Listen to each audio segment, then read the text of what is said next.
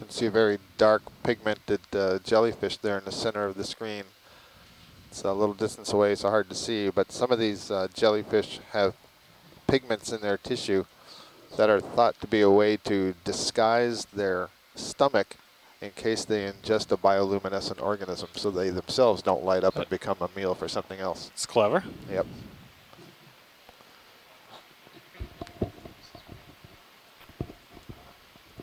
I imagine this glowing thing we're seeing here, I was going to say a siphonophore, but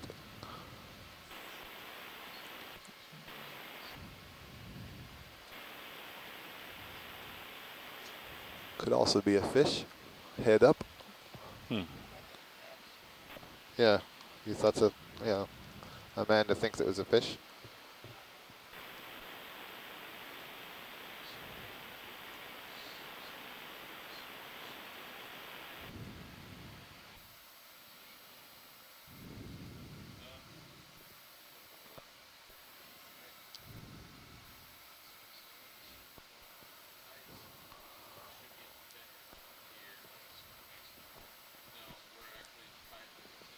So at least from my perspective, the ROV right now is looking in a heading of about almost due north, about 10 degrees at this moment that I'm speaking. And I'm noticing that the particulates that are in the water column are moving more or less from the right to the left. And that would suggest we have a current moving from the east to the west. Yeah, this ridge you're going to go up to is more or less oriented north-south as well. And we have the bottom in view. All right. We're still about 16 or so meters above the bottom, or at least the back of the ROV is. And there's a ctenophore that is just drifting past the ROV. You can see it was a red structure and it was reflecting some of the light, so you saw some glitter on the side.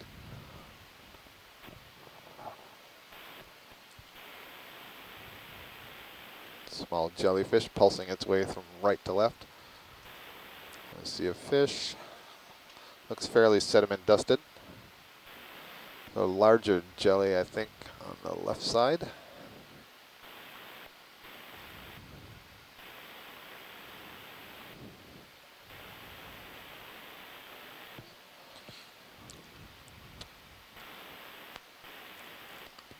Oh, looks like a kind of like a needlefish or something. I don't know my fish. We'll let the fish biologist say something about it, but it's very, very slender and long and had an extremely pointed snout and almost transparent.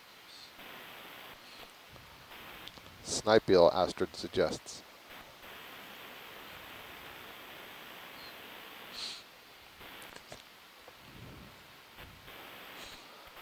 Well, Del, your initial impression of the bottom is what you expected?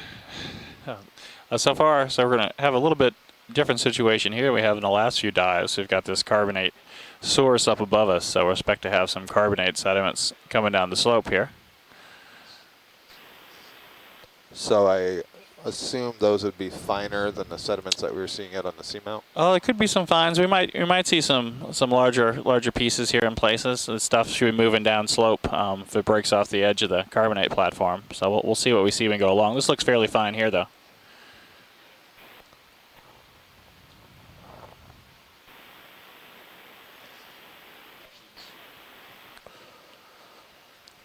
Pilot's watch lead.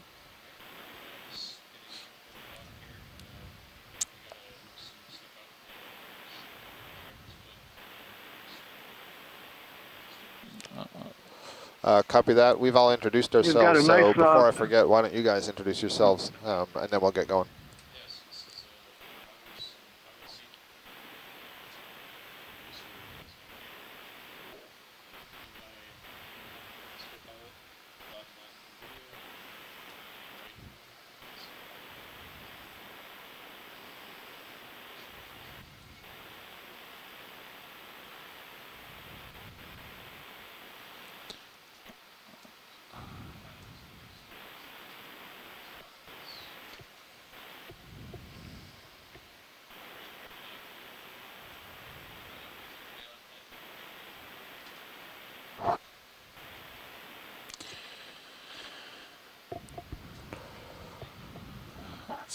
So folks on shore, what are we looking at here?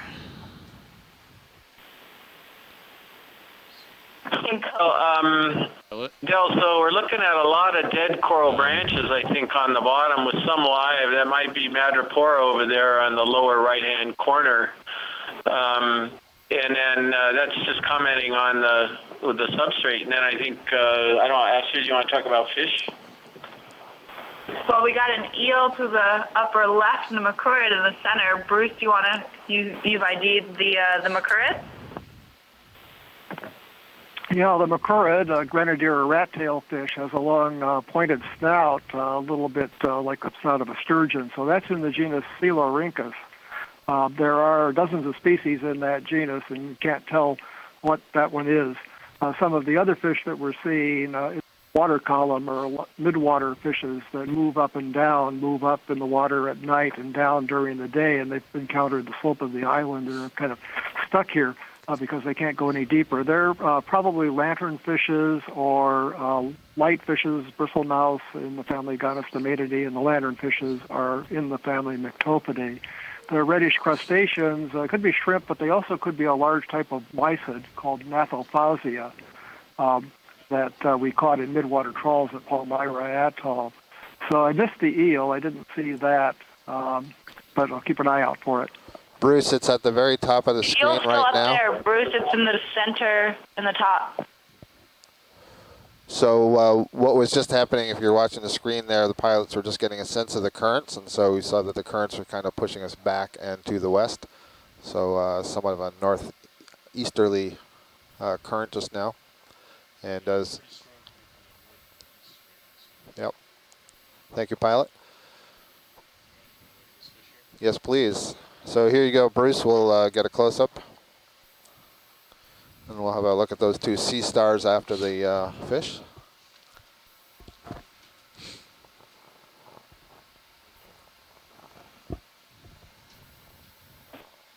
So the eel, grayish in color with a somewhat pointed snout, but not markedly so, and it's got a dorsal fin, the fin on the back, at least toward the back part of the body, that has longer rays than the fin on the bottom, the anal fin. This is a congrid eel, related to the shallow water congers. It's in the genus probably Bathycongrus. This is a very common genus at these depths, and we saw a lot of these on the submersible dives. There are a few species in the genus, so we can't tell what the species is. And for the people viewing on shore, the red dots, the laser dots, are about 4 inches apart. That gives us a sense of scale for how big this fish is. So this is a congrid eel in genus Bathycongrus. Thank you, Bruce. And I noticed there was a small squat lobster in one of the corals here. And if we just keep going over to the right, we're going to see two sea stars. They're kind of red in color. And Chris Kelly noted that there's a lot of debris that you see here on the floor, and these are all broken up coral skeletons. And in the foreground, just below the sea stars, you can see a live colony. There's actually two. We'll have a look at those a little bit later.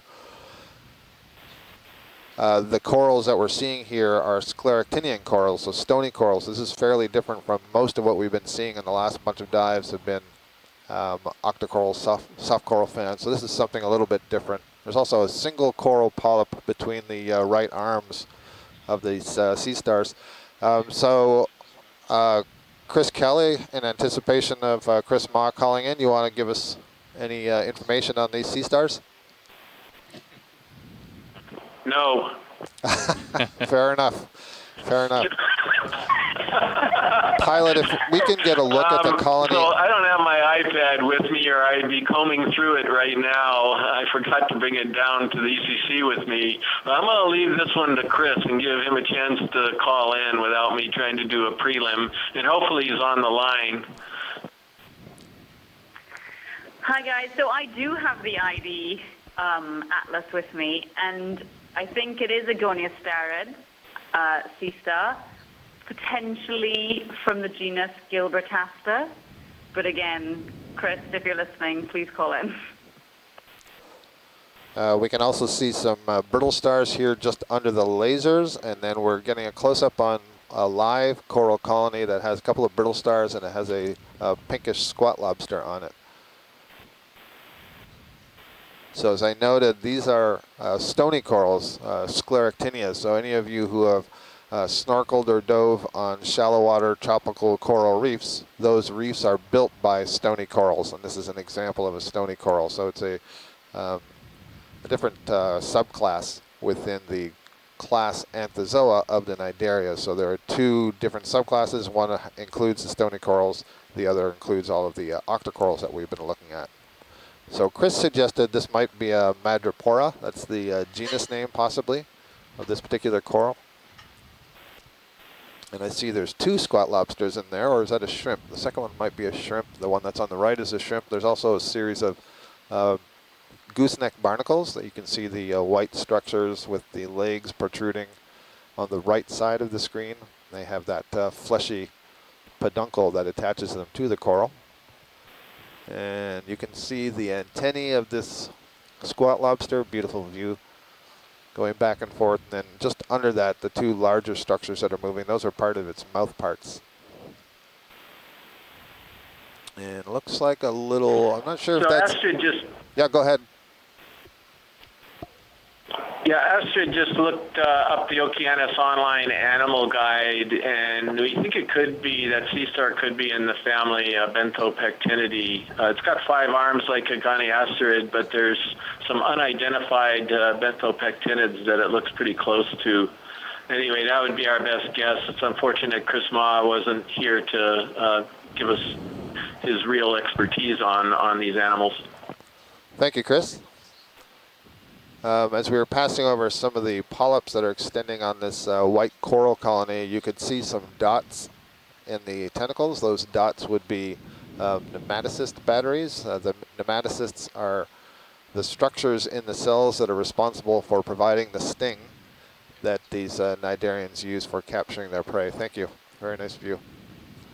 So you can obviously see that there's a lot of this coral skeleton rubble. So these corals have been growing here for a long time, and may be impacted by currents or landslides and other things. I think this is one of the midwater fish that Bruce Mundy was referring to before.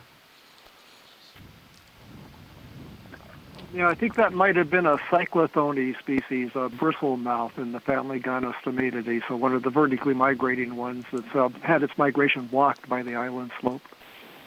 Thank you, Bruce. It could be Cyclothone pallida. Pilot, I think just behind that fish, if you zoom out a little bit, we'll see a lot of those fish. And on the upper left, I'm not sure if I saw a basket star back there. Yeah, so now directly above the lasers, about halfway to the top of the screen.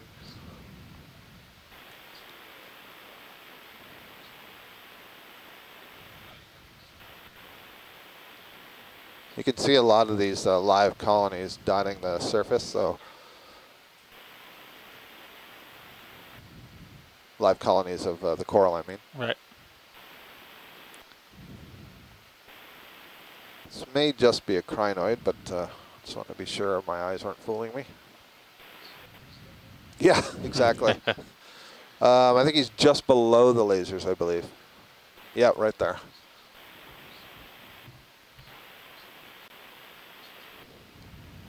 No, yeah, it's just a crinoid. Not just a crinoid, but it's a crinoid, meaning it doesn't have branched arms. Thank you.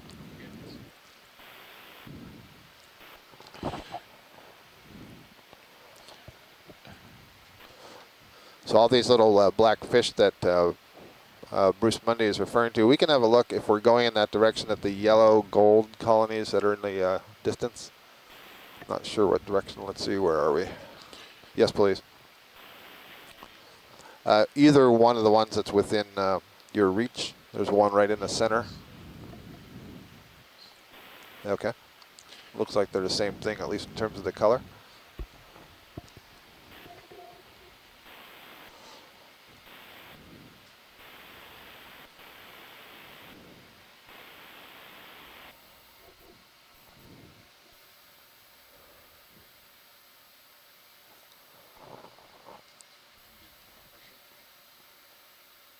I think there was a comment on the pre-dive call yesterday that we may see a lot more plexaurid sea fans on this dive at these shallower depths, and I believe this is our first plexaurid sea fan.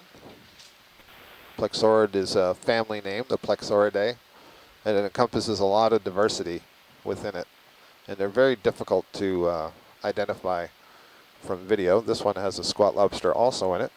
I'm not certain that it's the same as the one we just saw in that stony coral, but it looks fairly similar. So this is an Octa Coral. It's a nice contrast to the stony coral that we were just looking at. And here you'll see there are more tentacles. There are 8 instead of 6, and these tentacles have little side branches on them called pinnules. So they look a little bit fuzzier or more feathery.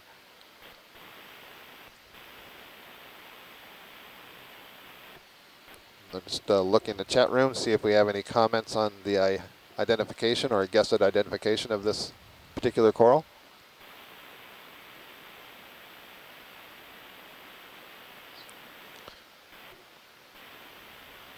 Scott, this is Chris. My best guess is this is Acanthogorgia. What do you think?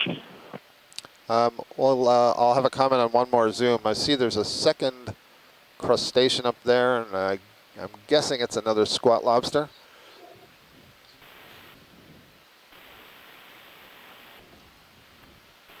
But no, it's a shrimp. You can see it's got a much more elongated body, and the eyes are at the end of kind of telescoping stalks coming up from the side of its head. Chris, I am not convinced that this is an Acanthogorgia. It just does not look right. I think this is probably some kind of plexaurid. The Acanthogorgids the polyps should be more distinct from the tissue that's covering the branch and have more spines associated with them. Okay, thank you, pilot. More brittle stars on the bottom, and so we're already seeing this is one difference compared to those deeper depths where most of the brittle stars were associated with corals or sponges. Here we see a lot on the substrate. These species look to be quite a bit bigger there too, right? Yep. Let's see what this, this might be the snipe eel that we saw earlier. Now you're getting a good view. So Astrid or Bruce? Okay, this is not a snipe, well, it's not a snipe eel. This is what they call a duckbill eel, and I think it might be in the genus Benefica. We see another genus down near the bottom. This one's up in the water column. These are very soft-bodied, fragile-bodied eels, and this looks like a different species than what we saw in the Hawaiian Islands. But it's a duckbill eel in the family Netostomatidae and maybe in the genus Benefica. These are called sorceress eels. That genus name Benefica comes from Latin for sorceress. Thank you, Bruce. Bruce, how do you differentiate between Netostoma and Benefica? I was sort of going to Netostoma on that one, but can you explain what you were seeing to go to that other genus? Well, that guess was based on probably the behavior of being up in the water column rather than on the bottom. And you're right, I should look at that, go back and look at those images more carefully. So maybe I should just leave that as Netostomatidae. We're seeing more of the Gynostomatas in the water column. But yeah, Chris, you're right. It also seemed like it was a little more translucent in parts of the body, for lack of a better term, than the thicker, more heavily musculatured Netostoma. But and this looks like it's another congrid eel that we're zooming in on now in the Bathy Congress. So I don't know, Chris. I'm open to persuasion on that one.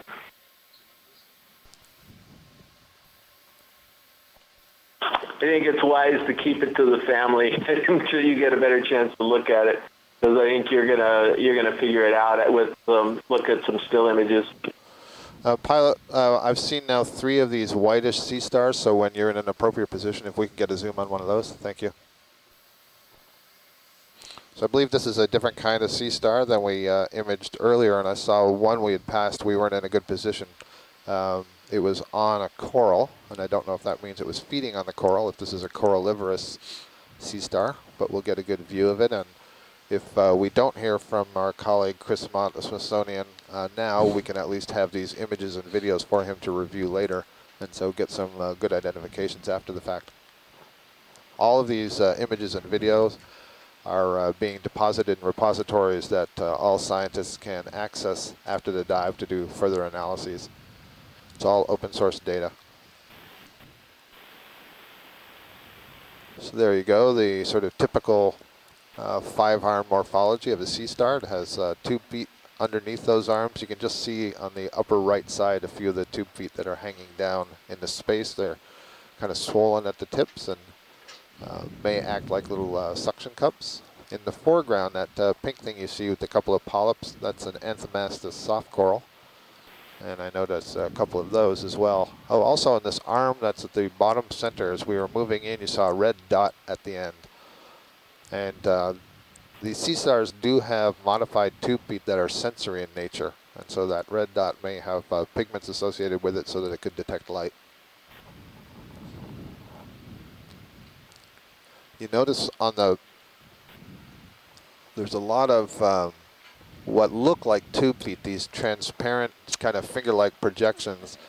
This actually allows for more gas exchange for the sea star. They're not actually tube feet, but they're very thin-walled and basically serves a similar function to a gill or to a lung. Yeah.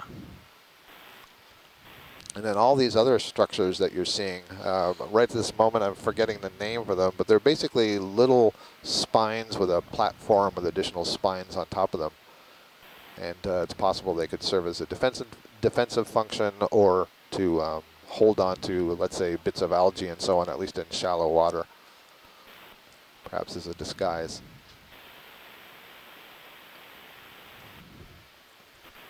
And there's our Anthomastus, just a 2 polyp stage, so it's a fairly young stage. And they would continue to grow so that they would have 30 or more polyps. Yeah, we were remarking on some of our earlier dives about the lack of dead coral rubble. Here it's all over. Doesn't look like it's transported very far. It seems to be pretty big pieces, so I'm imagining these would be corals that died and just sort of fell over here in place. Doesn't look like they're fragments coming from up above. It's not uncommon for us to see colonies that are partly dead and partly alive, so I imagine it's a continuous sort of transition and cycle. Oh, so here's one of my favorite kinds of fish. I'll leave it for Bruce and Astrid to describe this. This is a small one.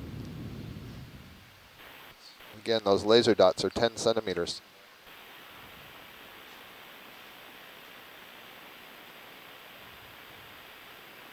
Well, I was waiting for Astrid to jump in on this one, but this is a goose fish, relative of the angler fishes in the genus Lophiodes. There are 2 or 3 species that could occur down here. I think we saw at least 3 on the submersible dives, so I can't really say which one. If it's possible to zoom in on the lure, the one that actually starts in front of the eyes, between the eyes, and is folded back on the body to see what the tip looks like, that would be helpful. It looks like this has fairly large pale nostrils, and some of the experts on this group say that it's the males that have the large nostrils. The sense of smell is important for fish in this dim light environment. We are at the depths where there's little or no light. Okay, it looks like the tip of that lure is just a small white bulb, and that will help, but we can see that clearly. It's moving around slightly, and that's the thing that the fish wiggles to attract prey. And it has a huge mouth. The goose fish on the East Coast is sometimes called an all-mouth by the fishermen in that area. And you can see very impressive teeth in the jaws. So this is a predatory fish. It's an ambush predator that lures its prey in. It has all of the little flaps and things on its around its head to camouflage itself. So an unsuspecting little crustacean or small fish could swim up to this thing and suddenly be engulfed by that large mouth. So be careful there, pilot. Bruce just said that that's a lure trying to get you to come in, and it's got a really big mouth. So. Amazing shot there. Worked for us. Watch it. So we also get a good view of the sediments here. See, they're not as well sorted as those deeper sea sediments we were looking at yesterday. We see lots of fragments with different sizes. That's what a geologist means by sorted. Are the sizes all the same, or is there a mix? And here's there's certainly a mix of sizes. Yeah, so there's certainly plenty of coarse material in there as well, so it's not as fine as I was expecting when we were a little bit farther from it. I see there's a little amphipod taking a ride on the fin of this fish. That shouldn't be a parasitic amphipod. It might just be hanging on before going elsewhere. So, great, nice view.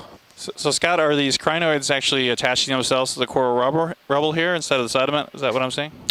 Yeah, exactly. So they do have limbs. They are free living. That is, they could move from one place to another, and so they're not permanently attached, but they have structures called cirri, which are kind of like a whole lot of little legs that they use to grasp onto things.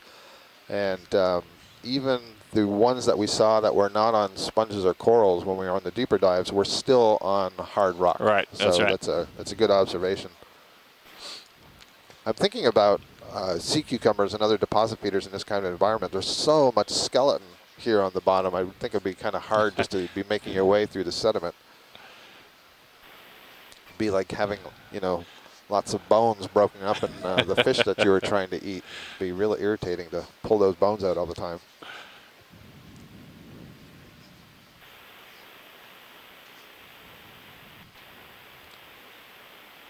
So we're having a switch out of ROV team in the front row, so just be hanging on here for just a moment. Nia is asking the question why there is so much skeleton. I'll have to wait for the pilot change before we get a look at this sea star. Why is there so much skeleton? So I think this is a good indication that the coral has been growing here for a very long period of time.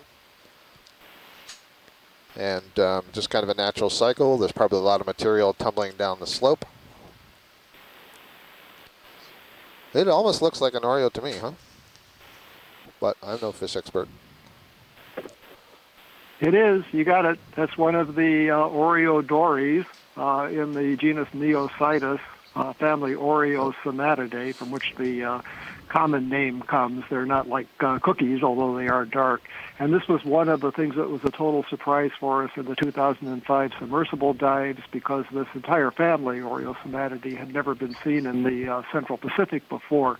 We've seen them frequently on other dives up near the equator now on the Okeanos Explorer expeditions, and I think we also saw them in the Marianas, but my memory's getting a little vague on that. So they're actually quite abundant, and something that was unknown from this part of the world before 2005. It's on the left side now. You're just about to pass it with the skid. Thank you to Annie, our sharp-eyed videographer, for spotting that sea star.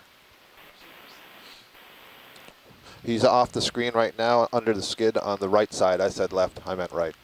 I'll do that at least 2 more times. There it is. Your other right. My other right. So just above the lasers now. Okay. And I guess there's a couple of them out here.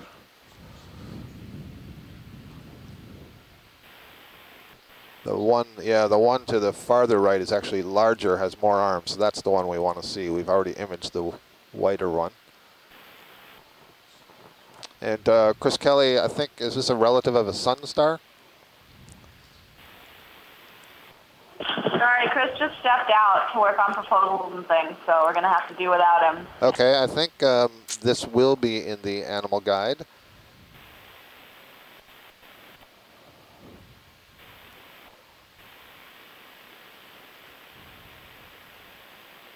I'm going to take a chance that it's in the family Solastaridae, because that sounds like a sun star.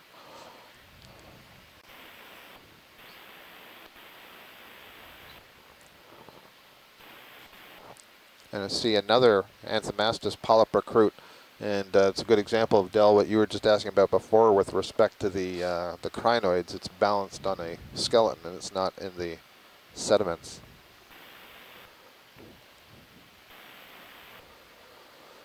So here you can see that sea stars, asteroids, may have more than simply 5 arms. You can see the tube feet there on the underneath the arm on the far right. Most of them are not moving, so this sea star doesn't seem to be in a hurry, and it's possible that there's something underneath it that is feeding on. Its mouth is against the substrate, feeding. So I do believe, I'm looking at the animal guide that has been put together based on Okeanos Explorer images from the last couple of years, and this does look like it's a member of the family Solastaridae, which would be the sun stars. Thank you, pilot. That's good.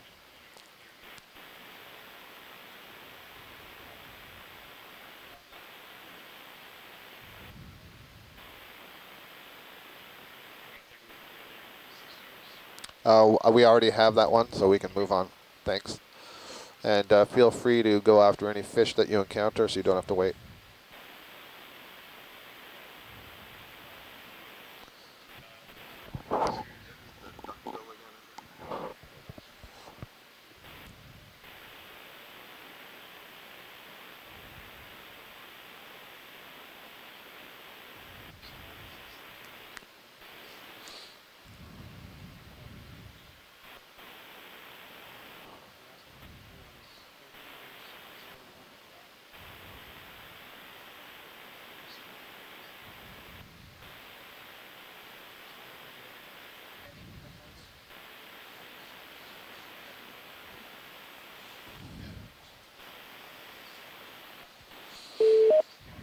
Hello. Hi, Chris. Ma. Hi, just stand by just for a second. Sure. Let's have a look at this fish. Bruce Mundy was describing the Oreos just a second ago. Bruce, we have a good view of it now if you want to just add a few words. Okay, so this is a family Oreosomatidae. They get that name because the juveniles have very large scales on the lower part of the body, and somebody thought they looked like mountains. Oreo, prefix from Greek, I think, for mountain. The ones that we see here have little spines on the tip of the snout and in front of the eyes, and the only described species that has that feature in this genus Neocytus is Neocytus acanthorhynchus, which was described from the Seychelles Islands over in the western Indian Ocean. Now, we don't know if this is the same species as that or not, if that's a species that's found all across the Indian and Pacific Oceans, like many species are, or if it's a related species with maybe a species pair with one found in the Indian Ocean or the Pacific Ocean. So the species identity is actually a mystery. Oreos are caught commercially in deep waters, or at least they were, in the same fisheries that were catching the orange roughy, but those were different genus and species than the smaller ones that we see here. They're planktivorous. We see them up in the water column. They're probably up there picking out all of these nice little planktonic animals, and they do seem to be fairly abundant in this area. Great, thank you, Bruce. And we have Chris Ma on the line now. He's calling in from the Smithsonian, and Chris is our asteroid brittle star echinoderm expert. And so, Chris, I'm not sure which of the many sea stars we've seen that you want to describe, but as you're describing it, I'm going to keep an eye out, and if we see something else of interest in that group, I'll get a good zoom on it for you. So go ahead. Sure. Well, unfortunately, I think I've only seen the multi-armed one that you just pulled away from. I haven't had a chance. I got on just now. Sure. And I'll take a look at the others, certainly. The thing that makes this one so intriguing is that at first given the depth, I was inclined to agree with you that what we were looking at was a celasterid. But then as you closed in, I was looking at the fact that the spines had those black tips and that there's actually kind of a spiny opening right around the center, which I think might be that sort of oscular aperture that you see in mixasterids, which is really bizarre because usually we don't see those any shallower than about 1,000 meters. Because I think that's what that was. I think that was something like Asthenactus. Well, score points for Diva Amon, who thought it was a mixasterid. Yeah, and like I said, it's really shallow for a mixasterid, but celasterids tend to have sort of a more solid, and so they have spines that are more solid, and they don't tend to have that kind of encapsulate, or rather saculate covering on each of the spines or the pexilla. And like I said, they tend not to have a really well-developed sort of osculum, which is not really an osculum in the terrestriate sense. But so I think that might be one of the shallowest mixasterid records or specimens I've ever seen. So that's pretty neat. I like I said, I just kind of jumped on. So if you said that you're seeing a whole bunch of starfish today, then I'm clearly having to catch up.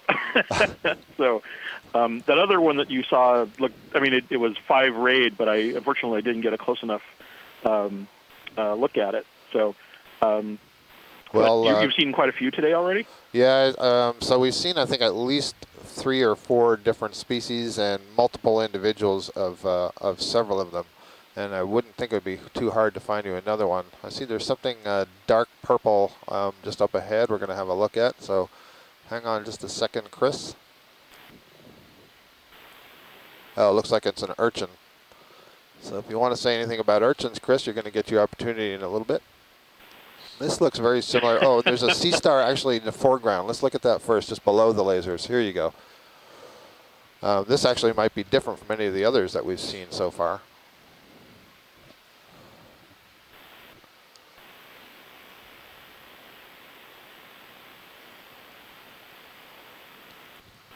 What's jumping to my mind is porcelain aster, but that may be because I'm familiar with so few families. So I'm thinking this is a goniasterid. Goniasterid, okay. I think. Yeah.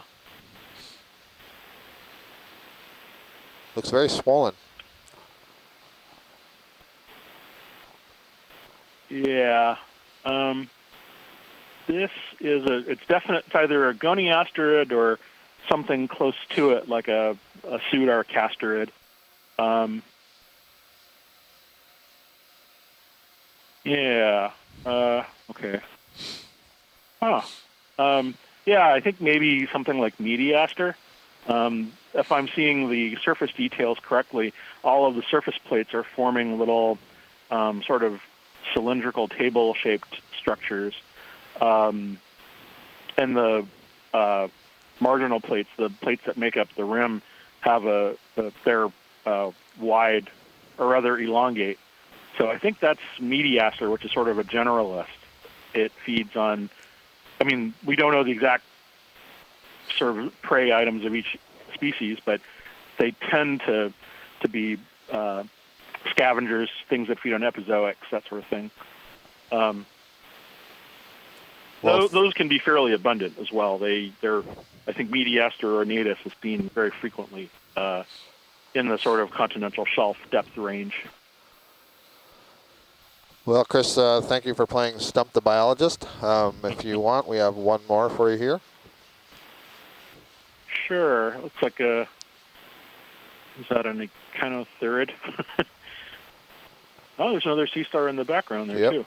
Wow, you're not kidding. No, I'm not kidding. There's actually 2, and there's one in the far background, kind of like Henricia, Luidia-like, and then there's one on the left side below the fish, and then there's the urchin here in the center. Yeah. And of course, there's brittle stars everywhere.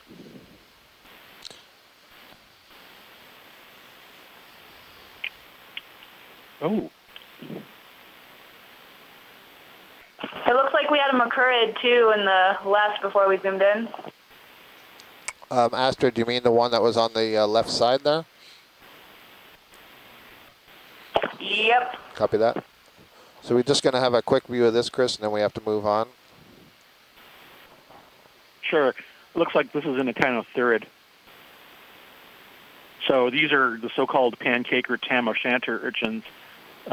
Looks like the spines all have that insacculate tip, and the patterns of the plates look Okeanos-like. So would the sacs on the end of the tip imply that there's a toxin associated with it, or is that independent?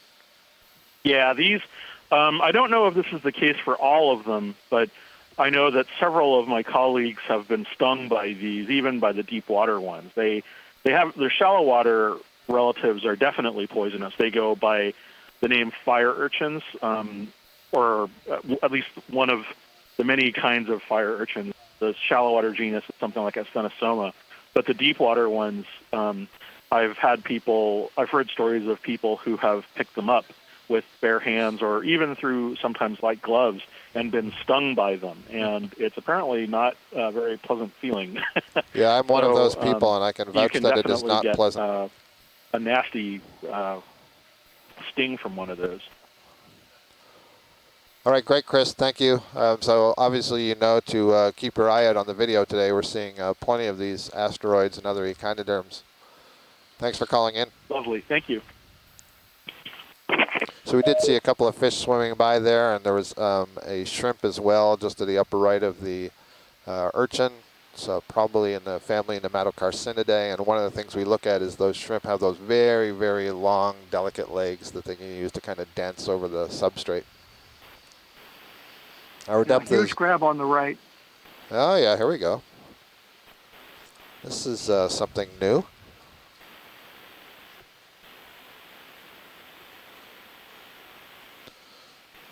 Trying to see, are the lasers on? Am I just not seeing them because it's so bright?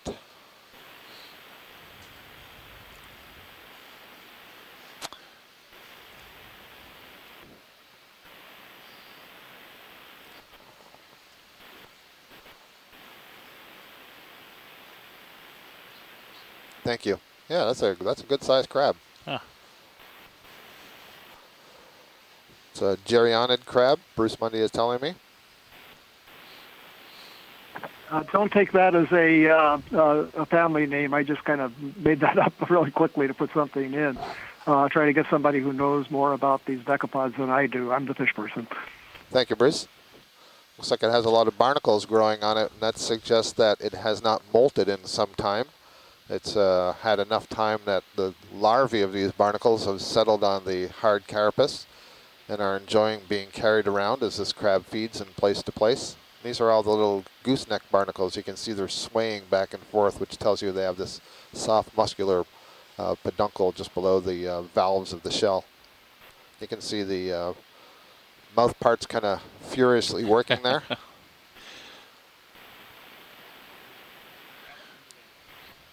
That's a good question. I think it's, I don't know for this species how often they molt. It's more frequent when they're younger.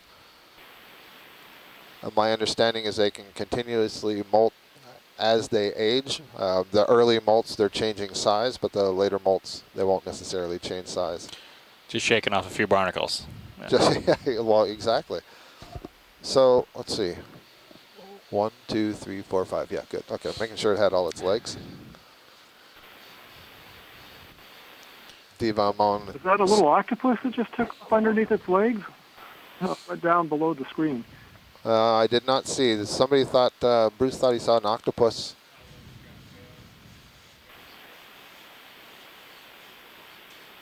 I didn't see it myself. Yeah, it took off, and I think it's probably undercover now, so I don't think there's any point in looking for it. Okay. Just something I caught out of the corner of my eye. Got it. We'll have the video replay to confirm or deny. Diva Mon is suggesting this is in the genus Chasion, this crab, and Diva, you can help me out. I think that's a pretty widespread genus. It's known also from the North Atlantic. It's a pretty typical deep crab. I believe the red crabs and the golden crabs are in that genus. Is that correct? Exactly. It's probably one of the most widespread crabs. I mean, we see them in many different oceans at many different depths. Bruce, what you saw was Diva, a crinoid swimming. Okay, I just saw the multiple arms, so like I said, caught it out of the corner of my eye. It is Octopus Friday, so we're hoping to see one.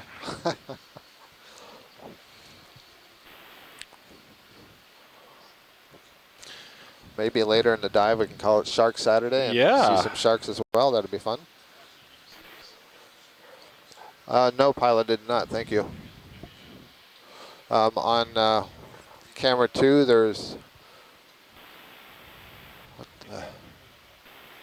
Got it. Huh. I don't think it's an Oreo. So what we're looking at is there was a fish that was drifting by in the Sirius camera view, and it may have been another one of those scorpion fish that we saw drifting. Here's another one of the Chasion crabs.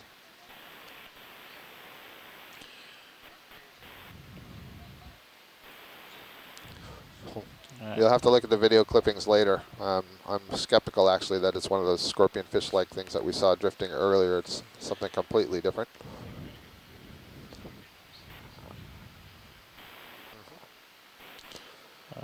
This crab looks like it's playing King of the Hill. All right, so yeah, we're just passing 803 meters here. Temperature on the bottom is 5.6 Celsius, and it looks like about 2.4 milligrams per liter of dissolved oxygen.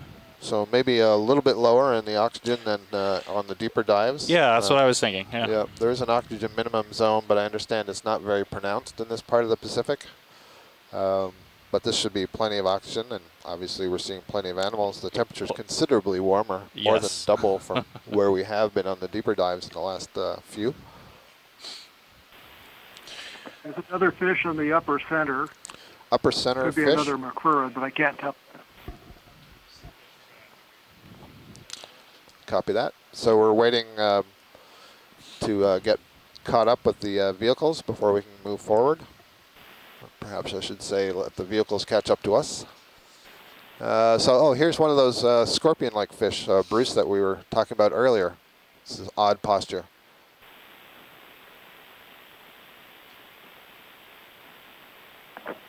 Yeah, so this looks a lot like the scorpion fish that I mentioned earlier in the genus Ectriposebastes, the black scorpion fish or the pelagic scorpion fish. There we have a good view. You can see the spines on the gill cover sticking out, the fins splayed out, those huge pectoral fins, the fins on the side that are a different color. And the body shape, the black color, and the size of the fins and all make me sure now that this is in the genus Ectriposebastes. There's one species, as far as we know, found worldwide. And these things are thought to migrate up into the water column to feed on plankton, unlike most scorpion fish that sit on the bottom, that are benthic. They're called scorpion fish because they have venom glands on the spines on the back that can give a nasty sting. That was great. It looked like he was ziplining across the slope there. It looks like he was built to ride that way there with the wings out.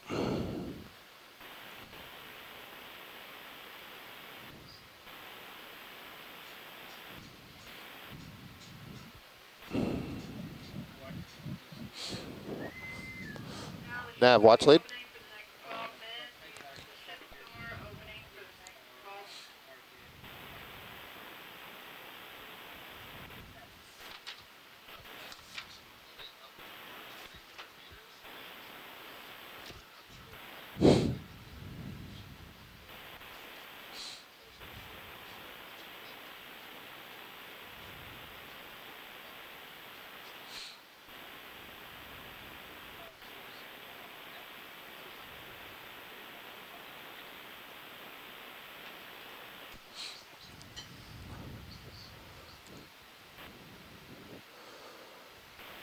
Is that a rock, Del? I don't know. It looks like a chunk of rock to me. Is that a chunk of carbonate that's displaced or something? Could be. I mean, it's not a sponge. Nope. It's certainly unique out here all by itself. Yeah.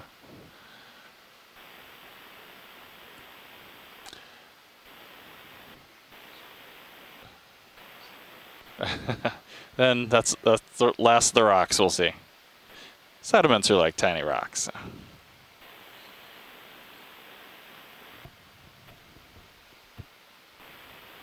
Lots of crinoids, and as you, so the crinoids are the feather stars, these yellow golden relatives of the sea stars that we're seeing, and most of them do appear to be perched a little bit higher on the coral, and we've discussed this theme several times in the last dives that we have a number of different suspension feeding animals, and this means they're animals that get their food out of the water, and so they try to get up off the bottom a little bit, and so any relief they find, that is any topographic relief they find, they will use, and so you see them perched on the corals, and that's in contrast to, for example, this sea star that we're just passing that may be a scavenger or a detritivore or other deposit feeders that are feeding on the sediments, so they'll be right on the seafloor itself. What's the, oh, that's just another skeleton, never mind. You know, we haven't seen any stock crinoids the other day. I guess this would be hard to build and grow upwards on this coral rubble here, I guess, right? You think I'm not sure. I mean, I think most stock crinoids are deeper, although there are certainly some that'll be shallower than 1,000 meters, so it'll be interesting to see if we see any. But yeah, I wonder the extent to which they need a firm substrate. Looks like we have another one of the congrid eels and an Oreo.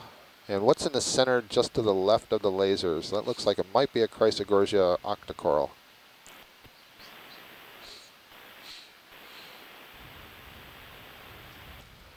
And that is exactly what we're looking at there. So this is a member of the golden corals, the family Chrysogorgiidae. This is very likely, in fact, I'm certain, the genus Quasi-Drift.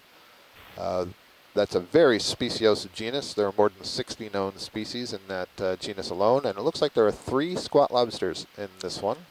Unless, again, I think I'm making a mistake. So there are 2 squat lobsters, the large one in the center lower part that you're seeing facing towards us. There's a smaller one up above to its right, and then I think it's not a shrimp. Yeah, there are 3 of them there.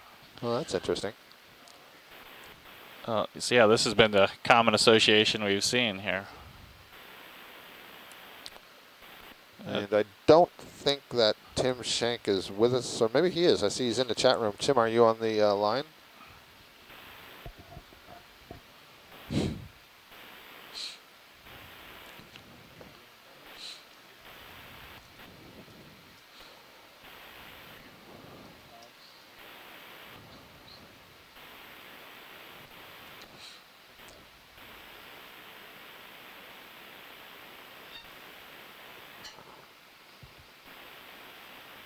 That's good for science when video's satisfied.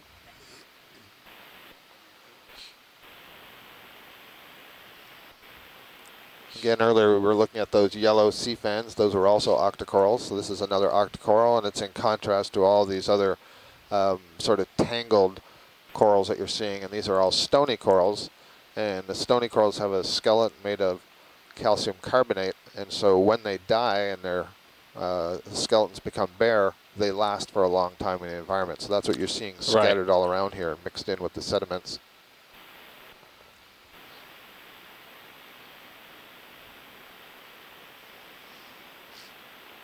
Maybe trying to hide. There's a couple more of these sea stars. We've seen several of these now. And hopefully Chris is watching now and is getting a good view of those and can provide us with an identification down the road. Yeah, lots of crinoids there up in the live corals here in the shot.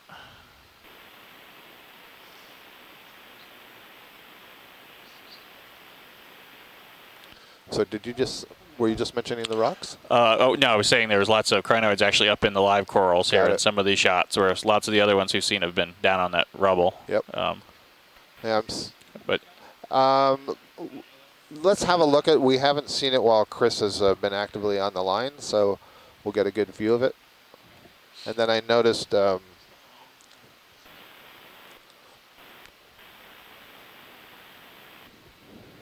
we go. I'm not sure what that structure is that its left arm is touching, but it's otherwise on a pile of coral skeleton.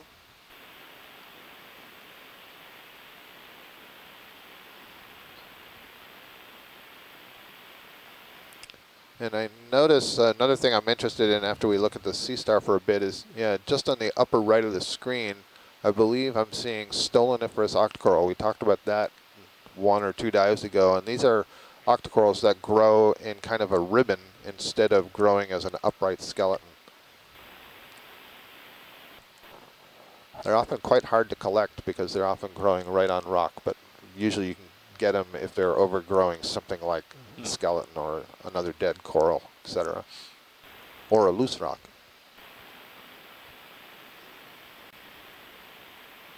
All right, that's good. We got a good image of that earlier. And I notice we're going to see coming up on the left, there's a couple of what look to me like largest rocks. A little bit unusual, as we just said for that last one. Yep. Awesome. Yeah, in the distance.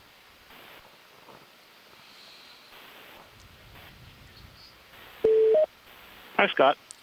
Hi, Chris. Hang just a second. Yeah, they're right ahead now in the center. Go ahead, Chris. Oh, so thank you for taking a moment to re-image some of the sea stars, and I've now had a chance to avail myself of some of the social media and taking a look at some of the pictures of the animals that you've seen.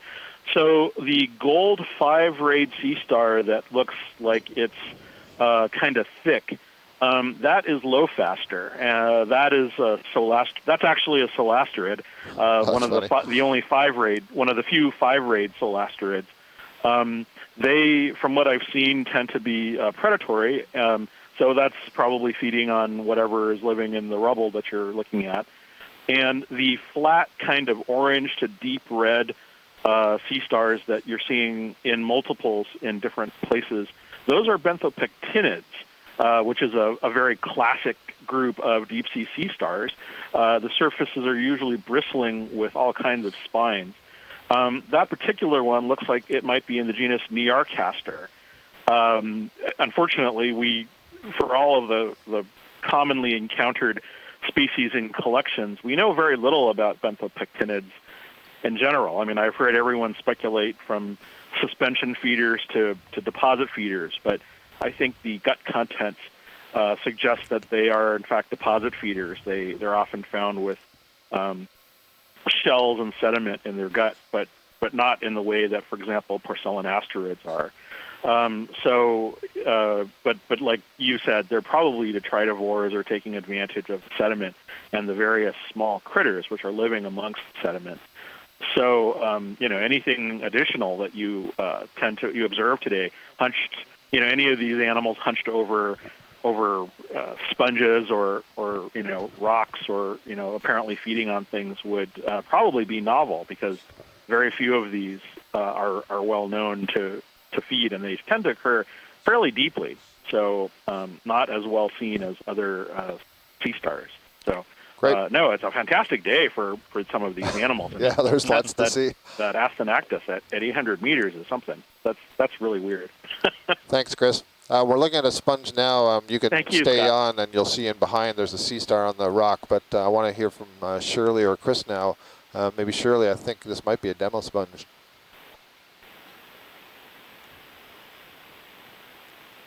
Actually, I think it might be a hexactinellid. I don't know. Chris, what do you think? I'm going to stop pre-guessing. I'm going to stick with sponge. Actually, it's one that actually is very similar to some hexactinellids that we see kind of like on ridges, and they make these big fan, folios, fan or plate-shaped structures. But every time I think it's a demo sponge, and we collect one, and I do the spicule preps, it ends up being a hexactinellid. So that's not exactly sure what this is. Now it's your turn to play Stump the Biologist. There's also, I see, 3 hermit crabs, 2 on the sponge, 1 in the foreground, 1 on the top, and then 1 on the 2 on the coral to the right there. These look like they're using different kind of snail shells than the crabs that we saw yesterday, which isn't a surprise. We're considerably shallower than we were yesterday. Thanks for that view.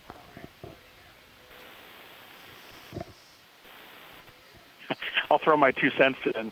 That sea star in the back is Lowfaster, a very classic one, and it's probably feeding on whatever it is that it's hunched over, whatever encrusting animal that is, or whether it's a sponge or perhaps hydroids or what have you. Looks like that's a fairly commonly encountered.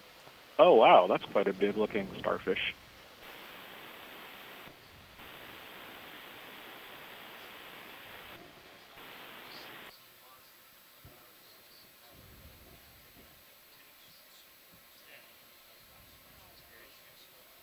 Sorry, I'm a little breath. My breath is taken away. Those are handsome animals.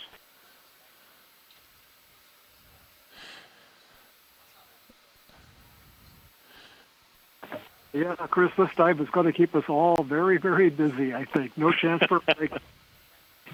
Okay, we're moving over. I think that was another benthopectinid, though.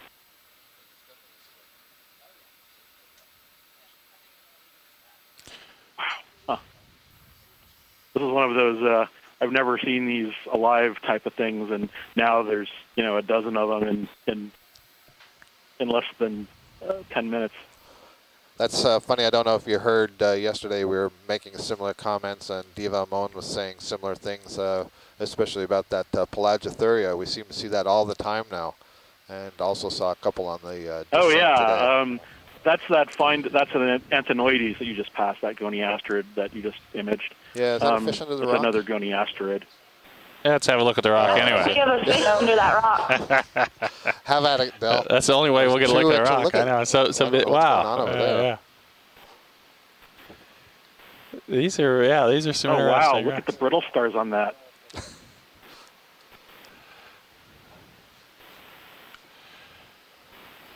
And Pilot, if it's possible to go around the right side of these rocks after we've imaged this side, that would be helpful. Thank you. Great, great.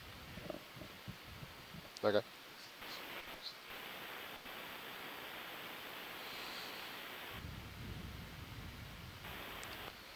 Okay, thinking that's that same eel that we've this been looks seeing. like it's another one of the Bathychondrids, another one of the chondrid eels in the genus Bathychondrids. Looks like it's been feeding on something. It's got a fairly full stomach. Thank you, Bruce.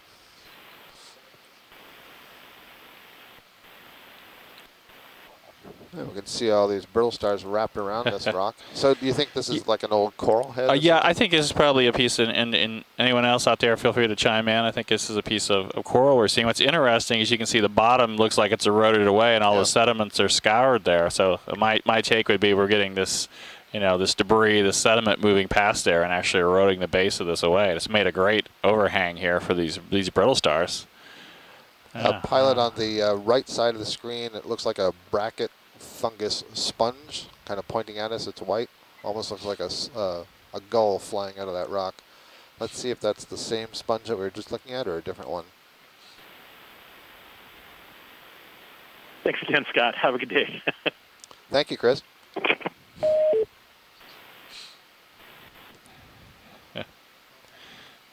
Yeah, that may be to the right. Yeah, so again, this is nice. This is the Stoloniferous Octa Coral, and you can actually see the kind of the white ribbony material that's moving over the rock.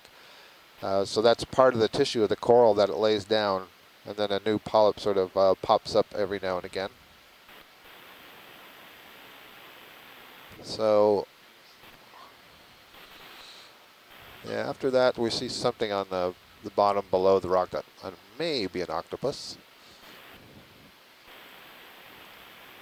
And is this an anemone or a cup coral? I believe that's an anemone that we're seeing in the foreground just below the sponge. So Shirley, what do you think? Is this more or less the same thing that we were just looking at below? Yes, it is. I'm doing some searching in the systema peripera to see if I can figure out what it is, because the other possibilities, if it's a demo sponge, it would be in the order Tetractynellida, and I have already put that into C-Scribe. Okay, thank you. That's great, Pilot. And let's just get a quick look at just a little left of this. There's another sponge. It's a different kind of sponge. It may be a glass one. Just a quick view. So I can see the side of that anemone. That's definitely an anemone, not a cup coral. On the upper side of that sponge, I see a really tiny cup coral. Yeah, so there's the other sponge just above this brittle star. So yeah. And also this nice view, Yeah, you that can one see is the top of the rock. All those. Hexactynellida. Yeah, that's definitely a glass sponge, Hexactynellida. I don't think so. In fact, that sponge in the background looked like it was moving, so it may have been on the back of a crab. So that's a good view. Yep, and I see a little hermit crab on its left. I think that's long enough to get us still. So yeah, you see there's legs sticking out from that sponge. So that's crab is using that sponge as a disguise. But a beautiful view of the Stoloniferous Octa Coral right above it. So you can see the kind of the white against the rock. So that's the ribbon that it is put down, and also you can see it on the left side. And then you can see all the polyps that come out from it. So it's a very different sort of mode of life. Right. And so they have to be growing on a kind of a raised area in order to get some of the current flow. Yeah, you can really see Beautiful the current view. pushing them over there. Beautiful Wow, that's view. amazing. And you can see why it's so hard to collect them, because you can't, bring this whole rock back. It's unlike a sea fan. We're getting a suggestion from shore, though. We maybe should try to grab a little sample of this rock. We see a loose piece just to see for sure what it is, and then also it looks like it has some crust built up on it. So if we do see a loose piece here, we might try to grab it. Cool. And that's a cup coral just below in the center right. So that's a Sclerotinian. This is related to all these other brambly sort of corals that we've been passing over in the on the bottom. But this is a solitary form. It doesn't form a colony. That's great, Pilot. Thank you. And as we're moving to the right of this rock, there's a dark blackish blob on the sand. That doesn't narrow it down. Yep. Yeah. You'll see what I mean. You have to look further. There you go. It's to the right of the other rock. And so I don't know if that's a loose rock or if that's an animal.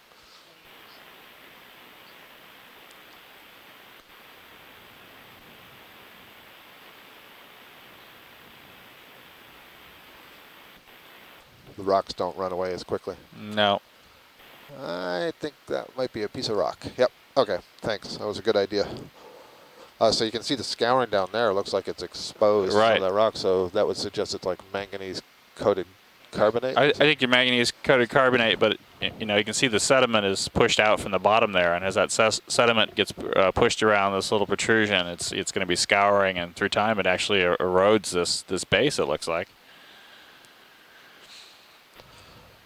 So I'm looking at the rock, and you see there's a bunch of like white circles, and I don't know if that's a patch of anemones or if it's something else. And then maybe the coral behind it possibly are different from all this other coral debris we see. So we'll have a quick look. Look at the rock on the left. You see the zigzagging Stoloniferous purple octa coral. Yeah, really It's making great. a chain all the way up there. Huh. They can also grow as a mat, but very often you see them just in these linear lines.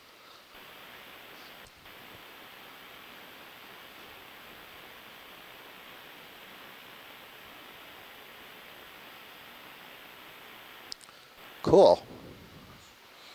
Very cool. I guess this is a sponge. Wow, Shirley, have you ever seen anything like this? This is a new one for me. Yeah, I was oohing and ahhing too. That's pretty cool. Gosh, I want to say it's a hexactinellid, but boy, I sure don't know. Yeah, Not Chris doesn't know what he's gross. missing. It's good stuff. So this also seems to be growing, it's encrusting, so it's growing like a mat over this rock and sort of continuing extending itself. And you can also see if you pan up just a little bit, there's some yellow versions of it. I don't know if that's a different sponge or the same sponge, but it does also appear to be I sponge. think it's something different. Okay. Yeah, I think it's something different. We're Very getting a cool. good diversity of sponge here. Yeah, very cool indeed. Lovely, thank you. So as we pan out, I'm just going to look at this coral in the background. And yeah, I don't see that that's any different from all this other stuff that we've been looking at.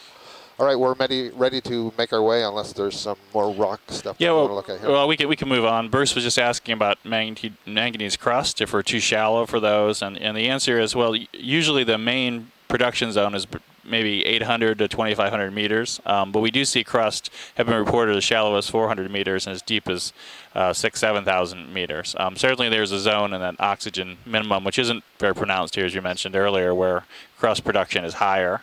Oh, it's higher in the oxygen minimum zone. We have more free metals. But yeah, we're certainly within the range where we might expect that to be what's covering these rocks. But I mean, that's one reason if we can grab a sample, it'd be interesting to see if that's the case.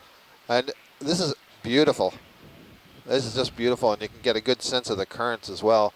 I'm thinking this thing on the left side that's brown, I wonder if that is a little Cereanthed anemone, which is a tube anemone, and it seems like an unusual place for it, and rather small. And I see Tina Molitsova is still in the chat room. She's an expert, and so she could let us know if she thinks that's a Cereanthed or not, or if it's just another kind of anemone that's using a tube. Beautiful.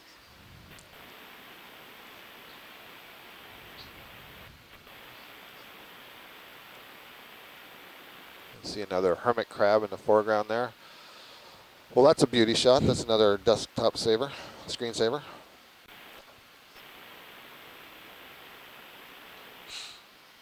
Our scientists on shore are being overwhelmed somewhat trying to keep up in C-Scribe. C-Scribe is a tool that we can annotate the video. Oh, look at how broken up and pancakey it is here. This is kind of different. I mean, the geology.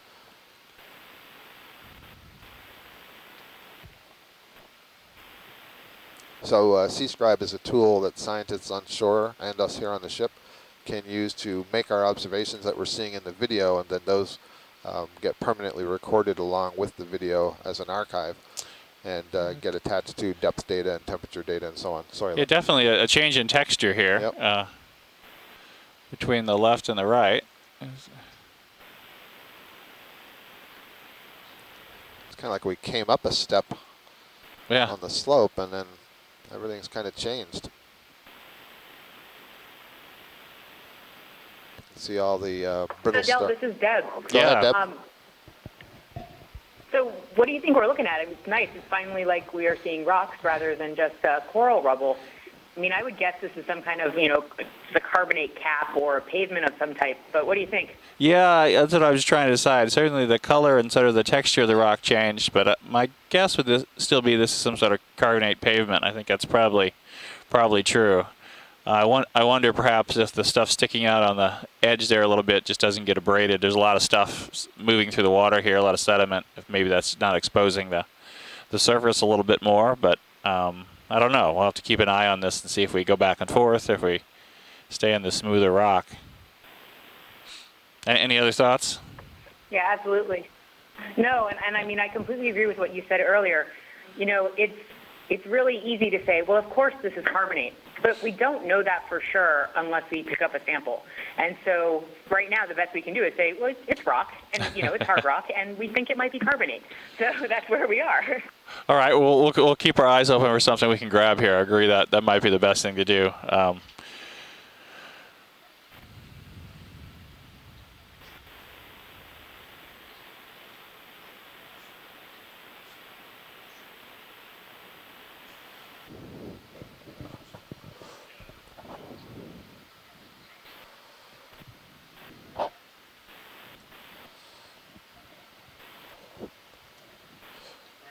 Pilot, if we could have a look at the rock to the upper left of the lasers, there's some corals facing us. Just verify that that's the same stuff.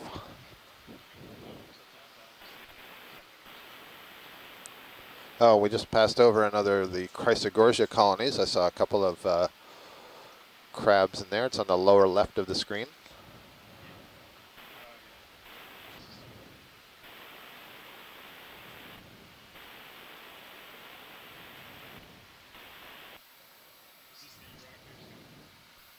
That is the rock indeed, Pilot. Thank you. So the one I'm interested in is the one that's on the lasers right now.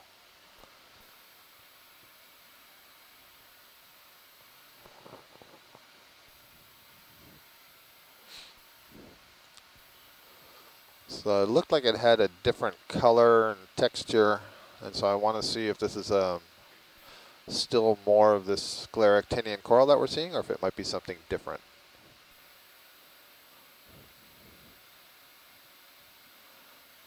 So this is a different Sclerotinian. This may be something in the genus Enelopsamia.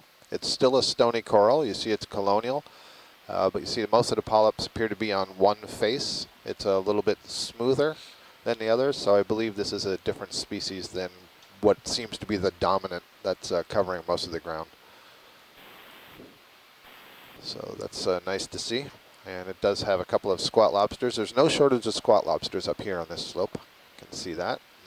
All this sort of fuzzy stuff that's blowing in the current on the right side, that may be Hydrozones. Another kind of cnidarian, much lesser known, although you probably have seen a hydra in your science biology class. That's a freshwater hydrozoan. These would all be related.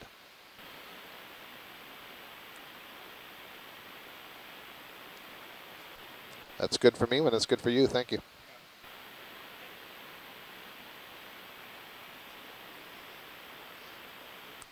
Again, there's plenty of asteroid sea stars here. You see another one on the side of the rock. Chris Moss suggested earlier that it might be feeding in place.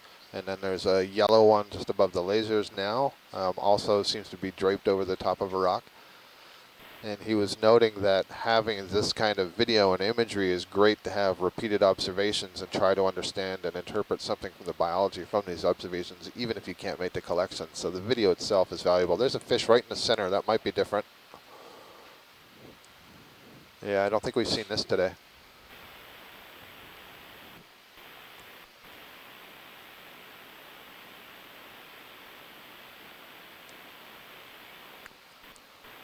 Bruce or Astrid?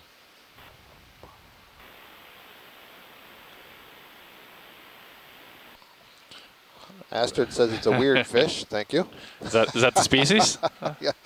Oh, it's got a copepod on it. How great. Well, if you're not going to talk about the fish, I'm going to talk about the copepod. That red thing that's on the dorsal side, just behind the fin, is a highly modified parasitic copepod. It doesn't look anything like a copepod, which is a freshwater, which is a crustacean. I often see it swimming around in the plankton.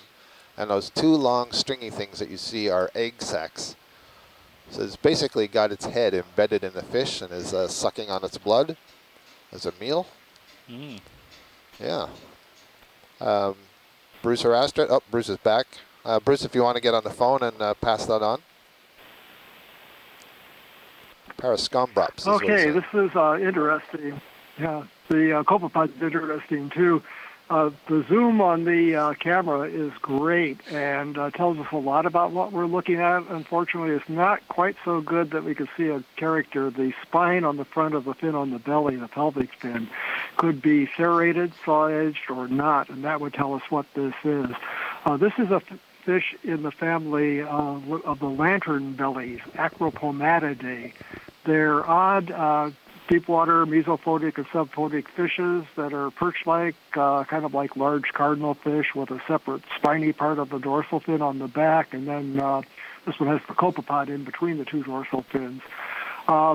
This one I would have called Synagrops until just a couple of days ago. That's the genus, Synagrops. There's Synagrops argyrea, Synagrops japonica that were in this. This looks like it might have been more of the japonica, which would still be Synagrops.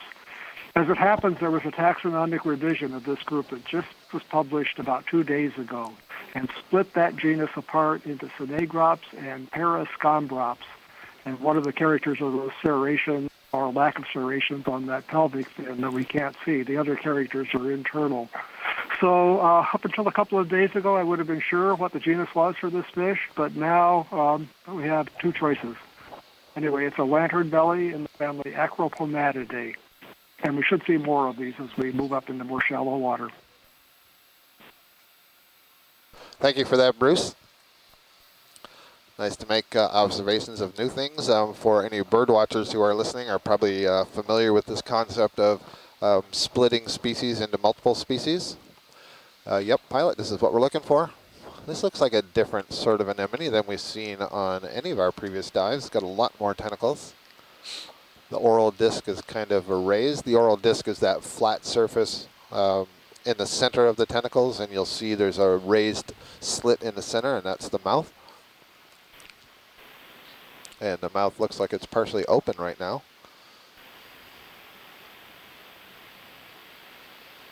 And we see a nice brittle star in the foreground. That's also, I think, possibly new for the day. All right, that's a good view. We got some good images from that. Thank you very much.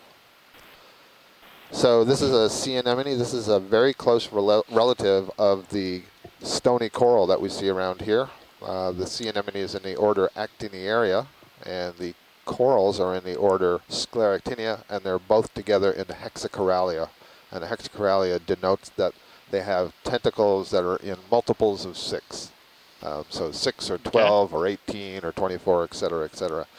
You can see there are an awful lot of tentacles on that. Yeah, I agree that's a lot different than what we've seen before. Yeah, and the black corals, we haven't seen any today, but we've seen them on previous dives. Those are also members of the Hexacoralia. So all of those are more closely related to each other than any of them are to the sea fans, which is really interesting because when you think about it evolutionarily, it means that that ancestor to the Hexacoralia has undergone a lot of diversification, from anemones to stony corals to black corals, even the zoanthids.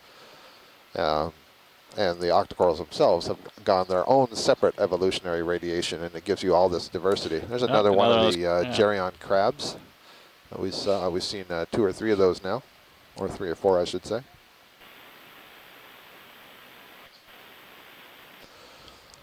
So that was a cool fish that Bruce was talking about, the lantern belly.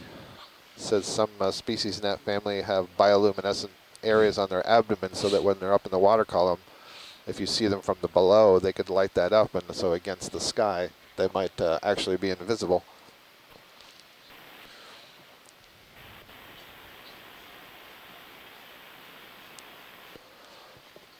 One of the things that's fun to do is to try to put yourself in the perspective of the animals that are living down here and try to understand how do they see things versus how we see things. We have the benefit, of course, of traveling around with the ROV. It's carrying its super light source with it, so we get to see the benefit of the colors and so on. Front row, this looks like there's not too much going on right now, and you guys haven't introduced yourself since the watch change, so please feel free to do so. And sorry, before you do, there's an orange thing on the left. I want to see if that's a dandelion animal or a cup coral. Thank you.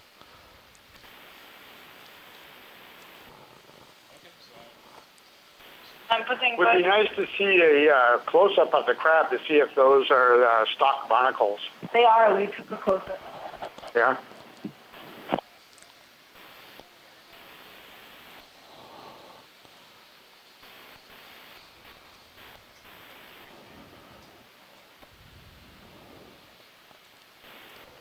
Went back in.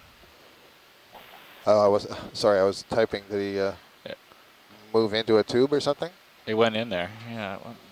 Up in there. Oh, okay. So then it's not a dandelion animal. Be some kind of, might be a tube anemone. There's another one up there. That one's, is that the same or different? I have to be careful, you know, because they're also, sorry, introducing. Yes. And I'm Annie White with GFOE. And I apologize if I was talking over you. I thought I was actually muted for a second there.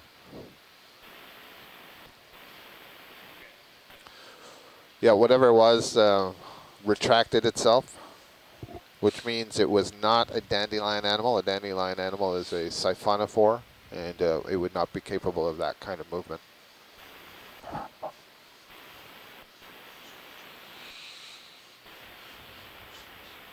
Oh, what's this on the left, just off the screen? There we go. Oh, I guess it's one of these anemones again. It's just being blown over. Yeah, really pushed over. Yeah. So there's some indication of the strength of the current that we're facing today. Just a quick. You can see they're really quite flexible. And it's interesting, you know, compared to the stony corals, which are secreting a calcium carbonate skeleton, these are not. So this is the equivalent of the polyp that we keep talking about. It's just basically one giant isolated polyp. Yeah, at that stage, it certainly bears quite a resemblance to the polyps, but yep. Yeah. And just above it, Pilot, there's a yellow coral that, this may be another one of the sea fans that we saw earlier, and I suspect it was growing on some coral rubble, and it tipped over. Yeah, you see the base of the colony is off to the left. And so this larva, I think, has made the unfortunate choice of settling on a skeleton that is not fixed in place. And so as it grew as a fan up, the currents have caught it and knocked it over. Tilted it over, It's yeah. still alive, and it may be now that the branches can start to reorient themselves, and so you'd actually get a curvature in that, almost like a 90-degree bend in the colony. And if it's fixed in place enough, it can grow like that. Thank you, Pilot. It certainly imposes some limit to the height it can reach there, yes. Absolutely. I don't know what that berry-like structure is there. Looks like eggs. Oh, and there's one of the Aspididiadema urchins we were seeing so many of yesterday. So a very good diversity of fauna here.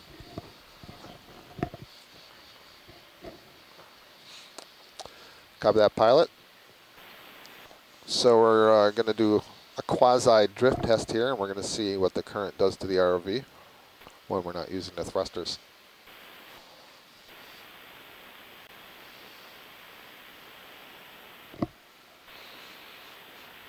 There's two more of those plexaurid sea fans, three more if I look at the far right.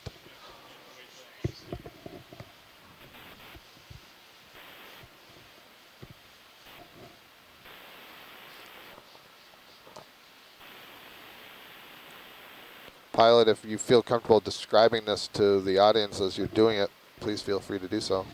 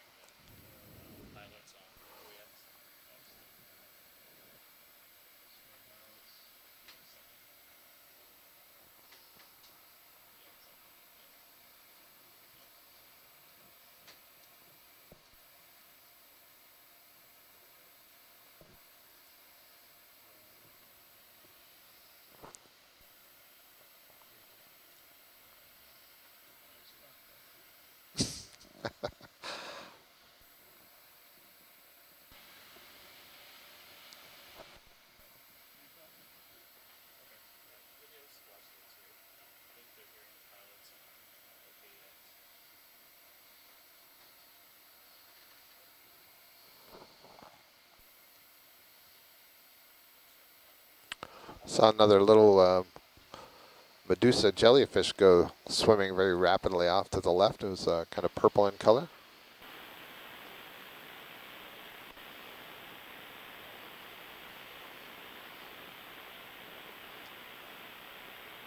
There's another one. I have a question. This is Shirley. Hi, Shirley. Do you think all this rubble is from, like at one time there was a huge thicket of stony coral and it all died, or this has built up over time, or it's tumbling down from shallower water? What do you think? My feeling is that it's due to a long time period of growth, so I don't know if there was a relatively sudden or rapid die-off, Shirley.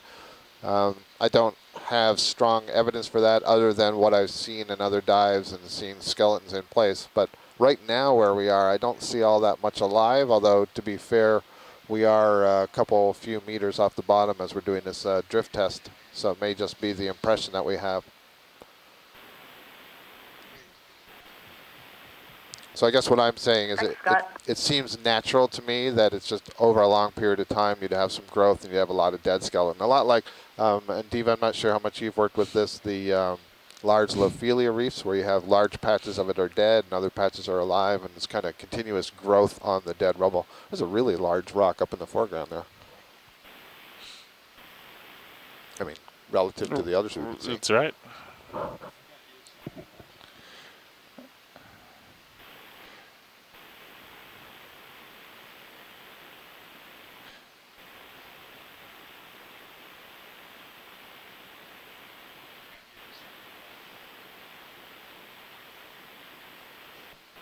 Hi, Scott. This is Deb. I have a biology question.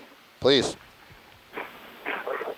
So, on this continued topic of sort of all the dead coral, I thought that Jarvis Island had some problems with coral bleaching as well. Could some of that be related to this, or is that completely unrelated?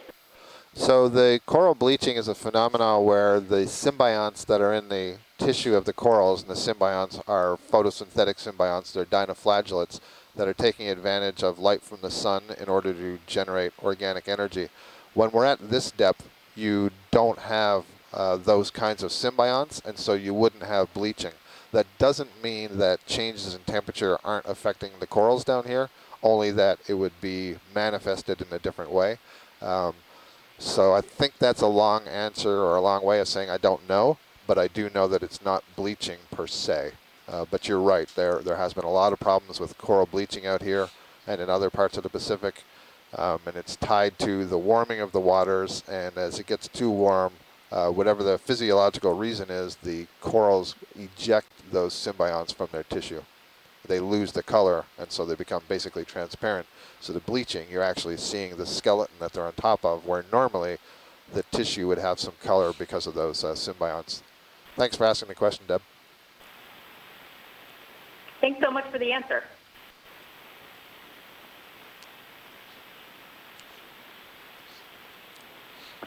It looked like we had another goose fish on the left. We passed over it, but there's probably no need to look at it. It seemed to be the same that we saw, same species we saw before.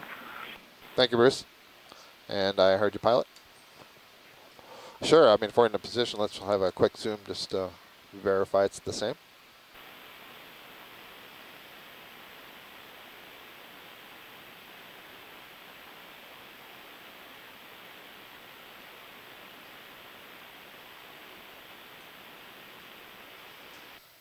Yeah, this looks a lot like what we were imaging before.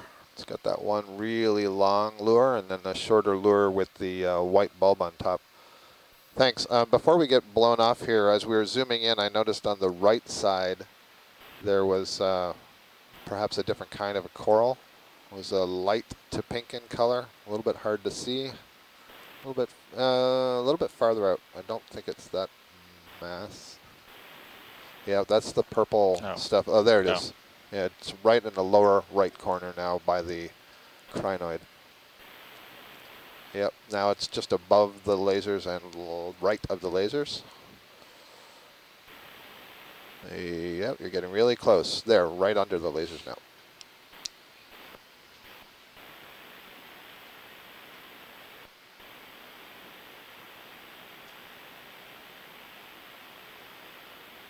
This looks like another Chrysogorgia, maybe the same species that we imaged earlier. It kind of looks like a bottle brush. It's smaller, and it has one squat lobster in it, the one we saw earlier. I was going to guess it had a squat lobster. That's good. See, now you're getting into the hang of knowing these associations. You see these kinds of Chrysogorgiids, you typically expect to see the chirostylids, which tells you there's something about the biology there. It's not an accident. Right, yeah, absolutely. Thank you, pilot. Tina Molitsova is saying she's a Russian biologist, and she's in the chat room saying that this has to be a very wormy place. This seems like a good environment where there should be a lot of polychaete worms, both in the sediments and building tubes on some of this harder stuff.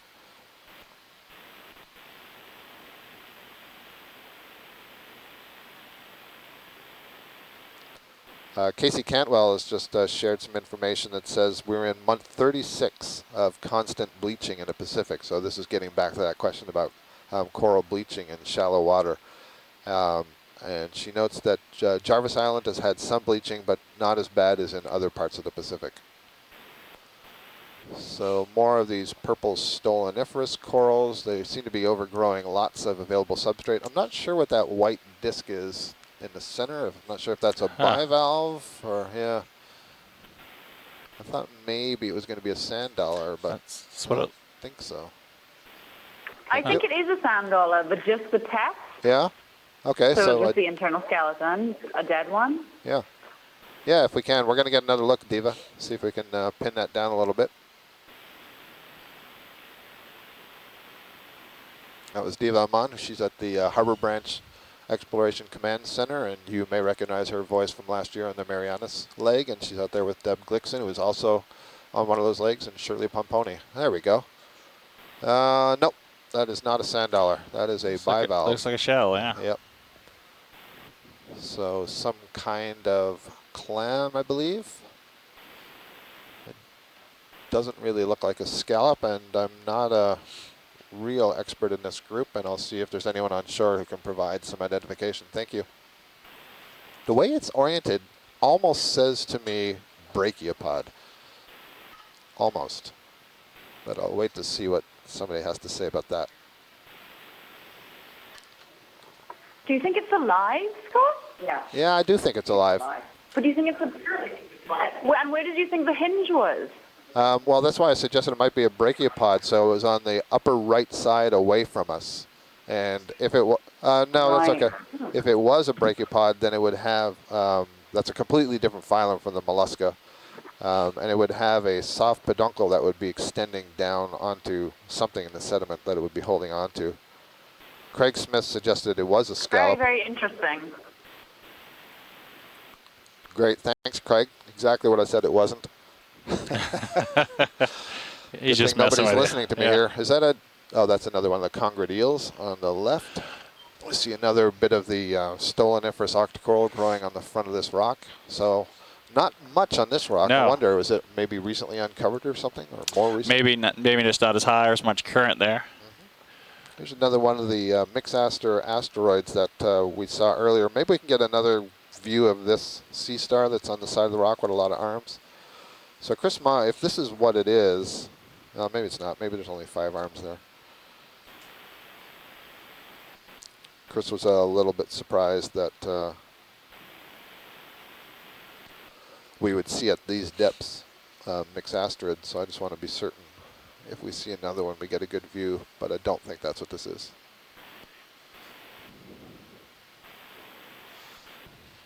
Yeah, I take it back.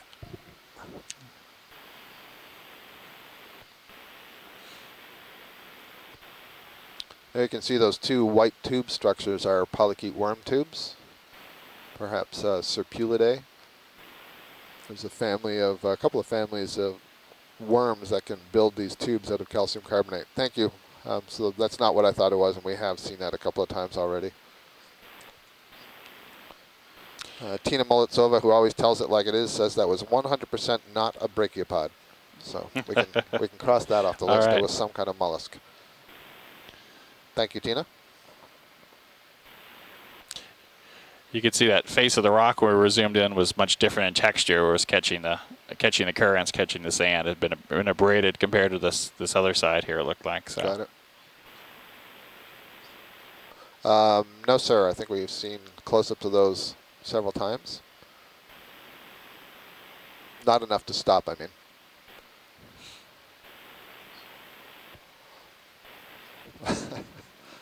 I don't want to insult anyone. There's another one of these little jellies, these little purple jellies pulsating. They're really small. I keep seeing them drift by. Yeah, that's going to be a tough. Yep. Yep. Yeah, will do. Yeah, they're so small and they just suddenly appear and zip through.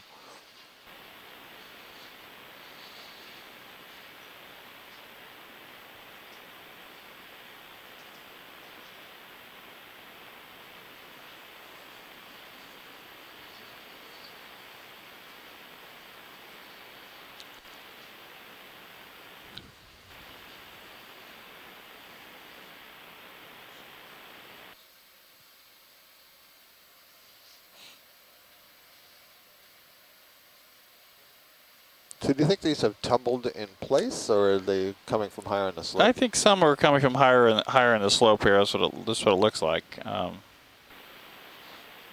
See more of that sponge. I think it's similar to what we imaged earlier. Can we get a look? There's a sponge on the right side of the underside of the rock, and I'm looking to the left of that sponge. I want to find out if those are giant hydrozoans. Oh, yeah, I want to see that one too, Scott. Oh, sorry, Shirley. I wasn't interested in the sponge. In that crevice too. Well, we'll look at the sponge on the way by. Sorry. Look at all the brittle stars on the rock face here. Yeah, so this is something that we have not yet seen on this expedition. They're really interesting, always fun to see. So you've heard us refer to hydrozoans, which I refer to as, when we see them, they're really small. Well, these are some giant solitary forms. And they're related to the freshwater hydra that no doubt you have seen in a biology high school class at some point. There might even be an octopus way back there. We'll get to that later. Okay, focus, Scott. So yeah, these are hydrozoans. You see there's 3 of them. And I thought it was a solitary form, although they look like they're arising from a single point. So that's kind of interesting. Each of those is a tall, slender polyp. You can see the very long, fine tentacles. And then in the center of those tentacles, there's going to be a little tube. It's kind of a reddish tube that's lifting up, and the mouth is on the end of that tube. And you'll see there's also some very small tentacles there. And then the fuzzy berry-like stuff that you see surrounding that, wow. Those are the gonads. So that's where the eggs and the sperm would be produced. So I think that is 3 separate individuals. They're just all growing from a similar spot.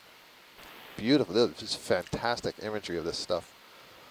So that long tube that you're seeing, that's basically the gut. So that's where a lot of the digestive action would take place. So again, these are cnidarians.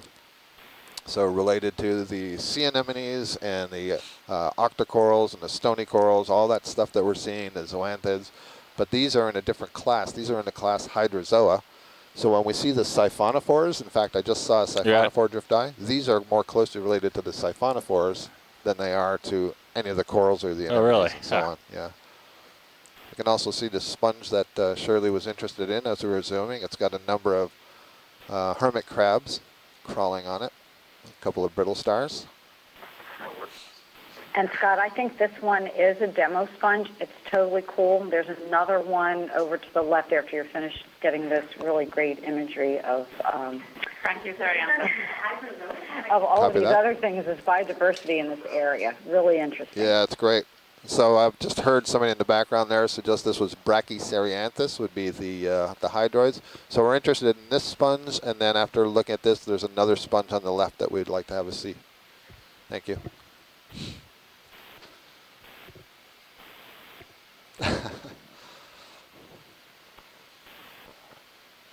Biologists are enjoying the view and recognizing that we need some pretty complex sampling tools to get some of this stuff.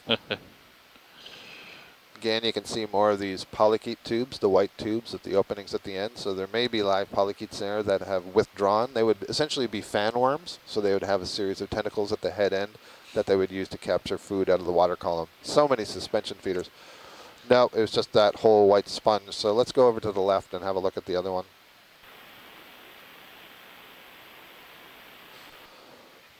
So both Tina Molitsova and Les Watling, scientists in the chat room, are remarking that like myself, we have never seen these Brachyserianthus hydroids in a group of 3 like that.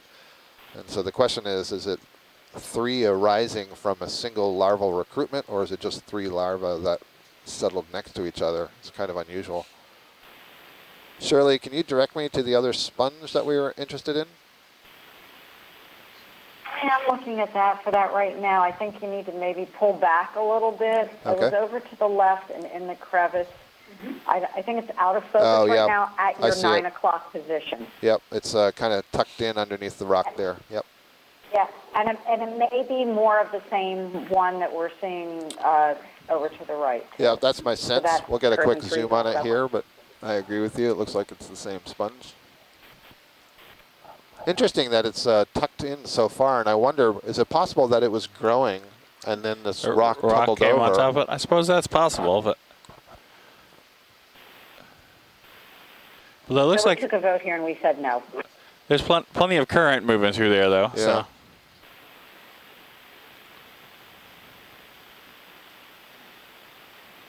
It looks to me like it's still alive, that's for sure. Yeah, it looks like it's still alive. There might be more than one sponge there, something growing on top of the other.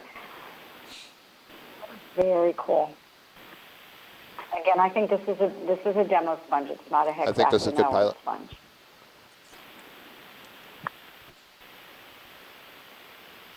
Okay. Yeah, you can see that yellowish one right in the center. You can see like that. There's an oscule, the X-current 4 with canals feeding into it. Lovely imagery. Thank you. Thank you, pilot. We can move on. I noticed as we were zooming in on those large hydroids on the right side in the distance, there may have been octopus sitting on the face of a rock.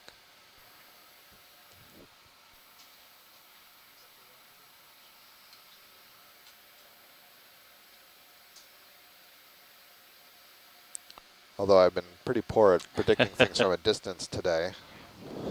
Yeah, you see there's a white dot right in the center, almost to the left, excuse me, to the right, about 2 o'clock of the lasers. I'm just going to start using a clock. I see a white dot in the darkness. That's what I was talking about. It's probably just going to be another sponge, but just in case. That's a long-range prediction there. Yeah, it is. Wait, just another sponge. Come on, come on, come on. Sorry, poor choice of words. You're correct. Another awesome Like there are sponge lots is what I of meant. sponges. Boy, this is an interesting rock feature here. So it is another sponge, another awesome sponge. Copy. Copy that. So we're going to change the pilots here right now, and so we'll sit looking at this position. I see a couple of Oreo fish. We've imaged those before that were on the left there. This is a fairly tall rock feature.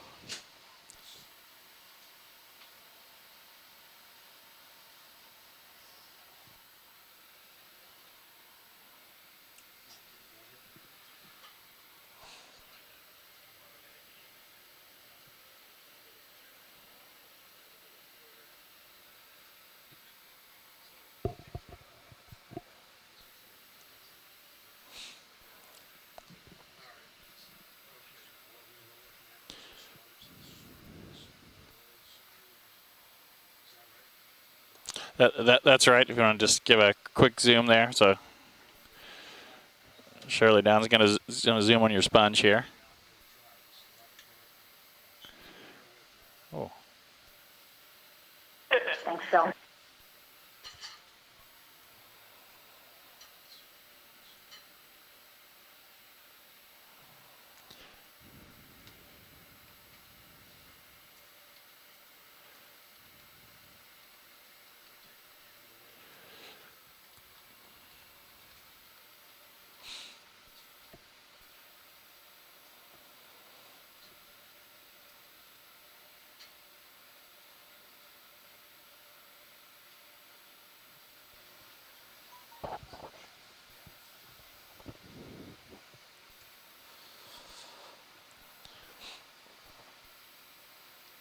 So, Del, do you think this is probably carbonate growth, coral growth that's Yeah, been long here in place? probably so. This looks definitely like it's more in place here.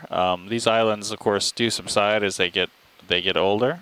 One interesting thing about the Line Islands is the plate they're grown on was fairly old when they were erupted. So the main volcanism here probably would have been about 70 million years ago, and the piece of seafloor was much older, maybe 40 or so million years older. So it's subsiding actually fairly slowly, but we're still, over the course of time, this island does sink. And so the carbonate then sort of grows up around it, and then we're getting debris down from the modern system today. Pilot?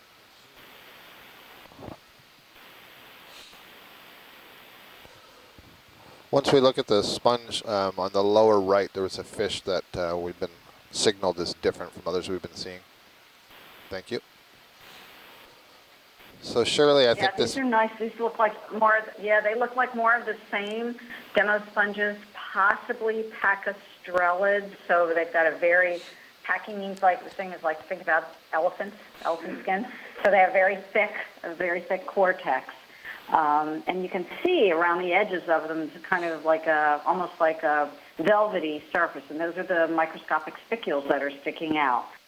And these are common. You see these types of sponges in deep water environments at around this depth. Thank you. Thanks, Shirley. All right. That's good, Pilot.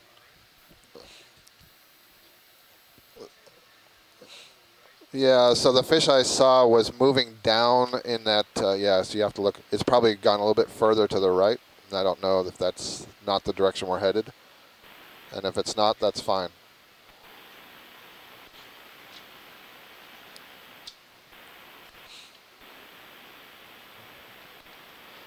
I think it was a rat tail. There it is. He just came into view on the right. Yeah, I see maybe a Brisingid asteroid up there in the rock. That would be our first of the day.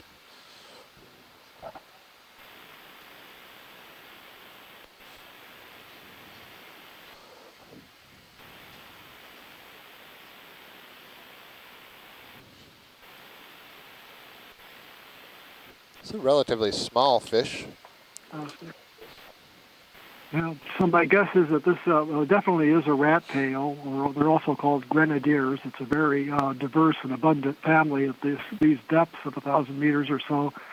And until we get a closer look, my first guess is that it's in the genus Nezumia, which has dozens of species and are quite common at this depth.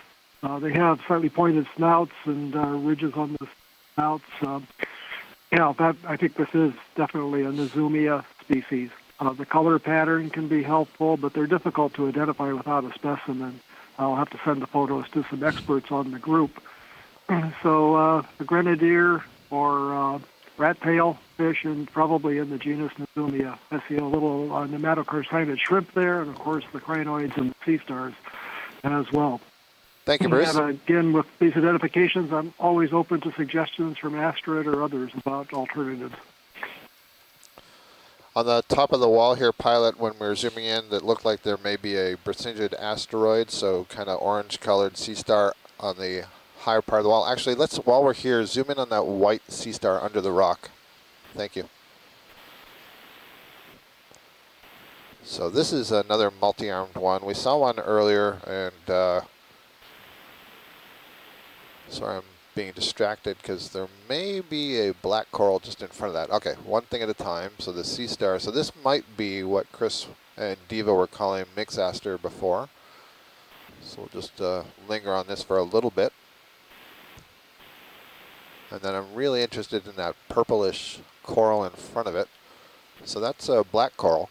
That'll be our first black coral of the day. And you can certainly see the black stem, which is the skeleton of this black coral. And let's see, yes, Tina Molitsova from the Shirshov Institute in Russia is still with us in the chat room, and she is an expert on this group.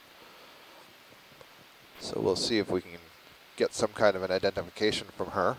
Looks like it's been kind of twisted over, and perhaps it was also growing on some of this coral rubble and it's been tilted down now towards the rock, which is not necessarily a very good place for a suspension feeder.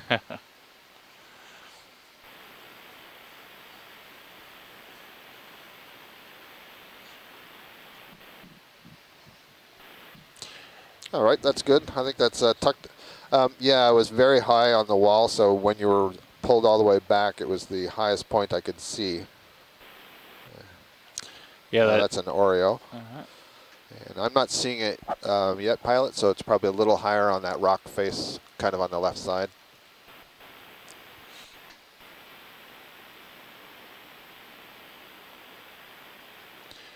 Yeah, the texture in the rock when we're zoomed in really looks like carbonate kind of reef material. That sort of, I don't know, texture to it that you see. And Deb was just commenting, we don't see any kind of dark color here. It doesn't look like there's any crust developing, at least on these. Tina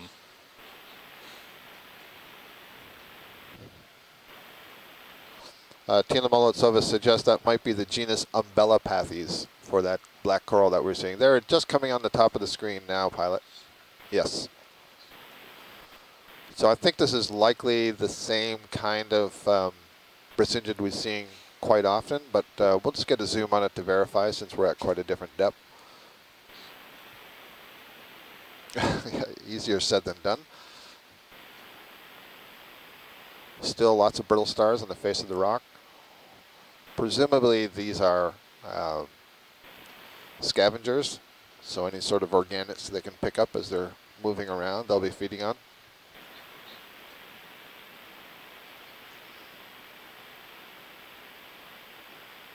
So we're going to have a look here at this orange sea star, many arms. It's in the order Brisingida. And these are sea stars that are specialized to feed out of the water column instead of on the bottom. Yep, perfect. I see another Chrysogorgia coral growing off the rock on the left side. And here we go. See some more of the purple ribbons that are the Stoloniferous Octa Coral, and there's a little orange cup coral behind this sea star. And there's another one of those really interesting sponges that we zoomed in on the upper left. So I'm rethinking these sponges. It almost seems to me like they may be demo sponges, kind of what we call like breadcrumb sponges. So they may be demo sponges. I'll make a note in C-Scribe about that. Thanks, Shirley. I don't think we have to spend a lot of time on that. That really does look like what we see a lot of. I just wanted to document that it was there. Copy that. Thank you. Real interesting view in the Sirius view right now. You can see how there's like where all the dead skeleton is, and then those smooth rocks.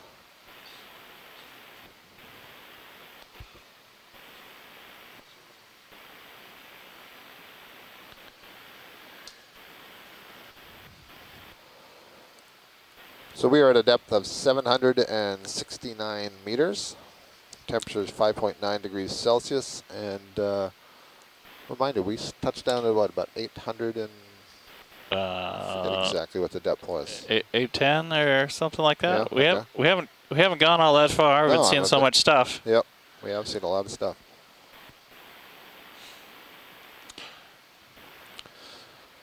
We do want to make our way during the day up the slope here to see if we can get into a different depth range for a different set of fish. So what's swimming by here? Yeah, indeed. Yeah. Oh, I think it's a fish caught under the lights. Yep, another Oreo. If we can just get a snap zoom of those two sponges, that would be great. Can we get a snap zoom on the white sponges on the face of the rock, please?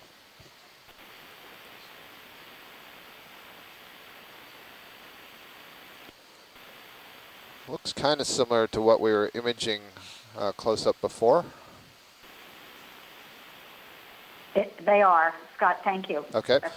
I also noticed the direction. Yeah, you saw that too, Don. Yeah, the purple stuff. Yep.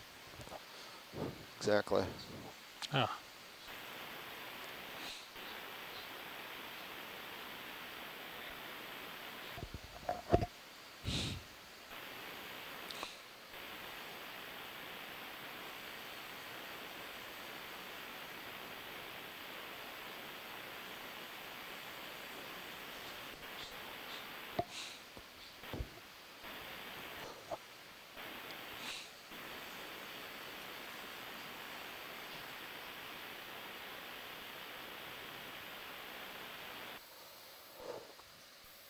So what we've been hearing from all the pilots who've been sitting in the front seat is that if they aren't actively propelling themselves forward, they are being pushed backwards. So we're in a fairly strong current today. See another of the conger eels up in the upper left, just went off screen.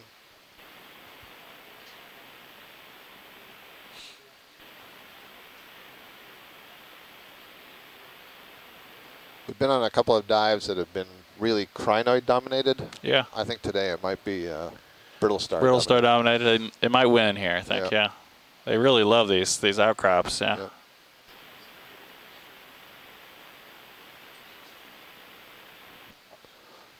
Oh, I see. So it's more of that interesting sponge that we've seen a couple of times now. It just has a real purple sort of color to it from a distance. And I think Shirley confirmed, is this the one you were just saying might be the bread, crumb of bread sponge or similar to it? Yes, yes, yeah. Kind of cool. Yeah, it's I really amazing. like the structure of it. It's very cool. You can see a couple of cup corals poking up out of there as well. Crinoids. And there's a little snail on the lower left. That's great. Thank you. That's good. Yep. I think a really interesting observation is that these sort of rock outcrops are like little oases of life kind of thing, where basically we're seeing completely different animals living on the rocks as we are to seeing in the broken, sedimented coral rubble. Well said. Is that a fish, a flatfish on the very top of that rock, right in this, oh, another goose fish. Good call. Yeah, I think you're right. Yep, there you go. They're so small that I got fooled. So that's the third of the, at least a third goose fish that we've seen today. Thank you. Yeah, Diva, well said. And I was thinking earlier when I asked Del about, you know, is this sort of a coral in place?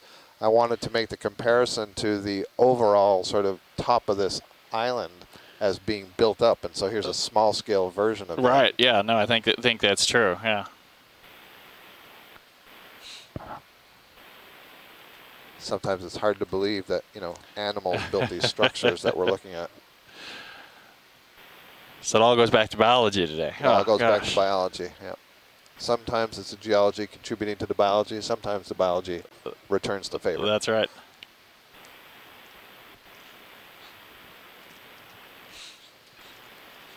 Copy that, pilot. We're ready to go.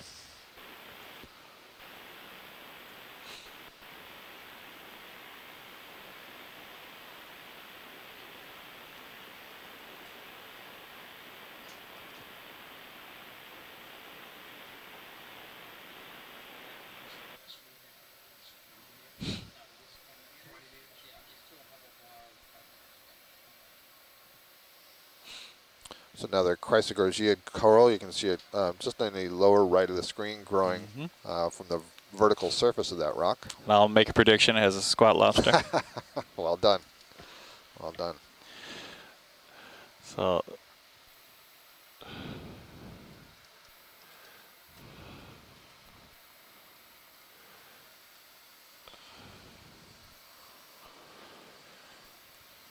there's another one on top. If we can just get a snap zoom of this coral in the center, I can already see there's at least two of them in there. So this is a Quasi-Drift colony, and this one actually looks like maybe 3 or 4 of these squat lobsters. We're looking at the pink things that are inside the branches of this coral. And I can see one kind of in the center, one higher up, and then there's something else tucked way down there. This is a much more densely branched Quasi-Drift than we saw earlier.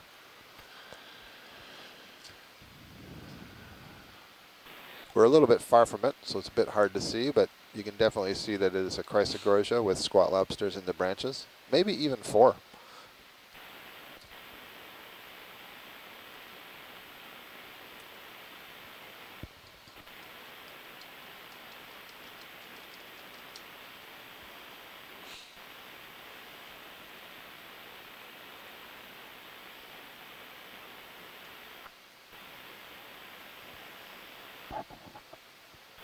See these little grooves and channels.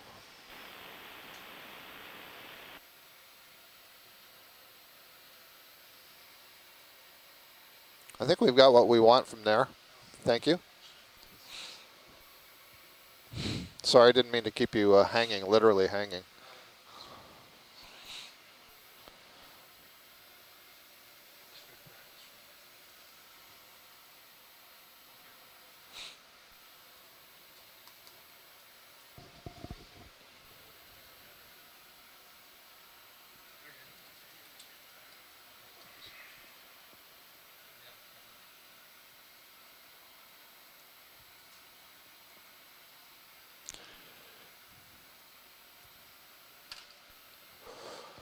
I'm not sure what all that little white finger-like stuff is that's hanging off the front of this wall. Maybe more of a different kind of sponge. Really blocky and chunky here, the rock, the way it's collapsed. Yeah, it really is.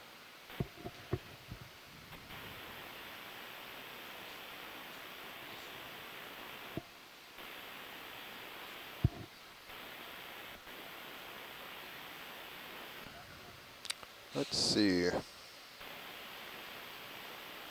Oh, very interesting. So this is another kind of Octa Coral, and it's quite different from anything that we've seen so far in this first week of the expedition. And it's one that the polyps can sort of elongate, and then other polyps arise from it. They're kind of in tubes. I believe it's in the group Telestula or something along those lines. We'll look to see maybe Les Watling if you have an idea of that.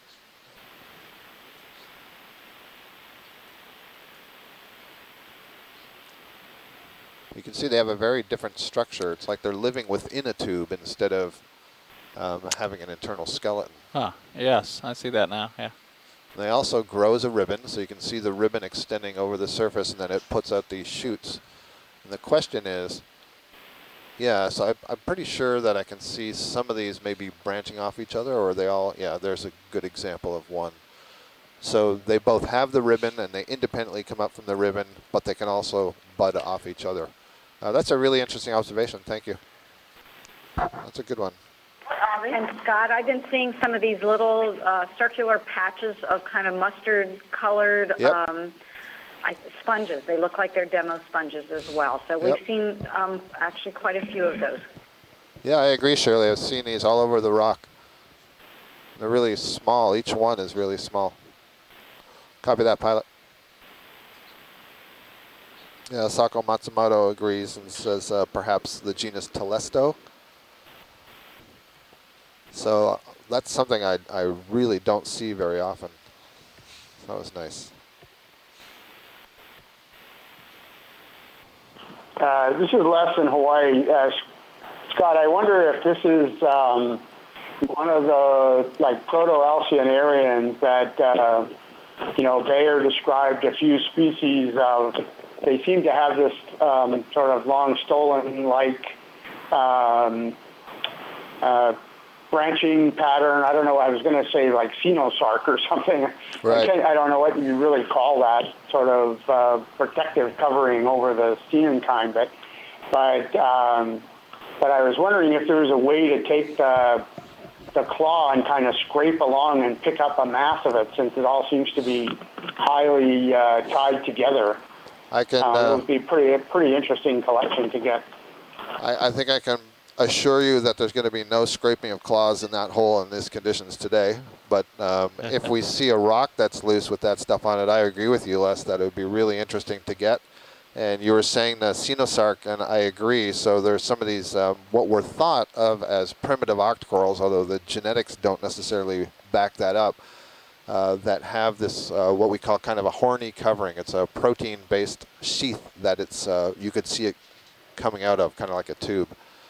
So it would be really interesting, and Les is basically backing up what I'm saying. That's a very unusual observation for us. I see another one of these pancake-type urchins just off the screen to the upper left there. Thank you.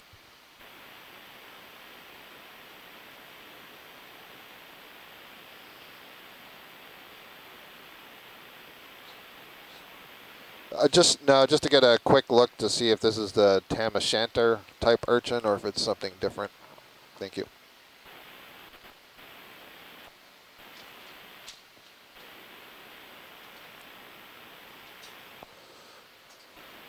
This may be what we saw a bit earlier and was being described by Chris Ma, and it was more purple in color. Echinothuridae, I believe, was the family. There's another Oreo doing a swim by.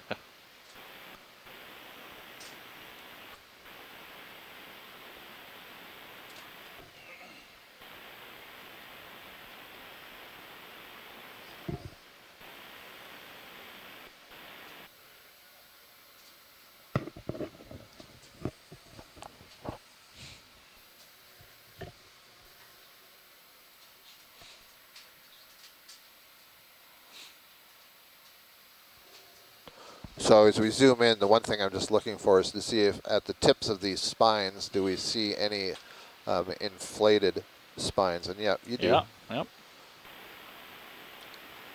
You can see that at the base. Now if we can pan a little bit to the top.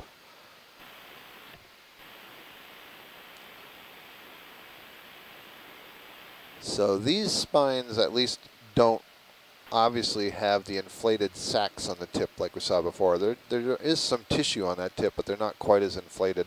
So it may be different species. Thank you, pilot. We can move on.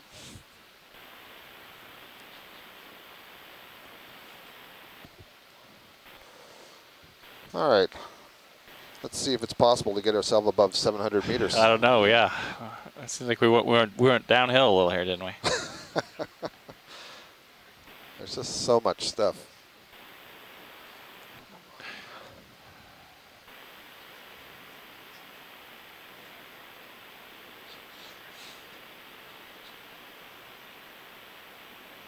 Yes, these are not ROV-friendly boulders here, I don't think, so especially not in these currents. Yeah, have a look at D2, and you can see the size of this particular piece of carbonate that we're looking at. Did I say D2? I meant camera 2. Camera 2, yep. Sorry. The view from Sirius. I am losing control of my words.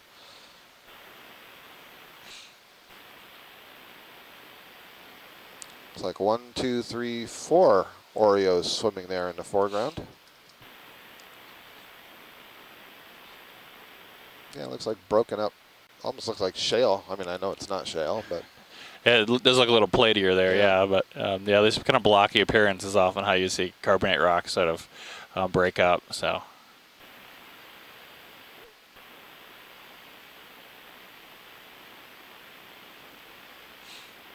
Yeah, when you get in here, you can really see this looks like a piece of the reef. Looks like there's several little coral colonies that are growing in that crack. That's kind of interesting. Wedged in between the two rocks. There are more of that, what I think was the Enelapsamia we imaged earlier. Well, it's very, again, really interesting, a different perspective. If you switch over to camera 2 and you see the Sirius view, you can see the Deep Discoverer and this large carbonate block that we've been looking at close up.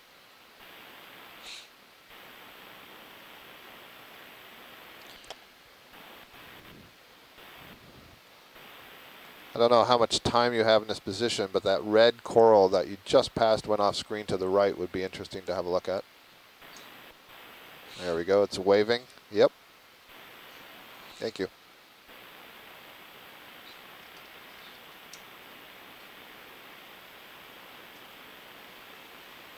This looks to me like it's something different.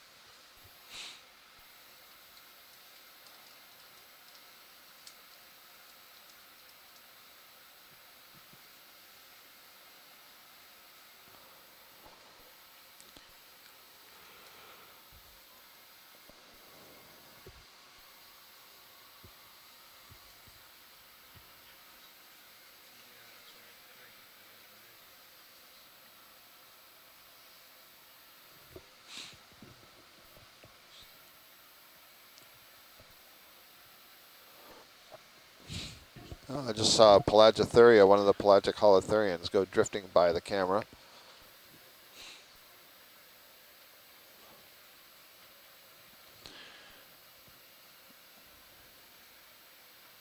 There's a lot more, I think, of this Telesto Octa Coral that we were just describing a little bit earlier.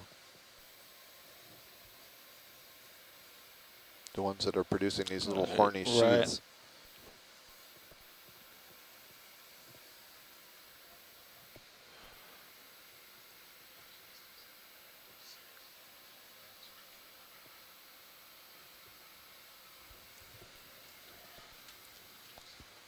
It's amazing how, when you get in close, how coated these rocks are. Yeah, it looks like, even that it looks like huge fur rock on face there over or something. Exactly, Yeah. it looks like fur.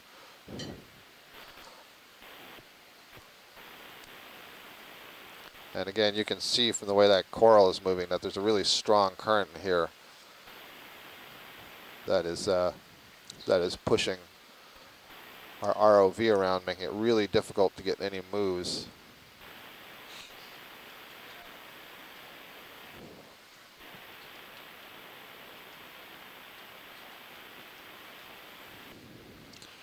Not sure if there's a different goose fish down there, but I'm still seeing lots of Oreos.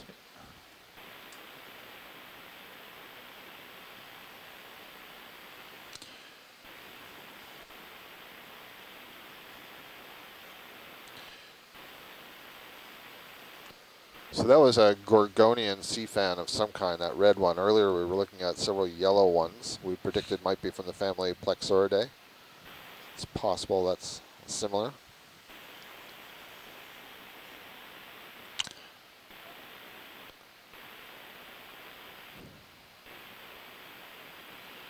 Yeah, so if you're just joining us, this is the Okeanos Explorer, and we're diving today in the southeastern margin of Jarvis Island, just south of the equator, at about 160 degrees west longitude. We're at about 757 meters depth. The temperature is up to a balmy 6 degrees Celsius. It was about 5.3 when we started. I think that's within the precision of our temperature sensor, although I'll have to check with engineering. So it is warming up a little bit as we come up slope. And oxygen is still about 2.3 milligrams per liter.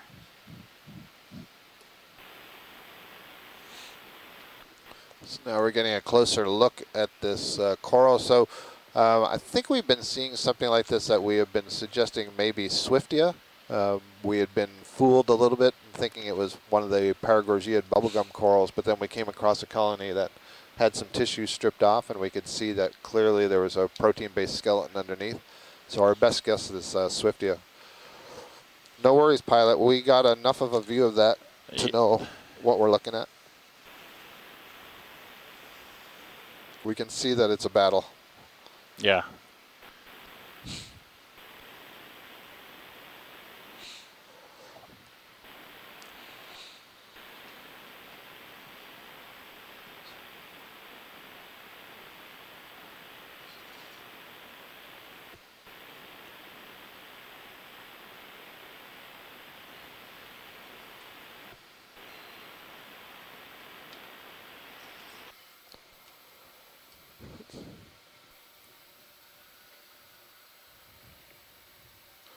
So we're about 20 minutes away from having about 3 hours on the bottom. And so I would suggest that we spend some time concentrating on getting up the slope a little bit. And I will try to resist asking for close-ups. And I will try to encourage the shore side to resist asking for close-ups for a little bit, unless it's something that is truly novel. And let's see if we can get into some of these shallower depth ranges. Now, just as I said that, I think I see a new fish. Now he's going to ask for a close-up. Yeah. I see a really dark fish sitting on the bottom. So, Bruce and Astrid, if you could let us know if you think that like this is a new fish and if we should spend time looking at it, or if you think it's something we've already seen, that'll be helpful. The earlier we know, the better. Yeah, let's zoom in on this quickly. It could be another one of the lantern bellies. It looks darker than the previous one, and there may be different species down here. But it's hard to say at this moment. It's worth a zoom. Okay.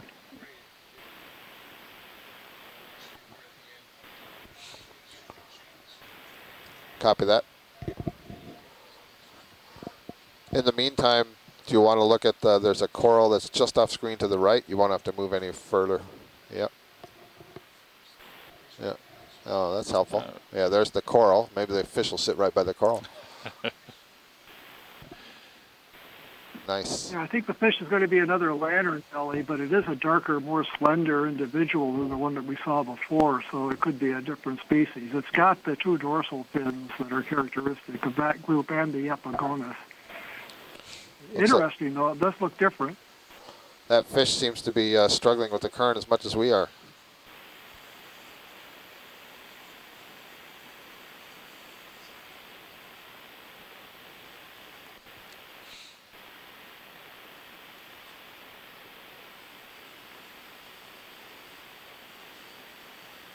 Thank you.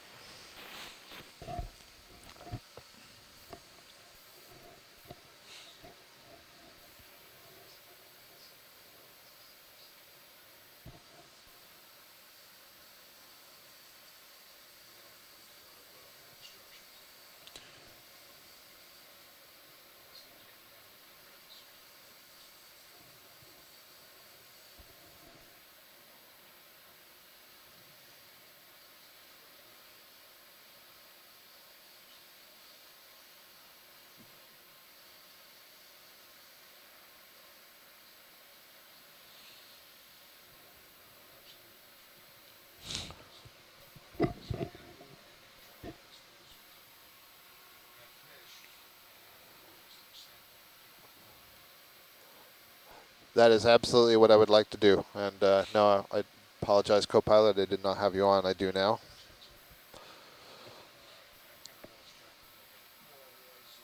Oh, that's okay. I was just saying it since we were there. Let's have a look at it. But it's another Chrysogorgia.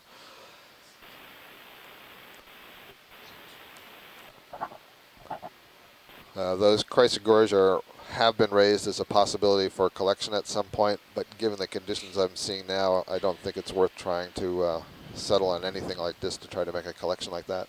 Yeah, we may have to find just the right spot here, Yep. I think. Yep. This is interesting on the lower right. It looks like there's a Chrysogorgia with this large brittle star on it. It's so big that it's got the colony kind of depressed, tipped over. I still think it has its squat lobsters in it, though.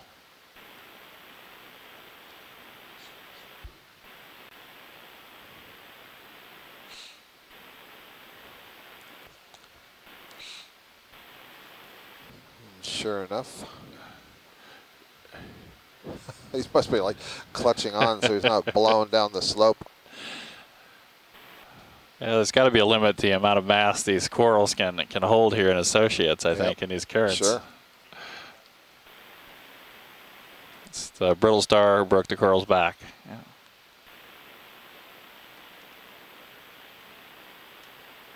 Also seeing a squat lobster out here on its own on the rock. Haven't seen too many of those, and you can see those crinoids are really bent over and waving.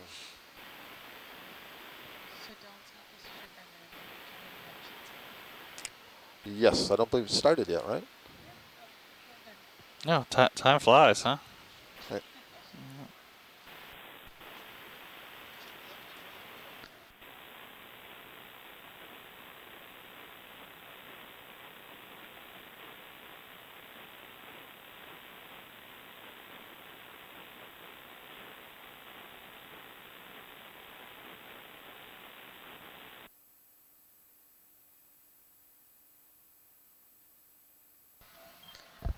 So, Del, you may have covered this a little bit before, but what are these rocks? They're quite large. Yeah, these are quite large rocks. Some of them look in place. Some look like they've kind of slid down slope here in these big boulders. When we've been able to zoom in, they really have this appearance of kind of carbonate reef material. So these are as Scott said, these are the animals that are growing up here around this island. And as the island subsides a little bit, they keep growing up, building up this carbonate platform. And in some places, we've really seen that these rocks have almost been scoured out by these sediments. You see the currents are really moving down here, picking up this finer grain material. And one of the things we've been noticing all morning is really this tight association with the animals living up on these rocks, getting into the currents. What are those sharp angles at the edge of every block? Yeah, that's how the rocks have fractured here. That's a kind of blocky appearance is fairly common for limestones, for carbonate rocks. So why it has a particular orientation here, I can't quite tell, but that's not unusual. It sort of fractures off in these big chunks. There's another one of those Chrysogorgias and a lot of the coral rubble again too. Yeah, we've seen that. It's just everywhere, that coral rubble.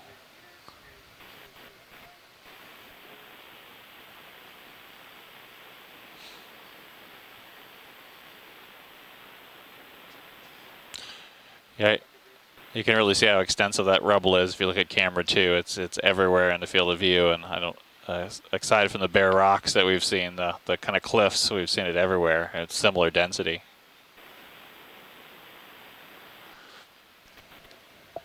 Can anyone on shore tell us a little bit more about if it looks like these types of corals that we're seeing in the rubble would actually exist here in this sort of soft sediment area, or if they're likely coming from further upslope?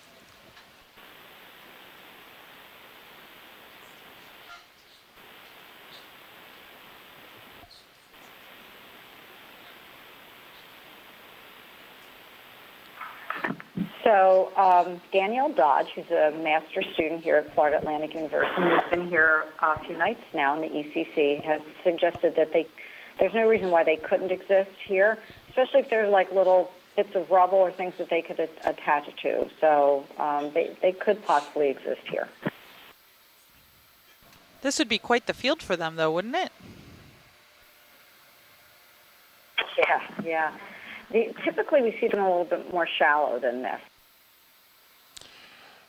Yeah, what I've noticed is they don't seem to be broken up very much. That would tell us that they haven't transported too far down slope, and they're sort of still kind of sticking up in the air in places, right? Yeah, they're not laying flat like they've moved a long way.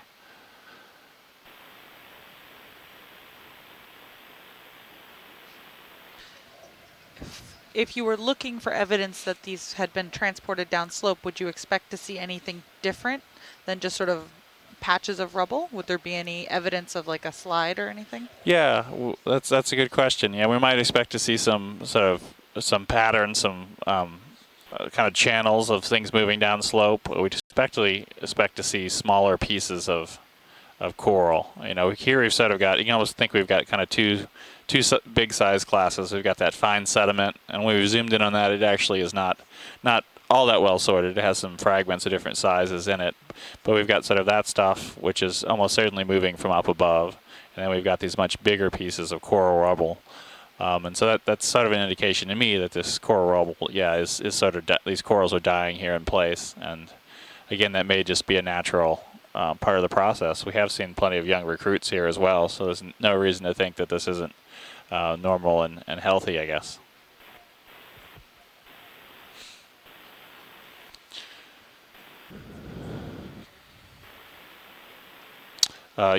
Yeah, Nav, go ahead.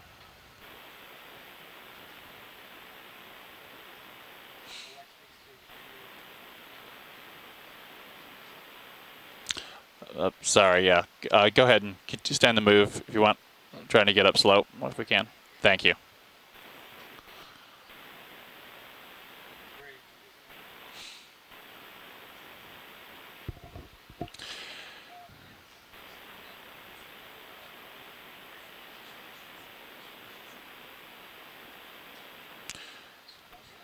Okay.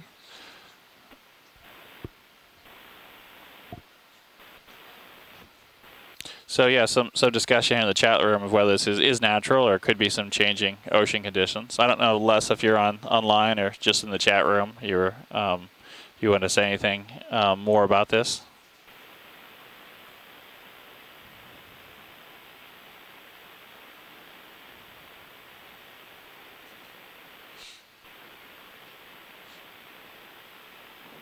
Yeah, this is Les in Hawaii again. Just to add some comments to what Scott's been saying, looking at this rubble suggests that sometime in the past, the coral community here was vastly different than it is now. And we know from studies that have been done on the Atlantic seamounts and also off New Zealand that as the ice ages come and go and sea level goes up and down, conditions in the ocean change quite a bit, and it's possible that at some time periods the conditions are very favorable for the reproduction and growth of certain species, and then they become less favorable. And we know from North Atlantic seamount studies, for example, that some of the solitary corals become extremely abundant during the period of the ice age, but we're now in what's called the interglacial between ice ages, and a lot of those corals are still present, but they're present in much lower numbers. And I suspect that that's kind of what we're seeing here with these large skeletons in this rubble. It indicated that maybe 10 or 20,000 years ago that the coral community in this area was quite different and was made up of species that aren't present at this depth anymore. Well, thanks, Les. That's really interesting to think that this rubble we're looking at could be that old. Being we have fairly low sedimentation, it's still exposed here at the surface. That's really interesting.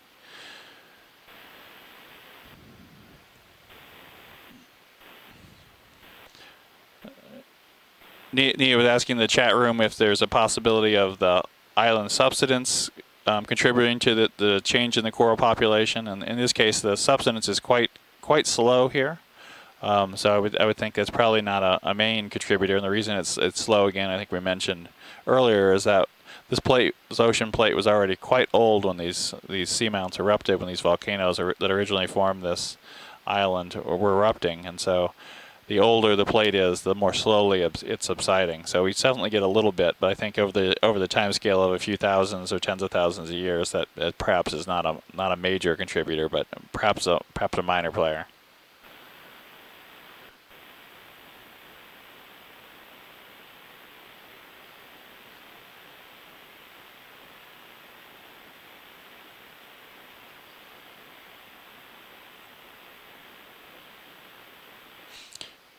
Can we just do a quick zoom on this star here, I guess, while we're going up? Yeah. I think this is what we've seen a few times already. Yeah.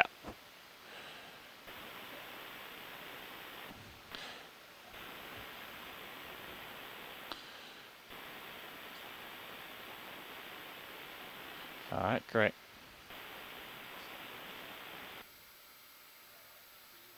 And more of those crinoids. Yeah, plenty more of those crinoids there growing on the rubble. Yeah, we can go ahead and keep moving up then. We're going to try to get up to some shallower depths here, just to see what kind of changes we might see. If we see something, anyone on shore sees something that's really exciting, of course we'll stop.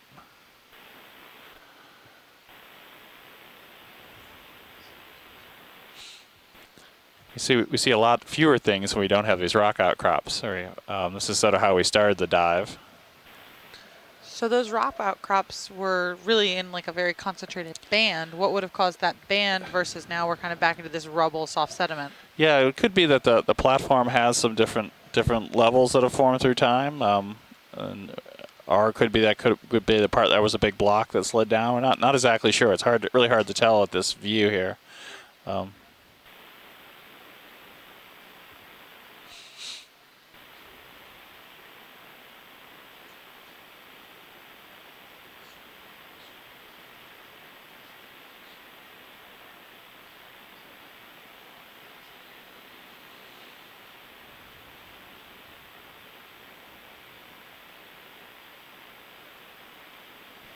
And it looks like we've got more of those blocks coming up. Right, you can see them coming into view here, both on D2 and in Sirius.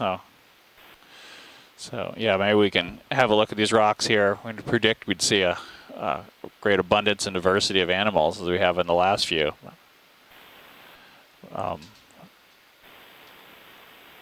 Certainly lots of brittle stars.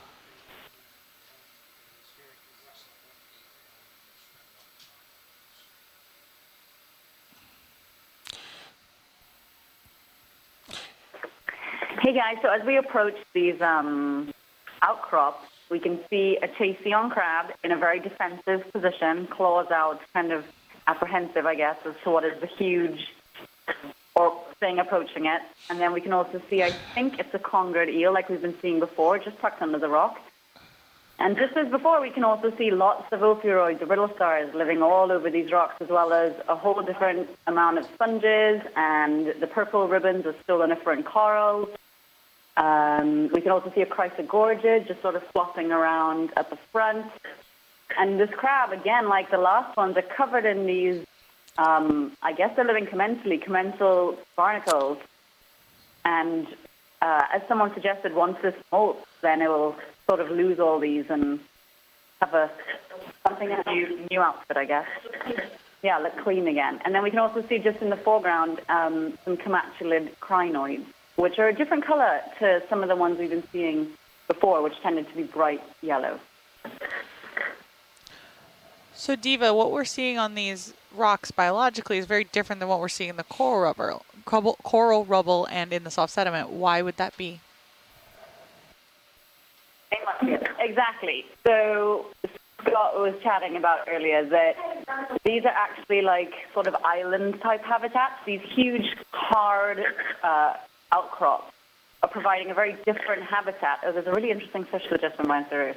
But yeah, so they're providing hard bottom that the different type of organisms can attach to. So things like coral, different types of coral, things like encrusting sponges, and also the ophiuroids tend to like because they can get up off the sea floor and into the water column where they can filter feed more food through which, like from the current, which is sort of rushing by. Whereas in the sedimented seafloor where there's the coral rubble, you know, we would tend to see things more like the urchins and the sea stars that are deposit feeders because they can sort of sift through that rubble and that sediment looking for food.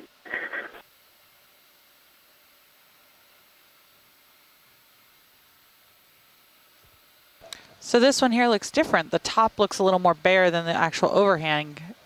Does that tell you anything, Diva?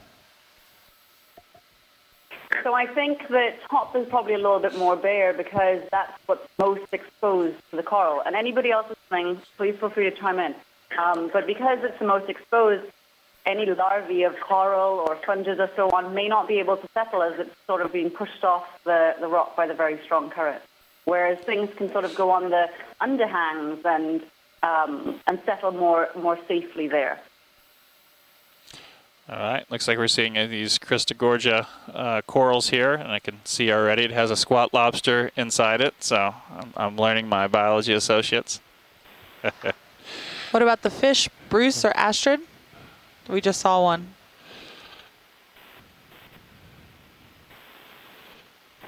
Well, I saw a Neophytus, another one of the Oreos, and then there was another one of what looked like the Bathycongrus species, although I couldn't get a good look. The head shape may have been a different type of congrid. And a little while back, there was another one of the Creeposebastes scorpionfish drifting by in the cereal spew. So I don't know if I saw the one that you just commented on or not. I think you did. It was the Oreo that just swam by. But thank you, Bruce. All right, anything else that anyone sees they want to take a view of here? If not, I guess we'll move on. HBOI says keep moving. All right, pilot, we can keep moving on up here.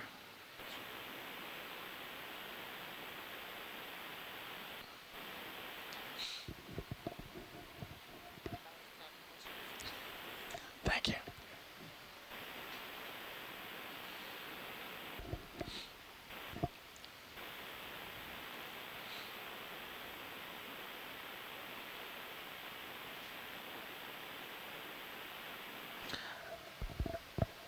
So Del, did you, when we were looking at the beginning in the dive planning for this site, was there anything like in backscatter that we would have noticed as different? Because we're seeing very hard substances and then soft substances.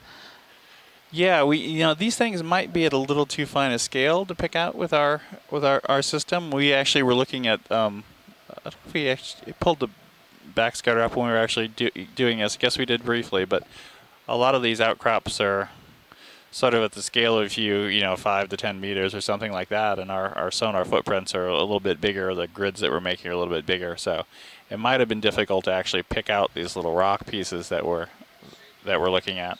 How big would something need to be in order to be seen in our sonar? Yeah, so you know, typically you're gridding this sonar at these water depths. Maybe 30, 40 meters would be the finest we would still grid it. And so if we had something on that scale, then we'd expect to see it. But really, backscatter is sort of giving us the average amplitude of the return in that sonar footprint or in that grid cell.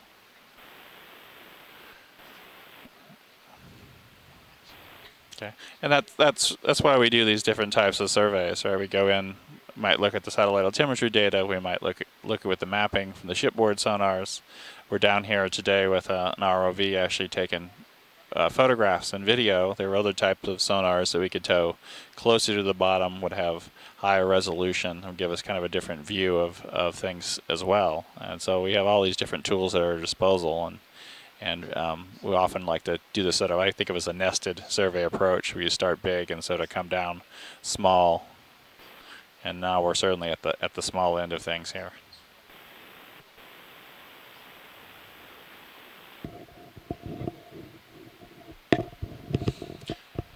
Yeah, I can still see the currents are quite strong. Moving the ROV is a little bit more of a challenge than it has been on some of our other dive sites this cruise.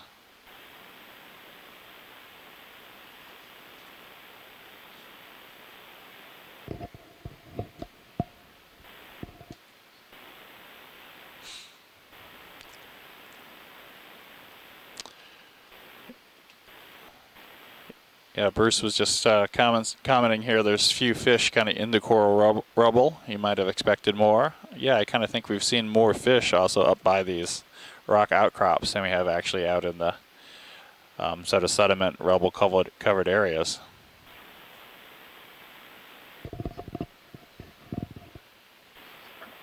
And that kind of makes me wonder if the sediment cover is not that deep here, if there's not enough thickness of sediment to support polychaetes and other fauna that would be food for more fish. But it's a little bit of a puzzle. I don't have a good explanation.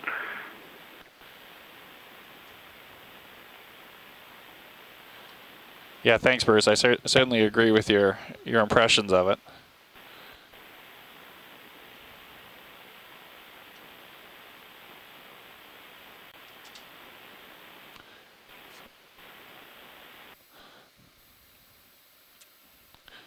Lots of these sea stars. We've seen several of these. I don't think these are anything different. If someone thinks otherwise, give us a shout here and we can take a look.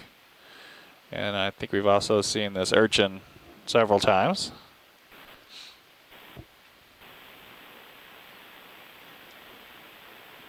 You can tell when Scott goes to lunch. Only common names are used, so no families, no species here.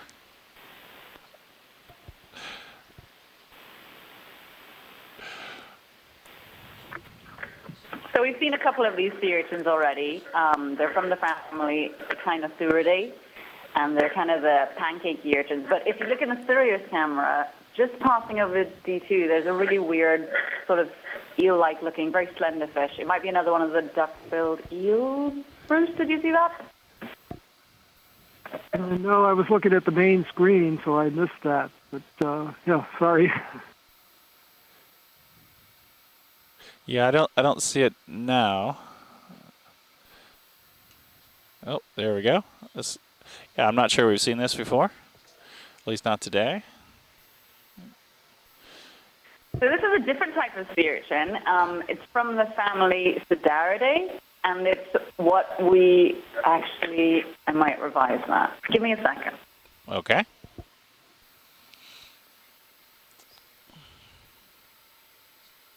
Looks like you've also got a crinoid and some little purple Octa Corals. Right, we got these little... So I'm going to say it's not Sidaridae. I'm going to say it's from Dinidae. And as you can see, it's really different to the ones we've been looking at before. It's got a very small body, but then these very large, thick spines protruding out. So I'm not quite sure which genus this might be from. Maybe Cynopodina, which we've seen a couple of so far during this expedition, but I can't say for sure. But again, you can see the little purple Stoloniferous corals, around, as well as the arms of one of the Comatulid crinoids. Right. We can see the corals are actually attached there to that coral rubble, not on the sediments. This is also what we've been seeing the whole way up the slope here. In a few cases, we've seen larger corals actually toppled over when they've sort of pulled their rubble root out, I guess. So I'm wondering if one of our biologists on shore can talk a little bit about when we see some of these dead corals at the surface, it may look like it's dead, but it's really providing habitat for other creatures. So if anyone would like to talk about that or how and why this happens, that'd be great.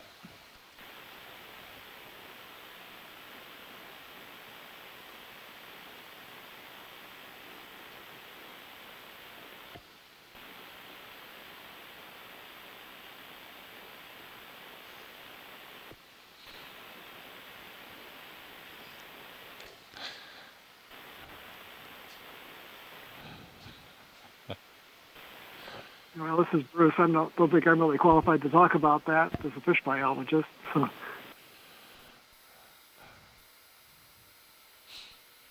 What was the question? The question was that when we're very far zoomed out, it looks like this is just dead coral rubble, but every time we zoom in, there's lots of things living on the dead corals. So this is a different type of habitat. So could you talk about why there would be animals living on this?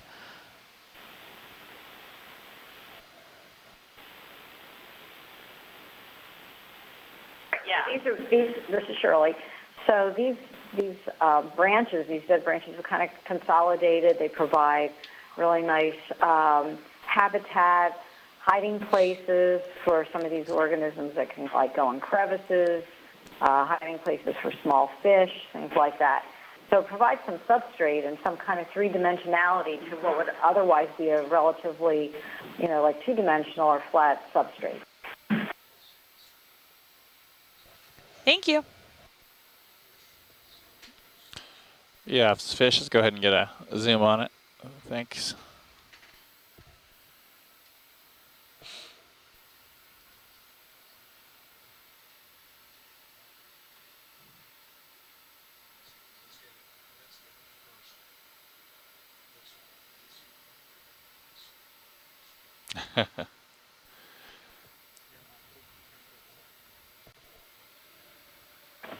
Now, this is another one of the lantern bellies. This one has more of a blotchy appearance. This could be this Parascombrops, I guess it is now. Argyrea. It's a species that's also found in the Hawaiian Islands. So it's one of the sort of perch-like fishes with two dorsal fins, a short fin in front. This is the fin on the back. With spines, and then another one separated by a gap with softer rays. These are fish that we see a lot sitting on the bottom during the day. They may move up in the water to feed at night, but they can also swim quite well and jump up in the water, but they usually seem to be sitting. I don't know if this is the same species that we saw before. It could be. So it used to be called Synagrops. My guess is it could be Argyrea. Now it's placed in the genus Parascombrops. Bruce, what do they eat in the water column? I'll have to look that up to be sure, but I think they probably feed on large plankton or small micronecton, the smaller swimming organisms like shrimp. I'm sure they're carnivores, as are all fish down here at this depth. So I'll check. But I suspect small fish and crustaceans.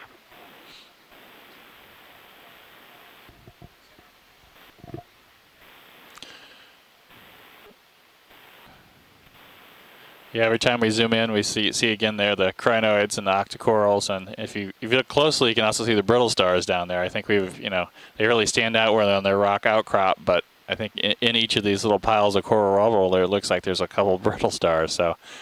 That's definitely the dominant thing here today, it looks like.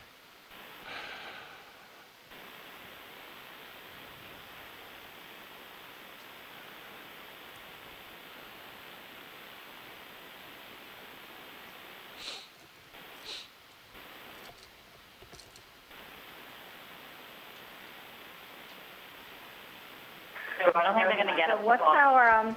what's our target end point depth? Well, we were hoping we could work our way up this ridge to. Let's look at this fish here. Then we can. Someone wants to chime in.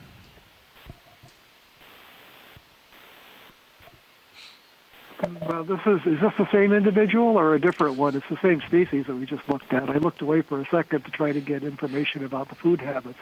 It's another one of these Parascombrops, probably Argyria, Okay. of the lantern belly. All right. Thanks, Bruce. Yeah, so we were trying to work our way up, perhaps up as shallow as 300 meters, and then we thought if we had some extra time, we would work along contour. But we've been fighting a lot of current. We've also been seeing lots of stuff, and so we're going to make it a little less ground than we had planned. So my guess is we're going to just continue up this slope as far as we can get on this dive. I'd be surprised at this pace if we actually made it to 300, but. We'll see, and all this, of course, will depend on the conditions as we go up. If it's judged safe for the ship and for the vehicle, of course. So if you happen to switch over to camera 3, you can see in the lower right-hand corner or left-hand corner the contour map of our navigation. You can see where the vehicle is, and you can see we haven't gone up the slope all that much yet, even though we've been trying to make some ground here.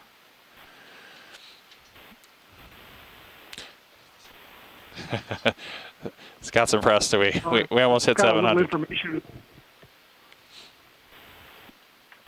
Little information about the diet of the lantern bellies, these fish that we've just seen, in a study here in Hawaii from a limited sample size of about 15 fish. They ate small shrimps and they ate squat lobsters too, and other types of crustaceans.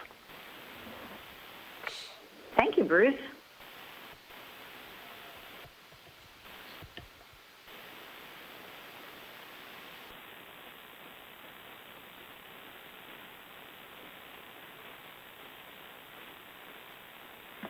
And we just saw another Bathycongrus eel over on the lower left.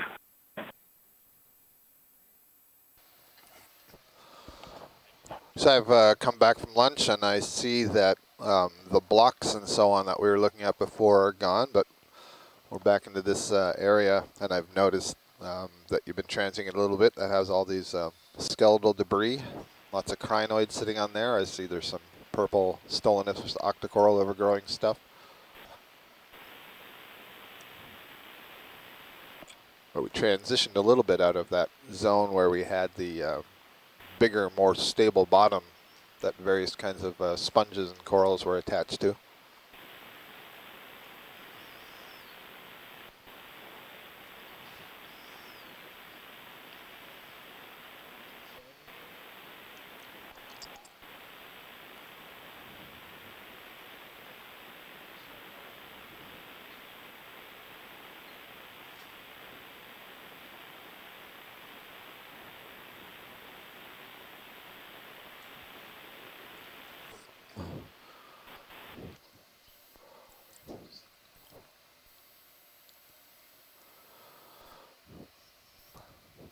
Yeah, we're seeing several of those little goose fish along the way.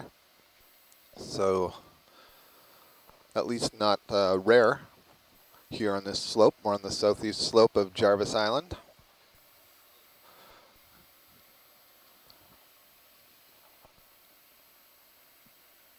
The question that came up earlier, and I don't know what the discussion was while I was at lunch, but we're seeing a lot of dead skeletal debris here. And the question was, is this some major event, or is it an indication that things have been living here for a very long time and growing? And I think it's the latter. We see this in various places in the deep sea where this rocky skeleton is growing and part of it dies. Can we just get a quick look right in the center of the screen, drifting upside down? There's a fish, almost dead center. It's hard now. His belly is to us. See if this is something different.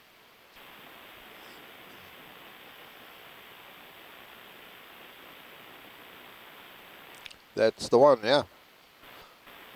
This is different, at least from what I've seen today. This is a Yeah, this is a pearl fish, family Corapidae. It's a relative of the cusk eels.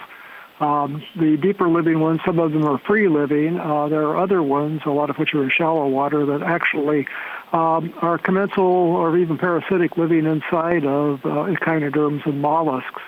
It's a little difficult to say what species or genus that is. It's either in the genus Pyramidon or Snideridia, but it's a pearl fish. Thank you, Bruce. Pearlfish.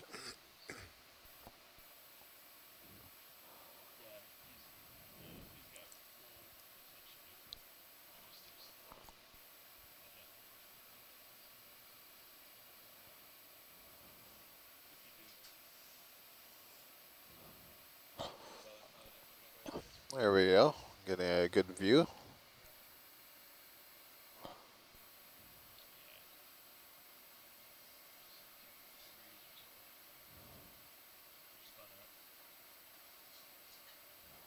I can't get a clear enough look at it. It looks a little different than the Pyramidon that we see usually just on the bottom.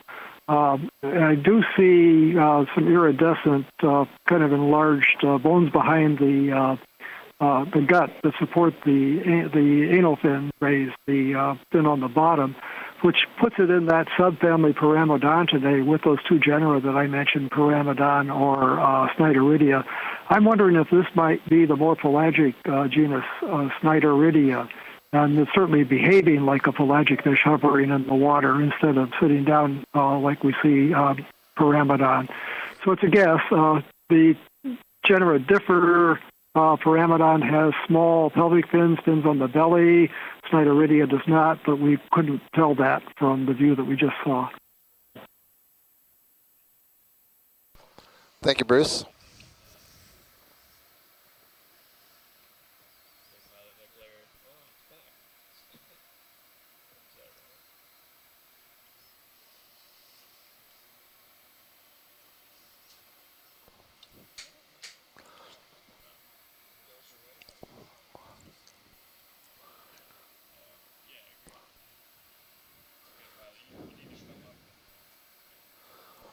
Looks like a little siphonophore drifting by there. It looks like we're coming into some more blocky rocks up here ahead.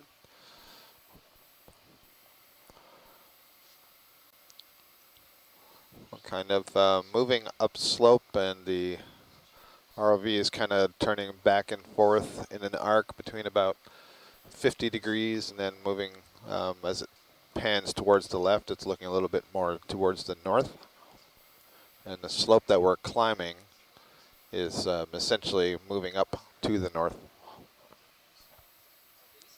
We've had a lot of current that we're experiencing today, and you can see that when we get some of the close-ups of different organisms and the amount that they're being bent over or that they're waving. We've seen some fish get sort of blown to the side, and certainly the ROV is feeling it. Anytime that the pilots stop giving active propulsion, the ROV is pushed backwards or to the side. So that just presents an additional challenge. It makes it a little bit harder to drive and get the zooms and so on.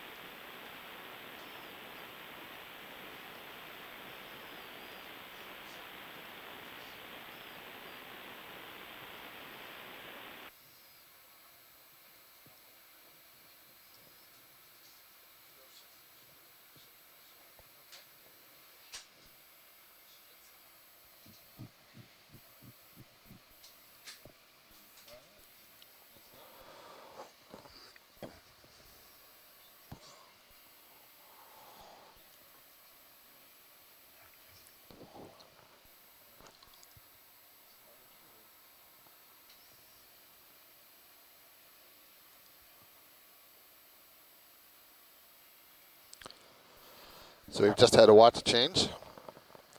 We have a new team in the front row. And in the part back row, I guess, Emily?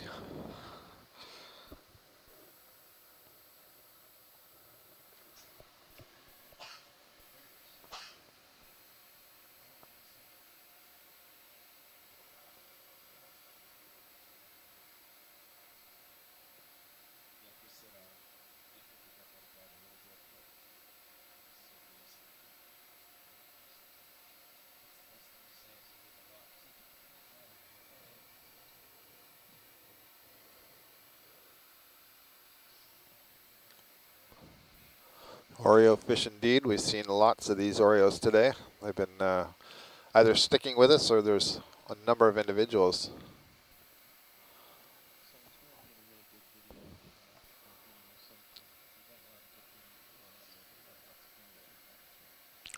Copy that video.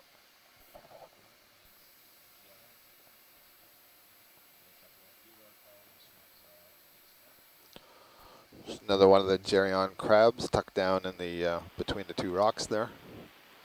We've also seen several of those today.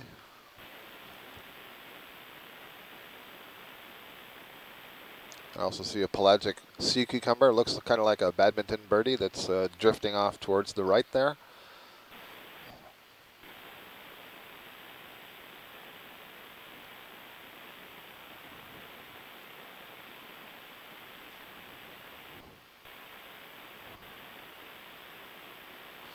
There might be an urchin on the rock behind the Oreo. We're just going to get a nice video of this fish. Actually, I think that's an anemone back there, not an urchin.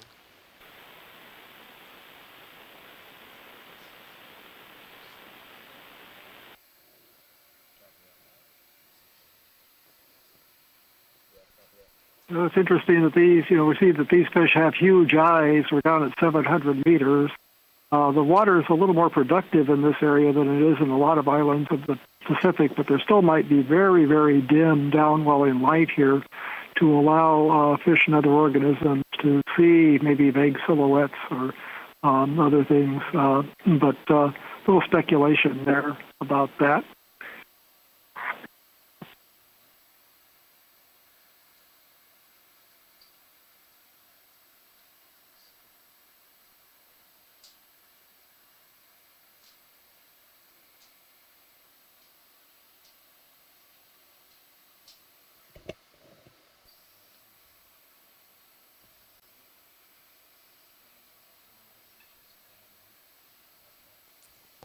You can see in that rock on the right side, again, ribbons of the Stoloniferous Octa Corals, so the purple ones.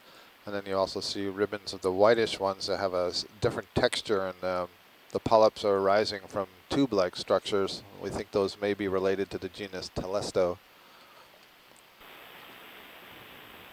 Those latter ones are fairly unusual, at least in our observations of the scientists who are involved in the dive today.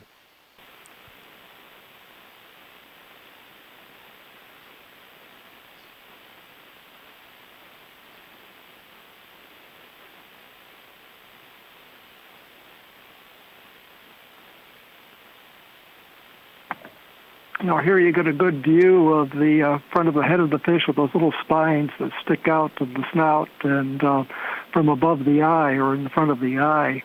And there's only one described species in this genus that has those. There are several other species from the Atlantic Ocean and the South Pacific Ocean, but the one that has those little spines is known from the Western Indian Ocean. So it seems like the species is here in the Central Pacific, has its nearest relative, or maybe it's the same as the Western Indian Ocean species of Oreo. Thanks, Bruce. And I'll note that what I was calling first an urchin and then an anemone, as the fish was going by us, I was actually a cup coral, so maybe Giovannia or Desmophyllum or something.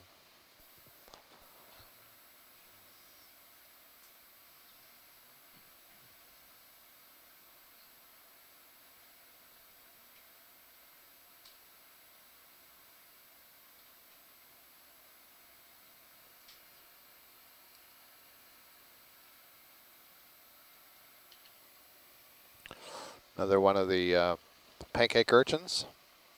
We've now seen several of those today as well. Copy that.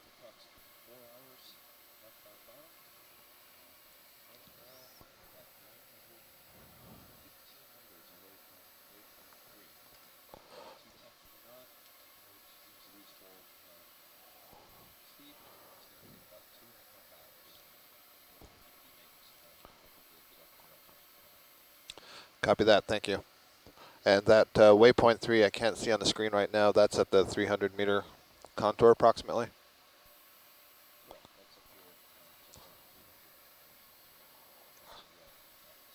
Copy, thank you.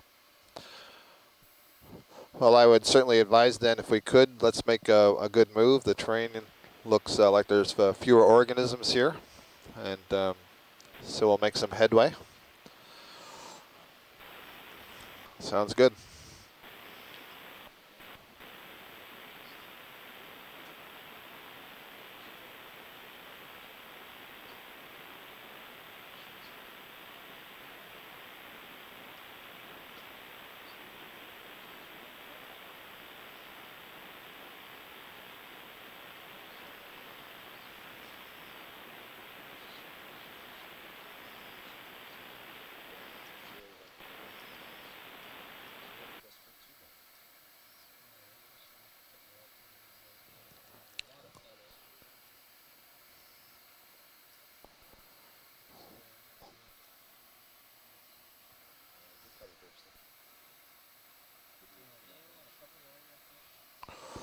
Yeah, we've seen lots of these Oreos, and we've also seen lots of these congrid eels.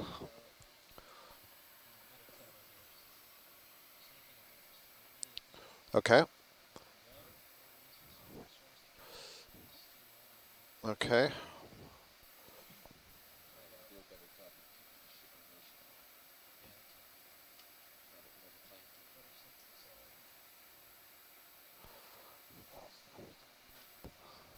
Yep. Yeah, it's been a very starry day. Several different types, and in some places just an incredible number of brittle stars coating the rocks. And you can also see these purple ribbons. These are kind of Octa Coral. We've seen a lot of those as well. These are kind of interesting because they're on a much lower mounding feature. Most of the others have been on some of the larger blocks that have been protruding above the bottom.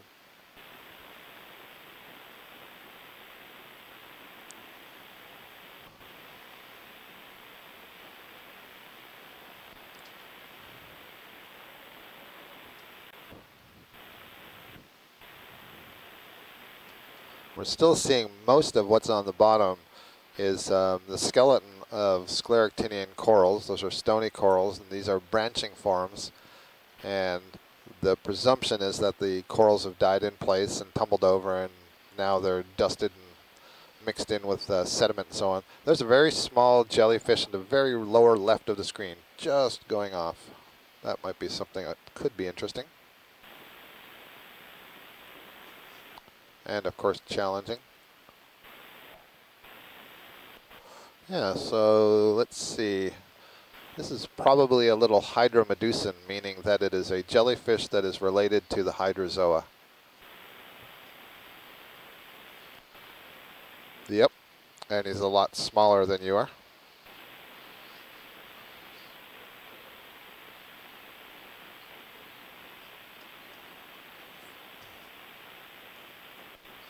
And there's a siphonophore that's drifting by in a front.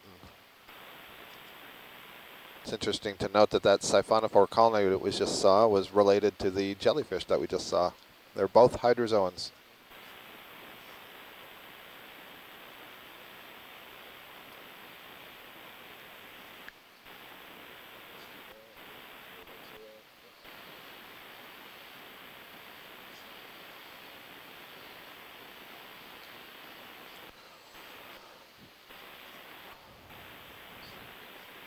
I think this might be a different fish for the day, unless you saw this while I was at lunch, Bruce, or Astrid.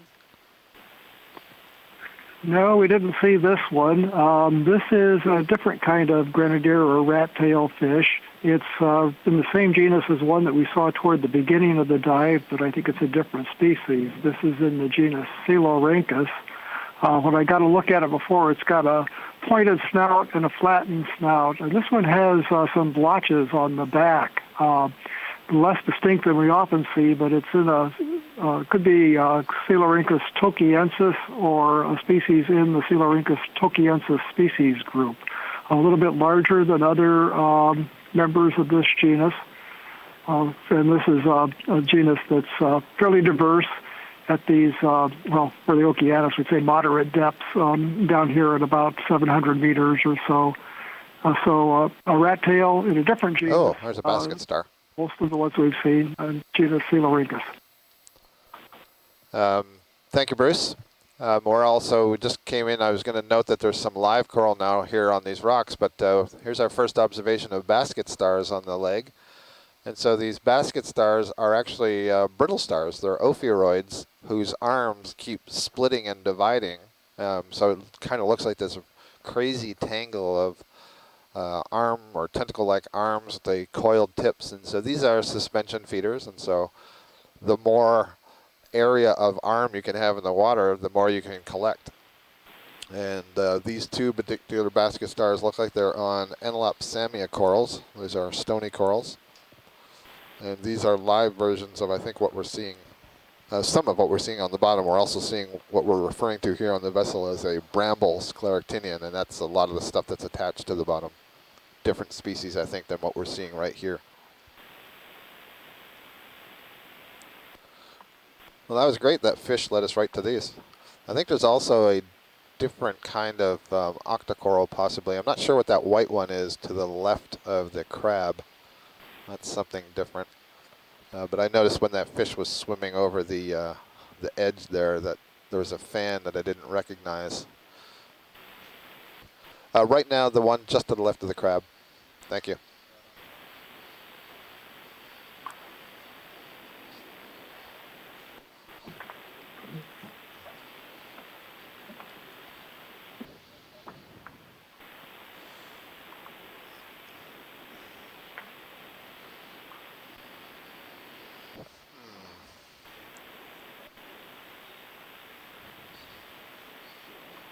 Yeah, I'm not 100% certain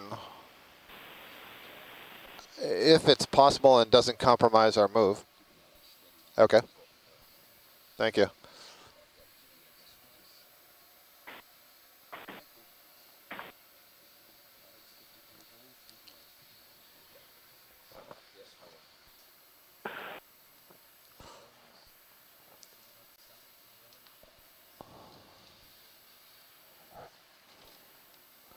I'm noticing as we're positioning here for a zoom that there's also a cup coral right in the center. You can see a white stalk, and then it's got the kind of orange top of the polyp pointed downwards.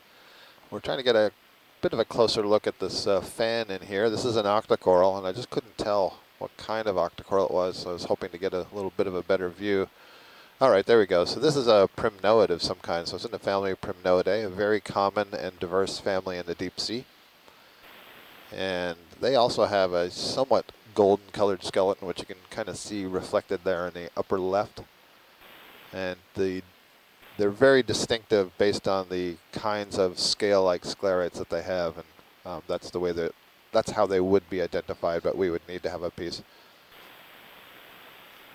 There's a variety of brittle stars that are in the branches of this, lots of them. And I'm also seeing, let's see, I'm not sure if I'm looking at the back of a hermit crab. It's got a snail shell on its back. It's kind of golden on the right side, and then there's an anemone on the shell. And then there's a few hydroids, the brownish stuff on the top right. Yeah, that's good. And just before you get out, unless you have to get out, if you do, when you come back on the left face of the rock, there's another fan. It might be different.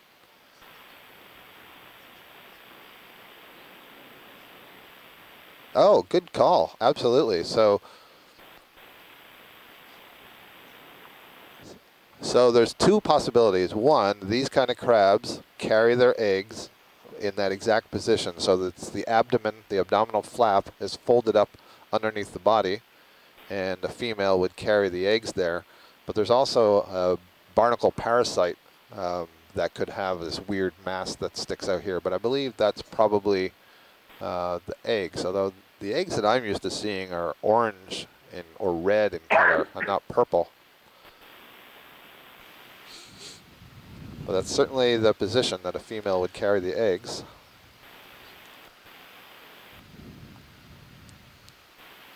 You can see lots of these Telesto octocorals it's crawling over. Good spot, pilot. You can see some barnacles growing on this crab, so it's fairly old. It's old enough that it hasn't molted that shell since these barnacles have settled on it.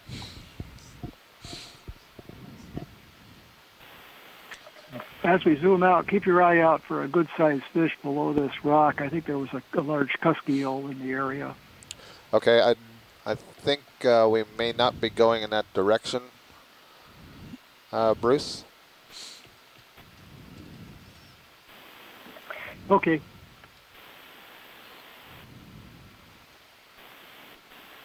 Scott, it's interesting because it looks like we're suddenly seeing a lot of coral which we haven't seen on this dive before. Do you know why that might be?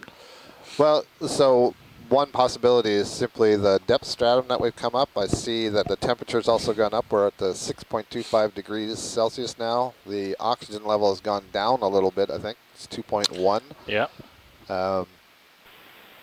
You know, those are possibilities.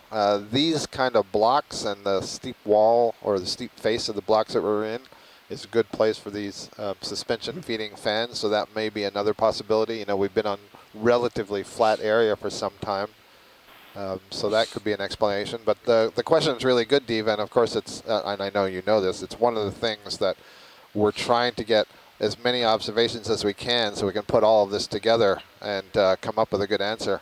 I'm not exactly sure what I'm seeing right in the center of the screen, really low to the rock. It's another, is this a brachyolid of some kind? Looks like maybe a that's the type of fish that I thought I saw earlier. So we did well. We got this one. I think I saw one before. This is a cusky eel in the genus Pycnocraspidum. They're stocky-bodied, deeper-bodied. They have a little spine on the gill cover. This one's unusual. It looks like something bit off its tail, and the tail sort of area healed up, but it's missing the back part of its tail. It's just something took a bite out of it. I don't know if there'd be a shark or something larger in here that would have grabbed that, but this is a cusky eel in the genus Pycnocraspidum, and we're not quite sure what species occur in these islands. There's one up in Hawaii, there's some in the western Pacific, and again, we need to collect specimens to know what's here. Great, thanks, Bruce. I was going to say, as we were coming into it, this kind of fish looks like a head attached to a tail without a body.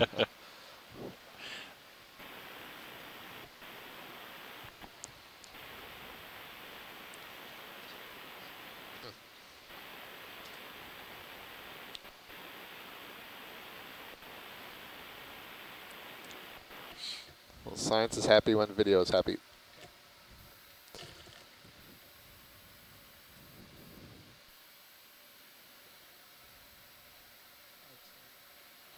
Great shots. Wow. Yep.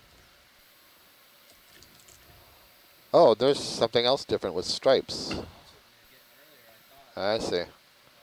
That's another one of these. That's another one of these rat tails that we saw before, with the stripes more distinct. This is the Sclerotinian tokiensis, or a related species. This one shows that color pattern very well. We saw one of the dives near Howland and Baker earlier this year that could have been Sclerotinian. I think it's Ossipulus, different species recorded from New Caledonia. That may be another possibility. There are several similar species scattered around the Pacific. That's really interesting, Bruce. I don't remember ever seeing such a distinctly banded rat tail.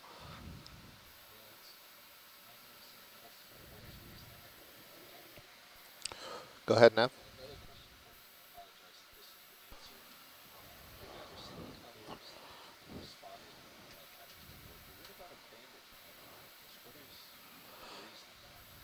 Yeah, I believe the idea is that it's disruptive. It's kind of like disruptive coloration, and so it's harder to pick out something that is not a solid color against its environment rather than being broken up. And part of the thing, I was just talking to Caitlin, one of the videographers, at lunch about this, is that we have to try to understand and interpret what the other organisms that are in this environment are seeing. Boy, this is a really beautiful fish. It's really fascinating. So depending on how they interpret the patterns or the reflections, whatever wavelengths are coming off, that fish may appear to be really broken up. You know, if it's only seeing the light part and not the dark part, it doesn't look like a whole fish.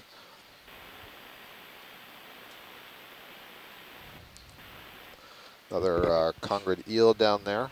So, Del, while you were gone, we did see a few other corals that we hadn't seen earlier. And so Diva was asking about the, what could explain the transition? Why are we seeing some new species? And that's, I think, when you came in, you know. But yeah, we're saying it is a little bit warmer. Yeah.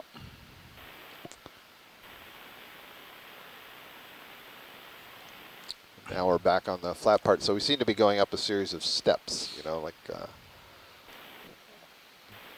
different major, I don't know, coral heads or platforms. Right. I'm not sure exactly what the right word is. Yeah, no, for I the think features. that's a good guess here is what this probably is.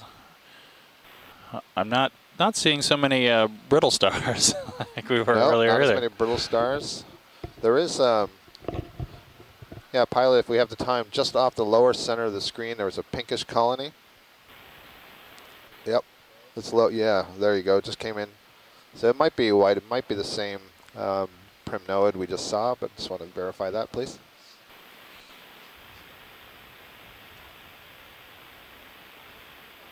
So it's certainly an Octa Coral fan, and it is another primnoid, and I do believe that this is what we were looking at just on the side of the rock where we saw the crab with all the eggs. So that's good. Thank you. I wonder if this is a Candidella. I would love to get some input from shore.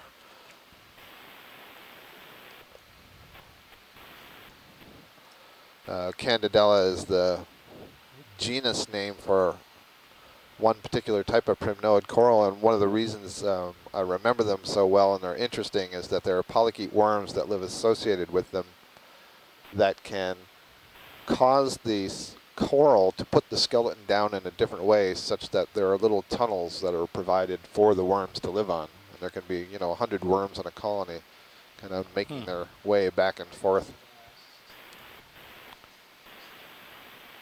Dead ahead, you mean? Right, face on, yep. I'm not sure yet. Oh, it's another Oreo, yep.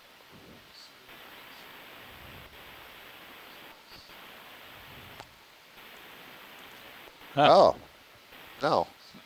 No, No. that looks like a, yes, please. Is that a sand dollar? Yeah, it looks like it's got that petaloid appearance. That would basically be the appearance of petals on the top, but let me just hang on. It could just be a closed up anemone. I mean, that's what the color suggests. Yeah. Or is this one of Chris Maw's sort of flattened sea stars?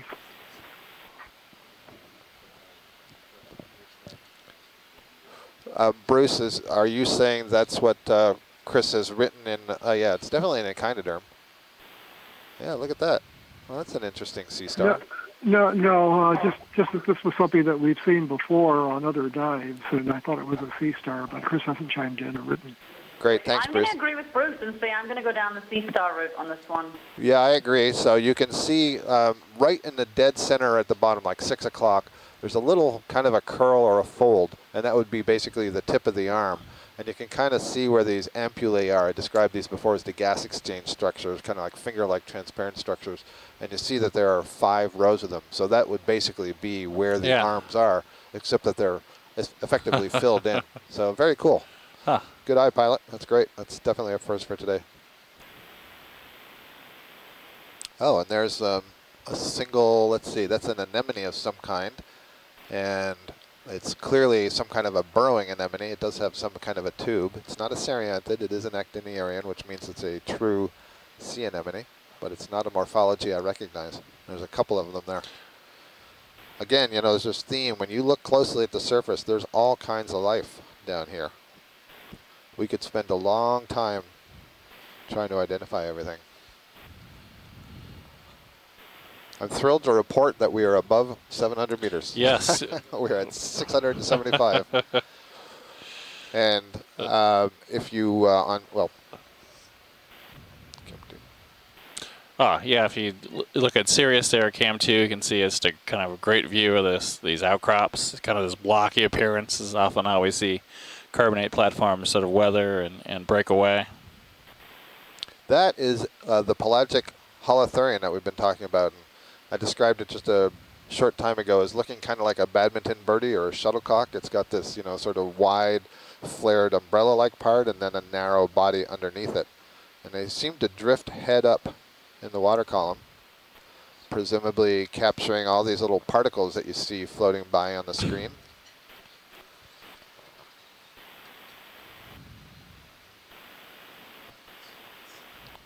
It's a pretty dramatic view in camera 2. It really is. When the walls are this steep, it's not too hard to make up depth difference. You just went vertical. You cheated while I was gone. Yeah. Right. It's kind of interesting, you know, when you look at the topographic maps that we have. Depending on the scale to which they've been mapped, you can't see these small details of the steps, so it looks kind of smooth, and then you get down here and it's a little bit of a surprise. Yeah, Casey and I were talking a little about this with the backscatter. You know, we're averaging things over 30, 40, 50 meters, and so these ridges are much smaller in scale typically than that, so they don't really show up on our maps. And it's one of the reasons that you have to be so careful with the operations. You know, the pilots have to know what is the terrain that they're moving into.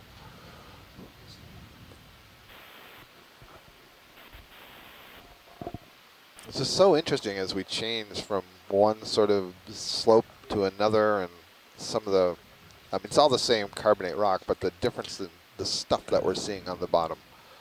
There's another one of those pancake urchins. I mean, this looks more barren, but there's a bunch of stuff. I'm not sure if there's a fish that just went off the left side of the screen in the center. Yep. It's sitting on the bottom. I believe that's a rock. Okay, that's a rock. Yep. Yeah, I agree. We can move on.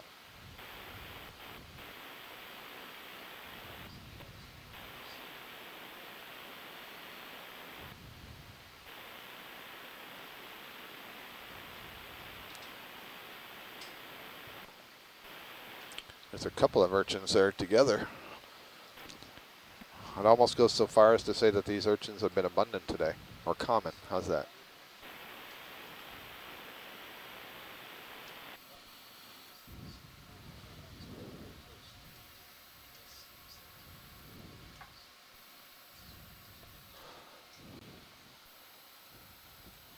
So we still have, I believe it's about 3 hours and 20 minutes of bottom time, Del. Okay, great.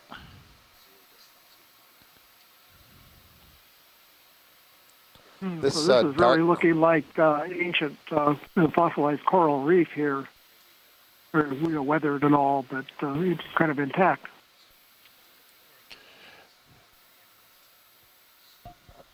Yeah, agreed, Bruce. It's looking more and more like kind of a reef material here as we go up, and definitely this rock definitely in place here.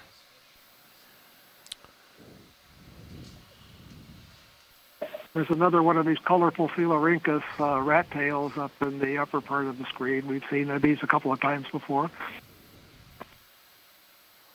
There's something on the arm of this crinoid. This crinoid just looks like a somewhat different color, so I thought we should get a close look just to determine what it is. Yeah, so we were talking yesterday about seeing many crinoids structures on them that someone suggested, someone being Chuck Messing at Nova Southeastern University, that they could be galls associated with mysostomid worms, that are a specialist group of worms that live on the arms of these crinoids. So it's possible that that is something related to it. That's good, thank you. And what did I notice as you were zooming in? I saw something in the foreground here.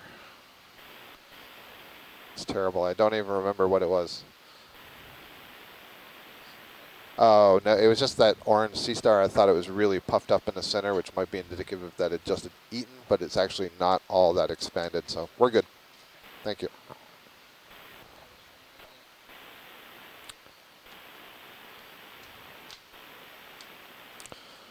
So yeah, that rat tail that's sitting at the base of that carbonate in the center, we've seen that a couple of times ago. A couple of times now. Bruce Monday has identified that as Sclerotinian, possibly the genus Okeanos, but that's a bit unclear.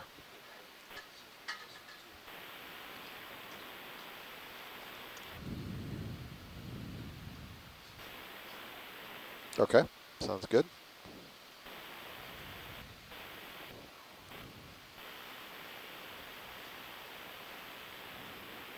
So another goose fish right in the center, I believe. Not quite center, but just right of center. We've seen like 5 of them. Yeah. We've seen one goosefish. But did we get amazing video of it? We did, twice. The first time, really good. Let's see, those are more asteroids down there in the crack. Sometimes the colors and the shadows fool you a bit, you know, you think you're seeing something really different looking. Yeah, so sure. I'm looking on the left side coming to view now. There's something that looks a little bit more spiky than the average crinoid. It's white. It's just below the purple. Yep. And then there's going to be a coral colony up on the upper surface. We can look at that after the spiky one. There must be an urchin. Oh, look at that. There's a bunch of these. Shirley suggested they were related to crumb of bread sponges, but you can see it all over the underside of the rock here. There's a couple of these urchins. And there's one of those Chrysogorgia colonies up on the top, and there's also one extending from the bottom. And you can notice a difference. This one is bottle-shaped, and the one up there is much more like a ball. That is what we're looking for. Thank you. And I'm seeing another of those interesting anemones to its left. All right, let's see. I guess I could call on Diva for this one. She's been providing most of the family level IDs for the echinoderms, yeah. Sorry, echinoids. Can I jump in and say something about the sponges first? Absolutely. So we have two different kinds of encrusting demo sponges here. So the one to the left of that echinoderm is in the order Peaceful Sclerida, I believe, and you can see all the little pores, the in-current pores where water goes in, and then the larger holes are the ex-current pores.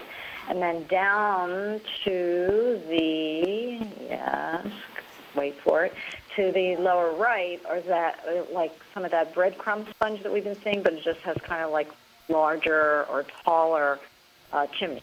Okay, now Diva can talk about the urchins. I'm not really too sure what those are. Maybe from the family Pedinidae, but not looking like anything else that really matches the atlas, really. Great, thank you, Shirley and Diva. Little reports there on the sponge and the urchin. And so right now what we're focused on in the background there, that's a polychaete tube that you see that looks like a little chimney with a fan coming out of the top. And that fan is the modified anterior end, the head end of the worm, trying to capture particles out of the water column. So that's a nice view. Yeah, so this is a Chrysogorgia coral, and you can see lots of these swollen peach-colored ball-like structures. Those would be eggs that are in the base of the polyp, so this is in a good prime reproductive state. And then as Del well knows, squat lobster. Squat lobster. You see a Chrysogorgia, you're going to find a squat lobster. I don't think we saw the eggs on the earlier. No. Did we now? Correct. Pilot, if we have a moment, if we're still here, down below there's another Chrysogorgia. It's much more bottle brush shaped. There you go. Let's just see if the polyps look kind of the same. I'm just curious to know if we have two different species right next to each other. And you can certainly see the similarities. I mean, we know already it's the genus Chrysogorgia. But as I said before, there's about 60 different species. Did you say this is an egg sighting day?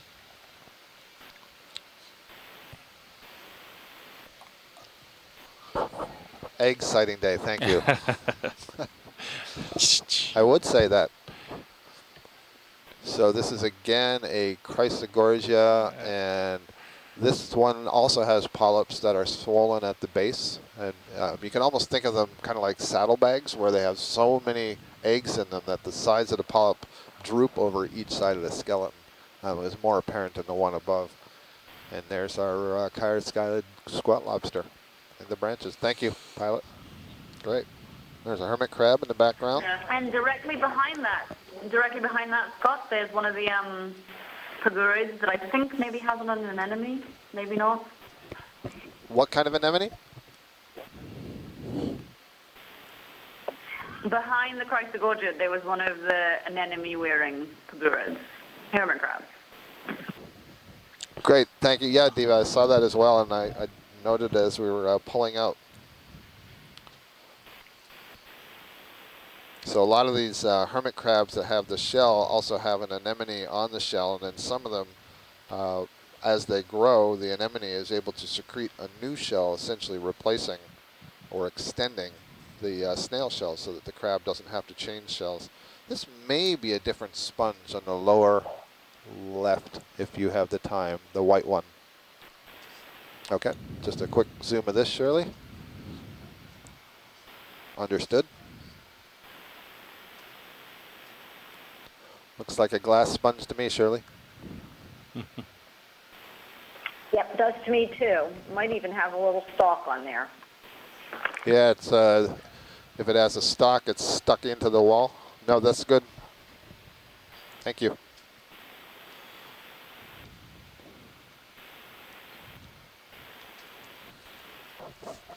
One of the things I find really neat is as we go at this level, it kind of looks barren, nothing there. And every time we zoom in, there's a lot of color, activity, live things, totally different perspective. There's another one of those Chrysogorgia bottle brush, so they're not uncommon. Another urchin, pancake urchin.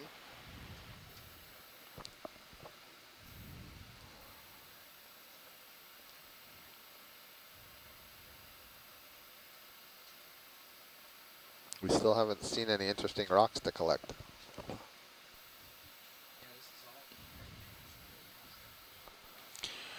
Well, we had thought about earlier maybe getting a piece when it was a little less clear what it was, but I think as we come up into the shallower stuff, yeah, it's pretty clearly carbonate now. So carbonate is not something we'd use to, of course, date the age of the island itself. People do date carbonates. They usually do that though in a core where they can look at the changes in the composition of the coral through time. So a loose piece of carbonate we probably wouldn't use for dating. Can we look on the right side of the screen? There's an orange. Yeah, I don't know what that is. Oh, thank you. Yes, you're right. I see. Good call. Yeah, so it's a large anemone pointed away from us, and I see on the second rock behind there's one pointed towards us. They may be two of the same thing. You get to see the both sides.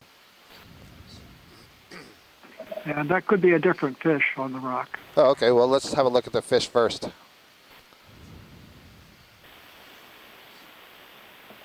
Actually, I think this may be another Pycnocraspidum now that I see it moving around. It's like the one that we filmed before, but this one has the tail intact. The other one had the tail bitten off and healed. So, no need to spend a lot of time with this, but here you have an example of this Pycnocraspidum cusk eel with the tail entire. So this is what the other one would have looked like if it hadn't been injured. Thank you, Bruce.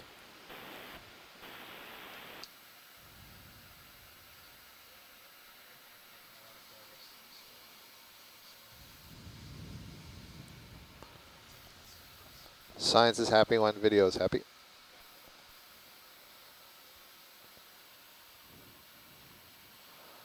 It's interesting, there was a dead cup coral there, the white one on the side, so you can see what a cup coral looks like when there's no live tissue associated with it.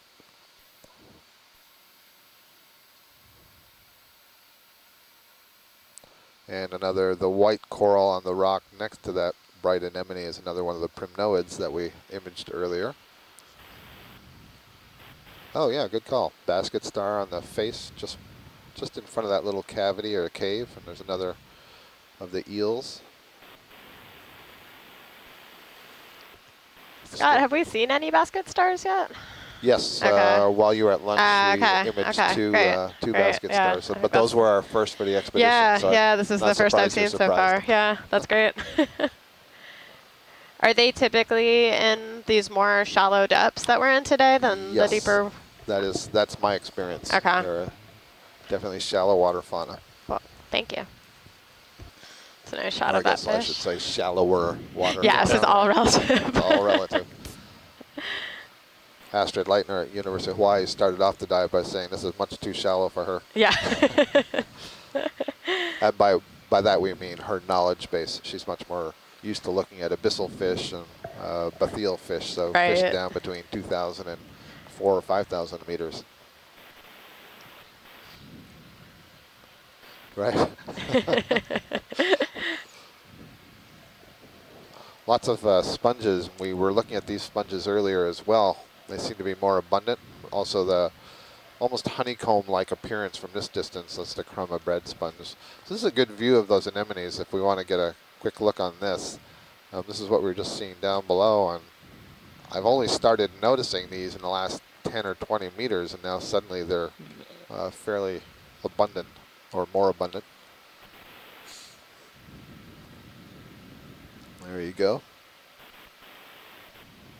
I don't think this, it might be, there's a family called Harmathiidae. I'm not sure that this is it. I should know the name of this, and I don't. There's one that has this sort of morphology where the oral disc is sort of curled up like that, and it's kind of purple in color, and I wonder if this is related.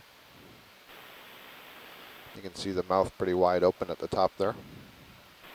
So again, this is your classic polyp. Whenever we talk about the polyps of the Sclerotinian corals, the stony corals, the Octa corals, they're basically a series of these all joined together. Here you see there's a number of short tentacles on the outer margin of the oral disc, and in Octa corals the tentacles are much longer. Same thing with the black corals and so on. But they're all closely related, and they just have some different morphologies. There's another basket star straight ahead on the opposite wall if we want to have another close look.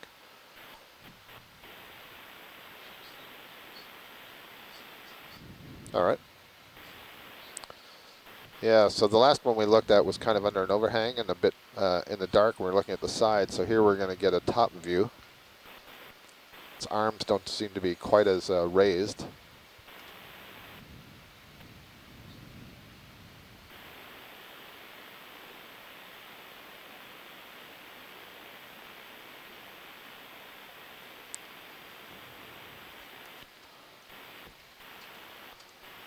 Nice. So again, this is a brittle star, and maybe you can recognize that from the central disk. And you can see that the arms come out from that central disk and then very quickly bifurcate. They branch, and then they bifurcate again and again and again, and they just keep doing that. And that's how you end up with all these really small branch tips.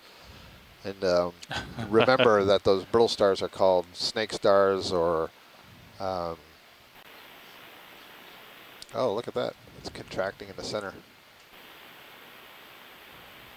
Yeah, that's kind of interesting. Remember, the mouth is on the underside here, so we're not seeing the mouth. These guys can't do that. The sea stars, some sea stars are able to actually evert their stomach out the mouth, and so they can begin digestion outside of the body. I don't believe that the brittle stars do that, so I'm not exactly sure what it's doing. But I suppose, you know, that would be one way to squeeze the stomach and purge the contents. And in fact, there's only one opening into these ophiuroids.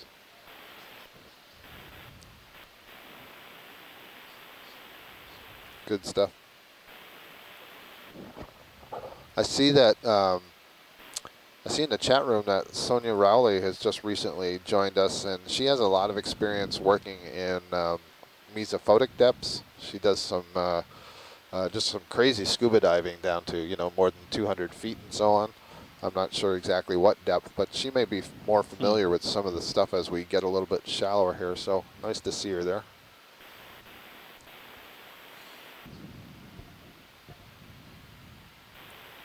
I just got back and I see a fish. This is a good sign. It has not been infrequent. We've been seeing lots of fish, Astrid.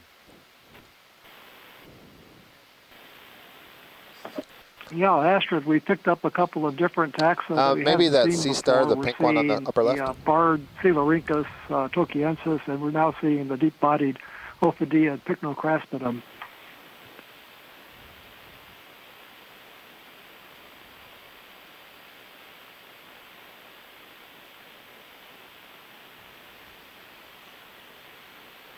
Wow, this is really impressive, the symmetry here. This is incredible.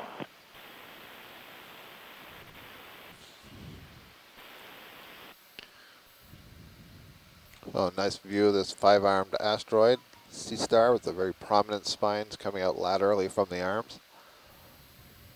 And you can see that left arm kind of gliding. Maybe the whole animal is gliding. They have tube feet underneath the arms that they use to move over the surface, so they don't move their arms back and forth to move. Instead, they walk on the tips of those tube feet that you can't actually see right now.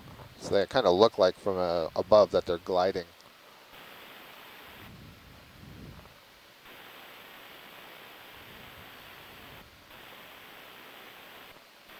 And some of these can move at a pretty good speed. And if they're not moving, then you might suppose that they might be feeding on something. Thank you. That's good when you're good.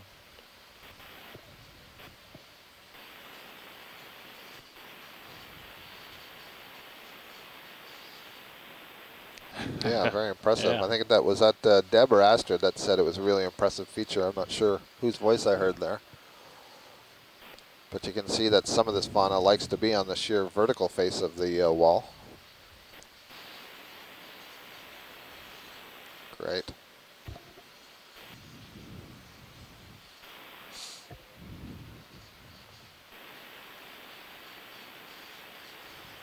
Bruce Mundy is just making an observation that the terrain is similar to what we saw during a submersible dive, a Hurl submersible dive a number of years ago.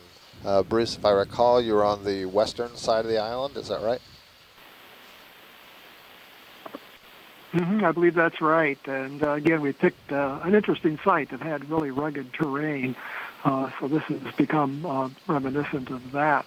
Actually, I think there was a transition at around 800, 700 meters from lower gradient to this high gradient type of topography. So we'll see what it looks like at this place as we go further on up. It'll be interesting to compare the two different locations. Oh, at the time, though, I had compared the flank of Jarvis Island as like the Devil's Tower in Wyoming, with the flat island barely emerging at the sea surface and then almost sheer cliffs going down until it reached a point where there was a more gradual slope.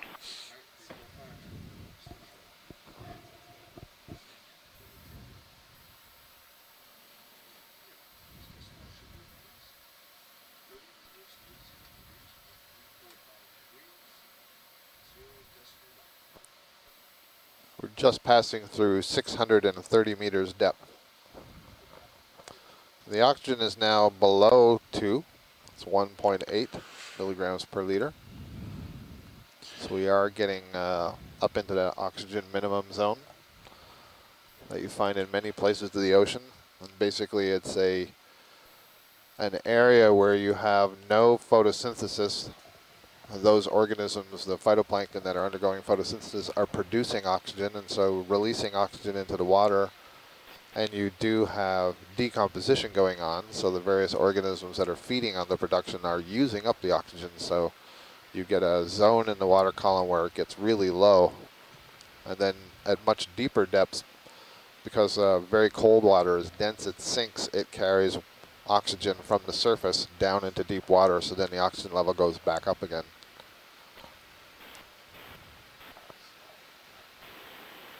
Lots of these anemones. We're all trying to find one on Friday. When we did our Atlantic Canyons work, we saw lots of octopus like to tuck themselves into these crevices in the wall. Is this a different fish on the right, or is this another? Yeah, it looks like another. Yep, the cusk eel. If it's possible Sure. to do a quick zoom, it'd Yep. be good to verify. We're going for it, Bruce.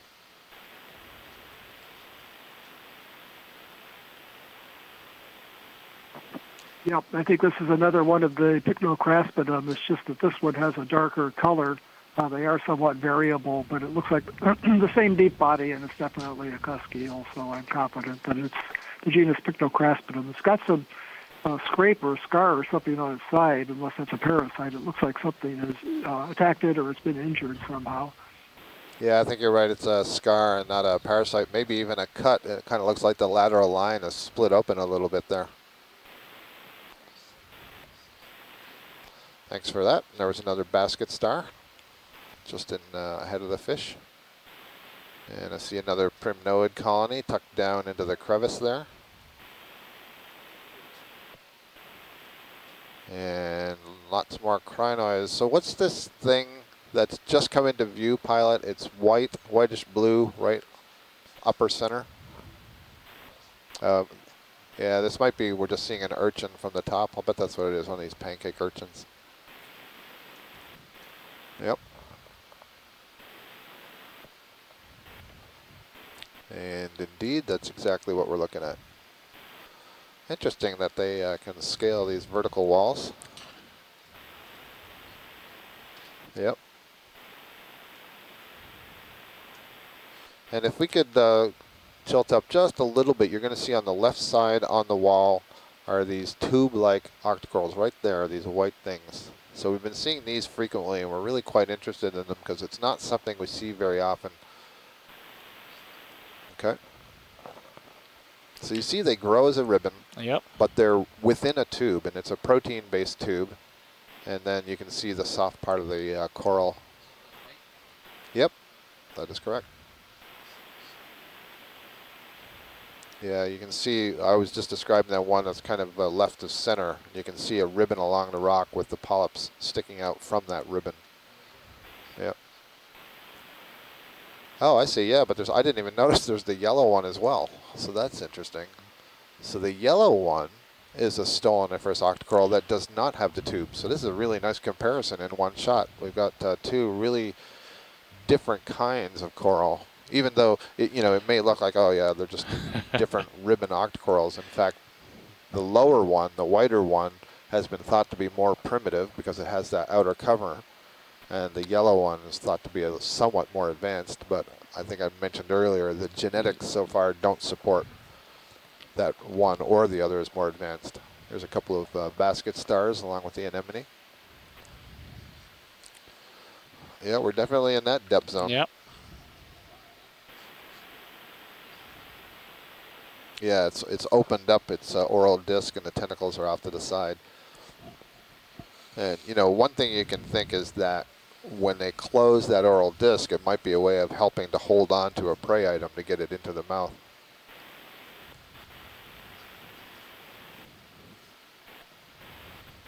Yep, purple in color with white spines. A semi-ubiquitous Oreo fish.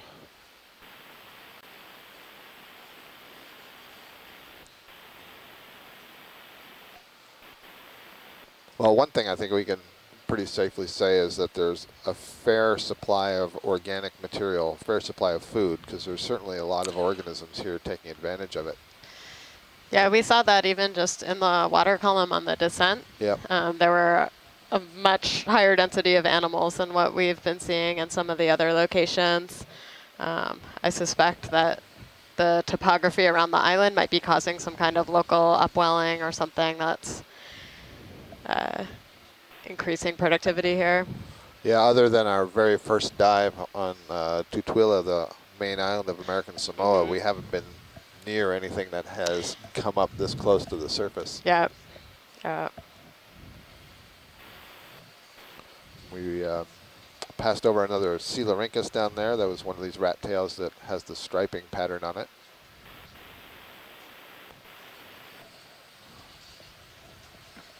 Yeah, for the upwelling, Jamie Gove of our center actually did, I think he did his PhD dissertation on this, the nutrient enhancement around Jarvis Island. And this is in the area of the equatorial undercurrent that impinges upon the island slopes, and that gets swept up and brings high nutrient water to the surface for increased productivity.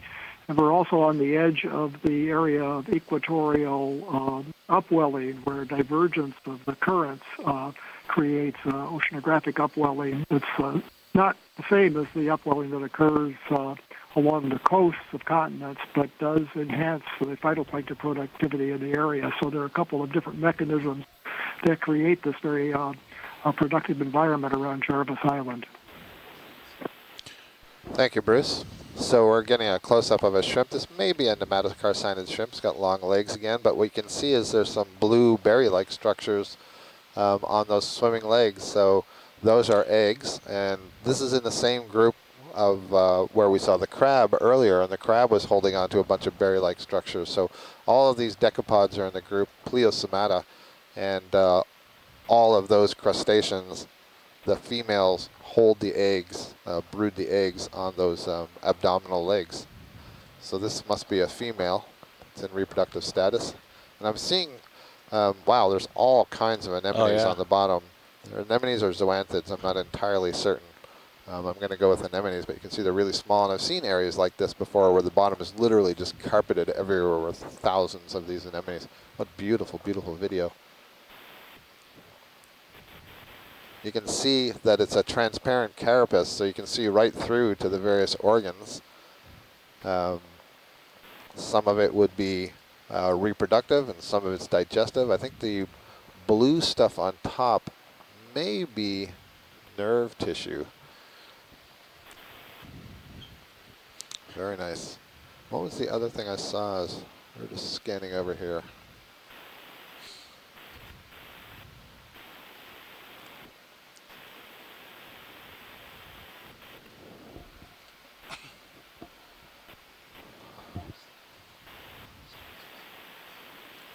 I don't remember what it was, so we can move on.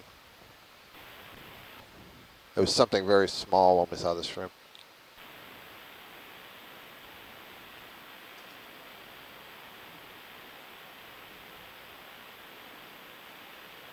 So it looks like I'm looking in the camera 2, the Sirius feed, and it looks like we've gotten to the top of this particular feature, so it's going to flatten out for a little while. So it'll be really interesting to see what sort of changes we see in the bottom. And right away you can see that here now is all that coral skeleton rubble again.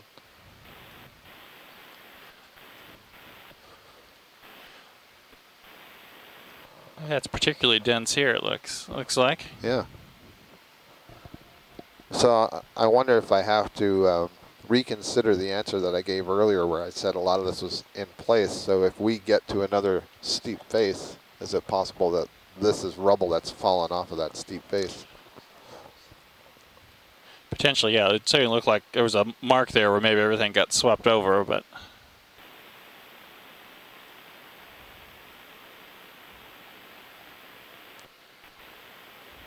Cup coral, perhaps?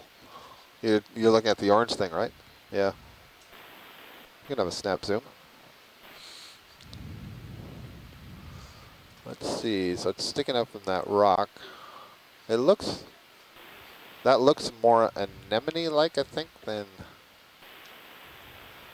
Some very interesting dark blue-purple color also. And the interstices of that coral.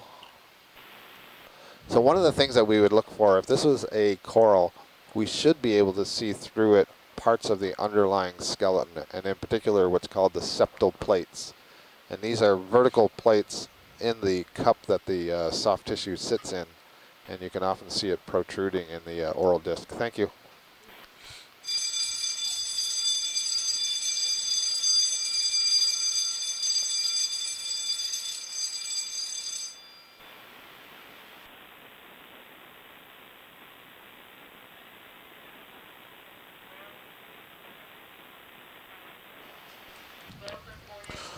We are having drills today on board the ship, so if you heard the bell behind us, there's nothing to be concerned with. All right. They take really good care of us here on the ship and make sure that everybody is prepared for various contingencies. That's right. And so practice makes perfect.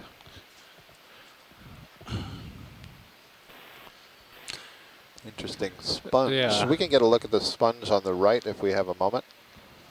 Great, let's have a look. It's a little bit different shaped than It's what a we've bit seen. different shape, and it's kind of out in the open. We can get a good look at it. Some of these others were really tucked into and crevices. Let's get a close-up and hear from Shirley about whether we need to look this longer. So Shirley, if you're there, if you can give us a quick indication of whether we need to slow down a bit, or if this is something we saw already. I'm here. Okay. I'm here. It would be good to get a snap zoom of this. I think it might be a hexactinellid, but it would be good just to get a snap zoom. There's either a molt on there or a sea spider. I see on this side a little crab. And that sure looks like a sea spider on the left, but it's not moving. I can't tell if it's a molt. What do you think, Shirley? Oh, it's very nice. And it's a hexactinellid sponge. Lovely. Thank you. Okay. I guess we don't need to stop, pilot. All Thank right. you. good view. That was kind of interesting. That crab on the right looked like he may have had something on the tips of his chela. I don't know what that brown thing is. Is that a sea star? Might be. Okay. I wonder if this is a slime. Oh, no. Oh, wow. Oh, fantastic. Fantastic. I think I have to check the, oh, yes. My student, James Aubrey, is here. This is a type of slug. And this might be the kind of slug that he worked on for his master's. So if he wants to give us any insight in the chat room, that would be great. Kevin Kokot was with us yesterday, who would also know about this. So this is a mollusk. And we certainly have not seen anything like this before. No, I would remember this. Yeah. It almost looked a little bit like a sea cucumber at first, but I'm pretty sure it's a slug. Bruce Monday is suggesting perhaps a plurobranch, excuse me. Those should be 2 antennae that you see projecting there forward. So that's the head. Mouth would be tucked underneath.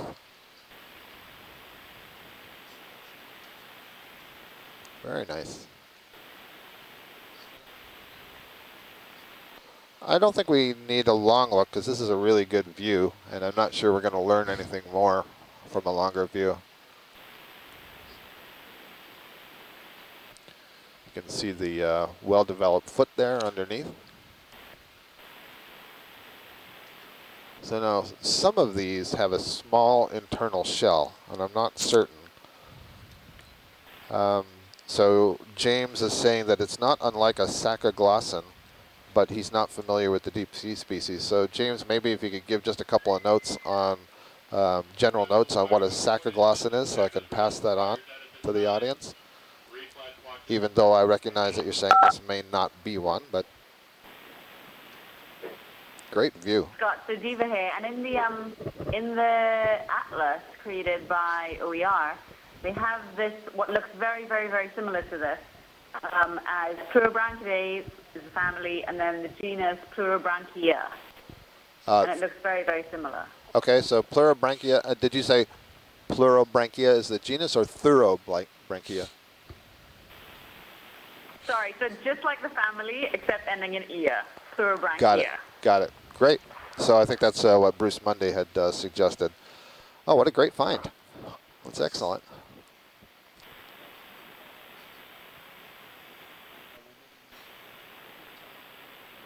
And when we find them, we find multiples. There's another one on the right.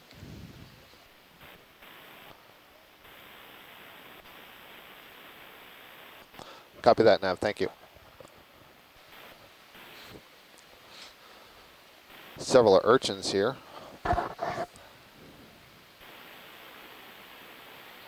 Let's see. And now we're back into our skeletal zone. Can we call it the skeletal zone? I guess that's what we'll call it, yeah. Is this another plurobranch that's on the left side? How about that? Yep. The number of times now, let's see, Diva said it. Who said it this morning? Oh, Les Watling said it. Aya said it. If you want to see something, just say it's rare. It seems yeah, like, exactly. Right? I think Amanda said it also about some of the midwater stuff. So a third one is kind of like you don't see these things. You think they're rare, and then suddenly you get into an area where this is the right habitat. That means they can reproduce, and the offspring may stay in the same habitat. So really interesting. We're up to about 6.9 I'm degrees convinced here. you guys are just replaying the imagery. Yeah, exactly. We're just rewinding everything. It was so good the first time. Why not? Yeah, here's another one. 2 more. 3 more. Wow. How about that? Diva, would you mind making a notation of this in either the event log or in C-Scribe, just so that we can pick that up later? It's in C-Scribe and the event log now. Awesome. Thank you.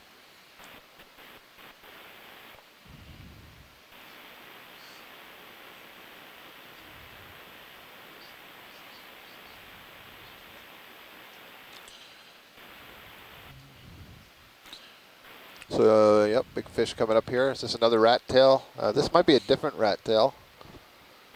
Wait for Bruce, unless it's just got the lighter stripes. Let's take a look at this. This could be a totally different kind of fish. These are, I'm not quite sure yet. We're getting there, Bruce. No, it is a rat tail. Yep, I got fooled. It is a rat tail, and it may be the same type, and just with a less distinct color pattern. But again, there are several species in this species complex, so this could be different than the ones that we saw that were darker. But it's in the genus Sclerotinian. It's got that flattened, pointed snout that's distinctive for the genus, and also lots of very distinct scales on the head with ridges of sharp scales below the eye, on the snout, and above the eye. So it's a Sclerotinian species. It's somewhat similar to the Sclerotinian tokiensis or ossifolus that we saw earlier, or that species group, but I'm not sure that it's the same. Thank you. Thank you, Bruce. I'm really taken with the scale pattern on the head of that fish. It's really, really amazing. And I'm also noticing as we were zoomed in on it, how many of these anemones are really near the edge. And I think when we were back in a little bit further and saw more of the skeletal deposits, we weren't seeing quite as many anemones. Yeah, I would agree with that. Yeah.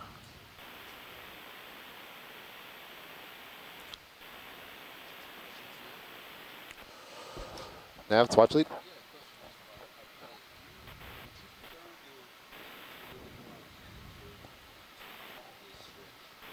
I kind of like what we were doing. We're just kind of meandering back and forth, and so it's just a way to see a variety of things. Thanks for asking.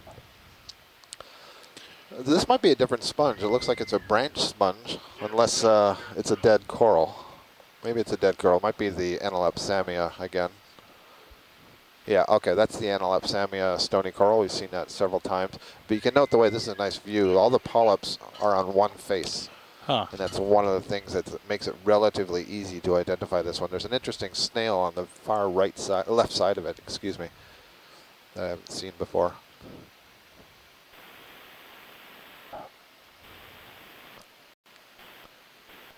Is anyone keeping track of the number of times when I say right, I mean left, and vice versa? Thank you. It's been better this cruise than others.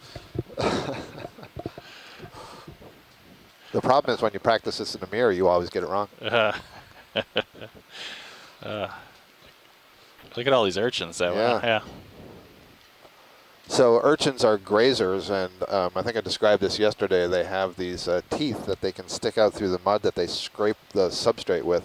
And so they're kind of moving over a lot like sheep or cows, you know, grazing on whatever sort of particulates are growing down here. I suspect there's bacteria that they're feeding on. But maybe it's some of the loose material that's just falling through the water column. Yep. Yeah, some are on the rock, some are on the sediment. Doesn't seem to matter too much. Right. Yeah, it is really dark, isn't it? No, it's still alive. It's an interesting observation. So what you're seeing is it looks like the tube feet are darker, and that's what makes it look like it's more stripy. So those dark finger-like projections, those are the tube feet, and I think, again, maybe it was yesterday I was describing how I like to tell my students that if you take a sea star and curl its arms upward and seal them together, you have an urchin. And so here you can see the tracks of the tube feet that would normally be under the arm of a sea star. All right. I love blowing the minds of people.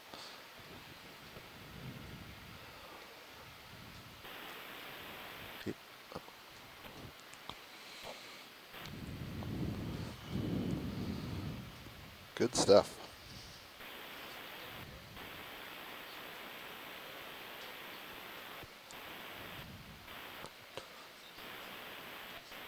Yeah, I see the particles are moving in the opposite direction.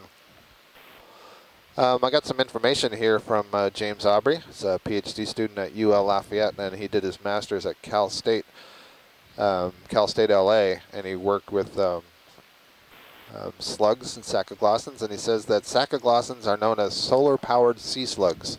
They're known for their ability to sequester chloroplasts. Those are the little organelles that plants have that convert solar energy into chemical energy. So they're known for their ability to sequester chloroplasts from their algal diet.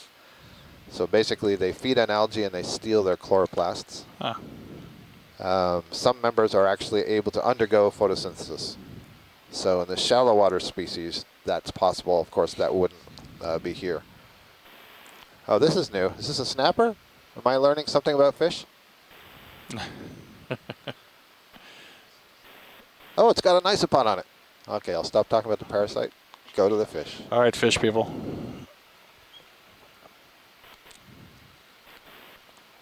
Bruce and Astrid are... This is a roughie. I just stepped up. Go ahead. Sorry, was Astrid speaking? No, go Bruce, sorry. Okay, I just stepped off for a moment and the fish appears. This is a roughie related to the orange roughie that was in the supermarkets and fish stores for a while, but it's not the orange roughie. This one has an isopod parasite on the lower part of the gill cover behind the mouth. The ones that we have here are more solitary than the orange roughie, which forms big aggregations down in the South Pacific and the Atlantic.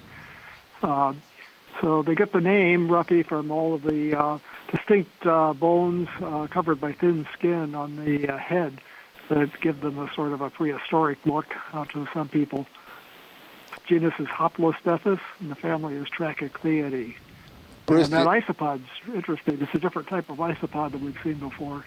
Yeah, that looks like, I believe, a cymathoid isopod, and there's another parasite maybe on the fin. And we noticed on the right side of the head, it looked very tattered, and do you know what that may have been?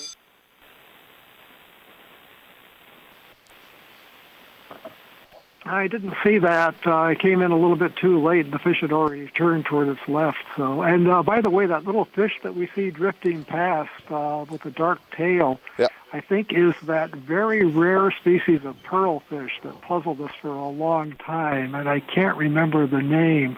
I saw one of these on the submersible dive, and we couldn't figure out what it was, but it was recently identified by Shinpei Ohashi over in Japan. So I'll try to type these names in quickly into the chat room, the event log, so we can get those. We'll see if we can find it again, Bruce. Zoom on that really weird fish? Well, we're going to try, but unfortunately the vehicles are in a position that we have to get back, but I'm not sure where it went. I saw it going into the wall. It almost looked like there was a ribbon drifting by. It was drifting to the right. So it would be in this wall somewhere. It was really small.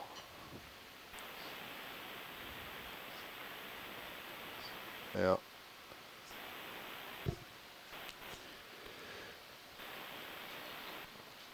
Yep, understood. There's a different kind of a crab on the top of that rock, so hopefully we'll see some more of those. That's new.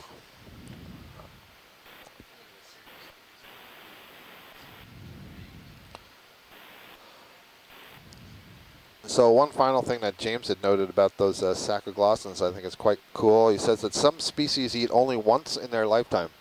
Oh, really? Oh. That's kind of cool. That's not good if you're a foodie. It's not good if you're a foodie. I suppose those are the ones who are stealing the chloroplasts, and so they start making their own food after that. Yeah. But yeah, I think I would rather have the varied diet, I think personally. so. Well, we'll Bruce, certainly keep our eye out for that little ribbony fish again. Maybe if you could type it in the event log. Let me see. Maybe you already typed it into... no, not yet. I'm still working on it. The name's so peculiar that I've got to look it up. Okay, understood, Bruce. Yeah, Pilot was really small.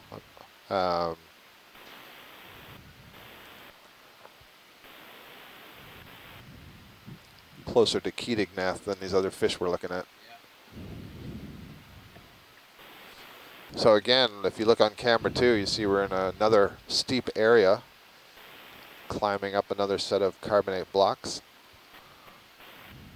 As I look down on that, I don't know if that's, you know, post-reef breakage or if that's more like spur and groove, and that's the way it was actually growing at the time it was settled. Yeah, it looks like it's kind of fractured and breaking off here on this steep slope. Yeah. It could be some grooves. There's another one of those pelagic holothurians sinking down. Looks a bit like the shuttlecock.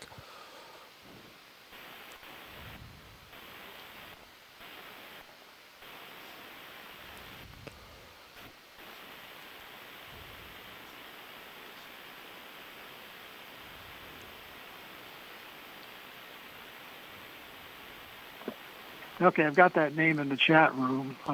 Good luck with it. So I see Bruce has identified the roughy, Hoplostethus. I think that was the easy one to pronounce. And it was a juvenile, let me see here, Tetragondactys.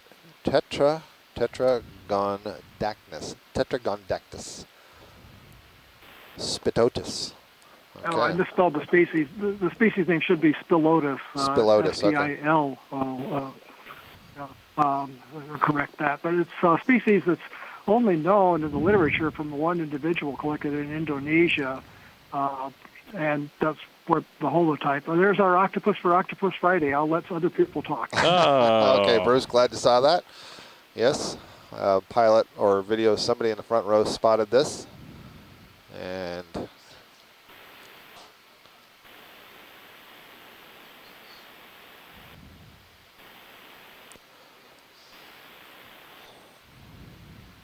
so we don't have any octopus specialists on the line that I am aware of. Yeah, I wonder, did he catch something, or is this kind of a threat posture because we're approaching?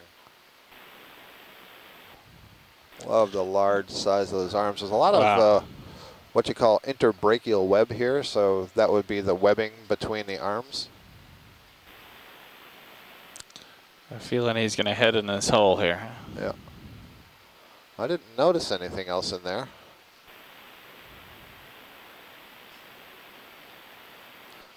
You can see those two openings behind the eyes.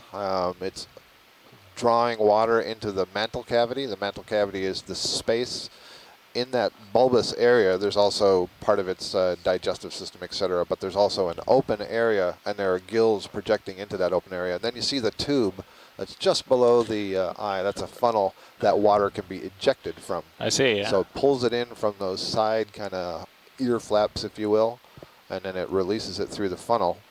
And if it wants to, it can release it in quite a jet and really zip off very quickly. Beautiful view. The octopus have pigments in their cells, and they're able to control basically small muscles around those pigments, and so change their color. They can be pretty good masters of camouflage, along with the squid and the cuttlefish. Well, yeah, so it's a really good question, and I don't fully understand the nature of it. I'm not sure if you have to have different pigment cells with different color, and then you can control the opening and closing of those different cells, or if single cells can achieve different colors.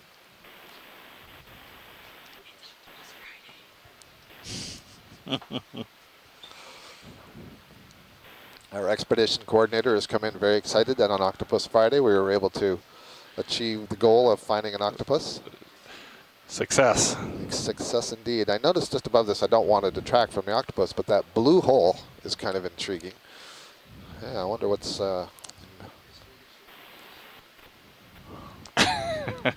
huh. Sponge? Sponge, yeah. Maybe? Yeah. Yeah. All right.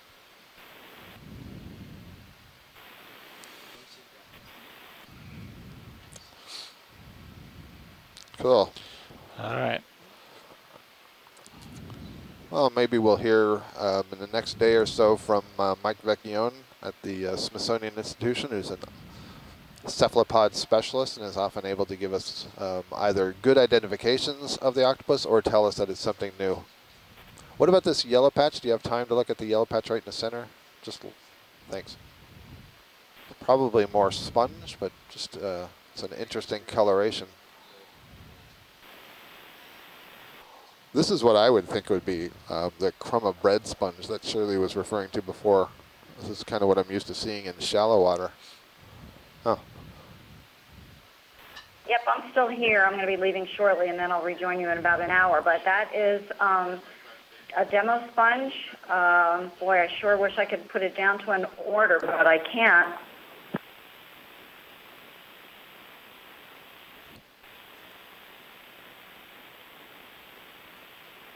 Great.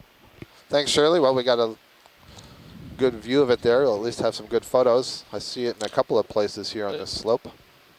Yeah, you can see a lot of this debris is actually piling up here in this groove or this crack. Yep. We are continuing to scale this carbonate mountain. We're at about 555 meters depth now, so we've come up. And as we go, we're starting to see new and different species, and that may be directly related to the depth or other factors that are associated with the depth. So our temperature now is a whopping 7.5 degrees Celsius, and now our oxygen is going back up again. Yeah, coming back up. We started about 2.3, I think, Yeah. down at 800 meters. So we went down, and now we're about up where we were. So it's a pretty weak oxygen minimum. I think you mentioned that before. And it didn't include a very wide range of depths. Are all these tiny little black dots, are they animals, or are they just sort of pimpling in the rocks? I think they might be anemones on the bottom, Diva. We were noticing before that when we did some of these close-ups, we discovered that it's just literally carpeted with these small anemones that are projecting from either tubes or from little holes in the rock. But if I think it's possible the ROV's in a position where we can get another zoom of the bottom, so let me contact the pilot. We just had a little switch there, so give me a second. No worries, no worries. You notice the bottom has a lot of black spots and dots on it. We just want to confirm if those are anemones or something else or something non-living. Thank you. Yeah, sure enough. So you see that, Diva? There's a whole lot of these little anemones that are poking right out of the bottom. Yeah, I guess the color was what just threw me, because when you zoom in, they sort of look pinky purple, and when you're zoomed out, they look sort of blacky. But there's also some smaller black spherules. Not sure what those are. Other stuff may be foraminiferal in origin, the stuff that's kind of greenish brown and is waving. Oh, nice shrimp.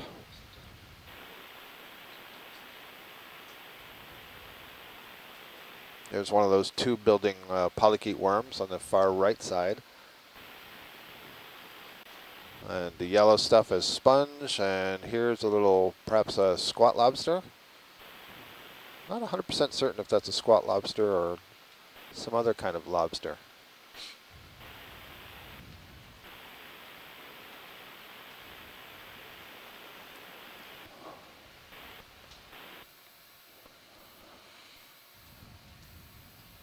That's good, pilot. Thank you.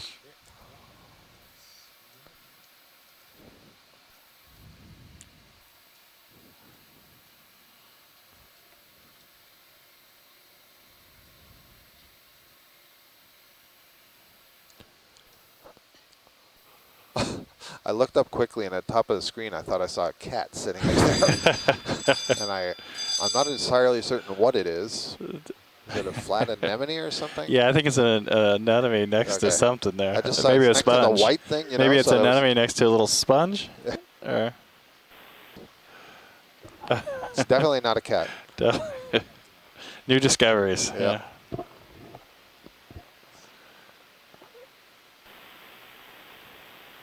This may be a pom-pom anemone, which would also be a first for the cruise. Liponemidae, I believe, is the family, and they have so many tentacles that you can't even see the mouth. So we call it a pom-pom. Oh, huh. Yes, please, on pom-pom.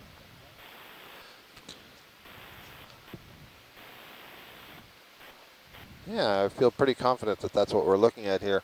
These are also known as deciduous anemones, deciduous like the trees, because they shed their tentacles. So I believe when they're disturbed, they just start popping tentacles off. Oh, Maybe oh as really? A decoy mechanism, yeah. Yeah. Great view. Thank you.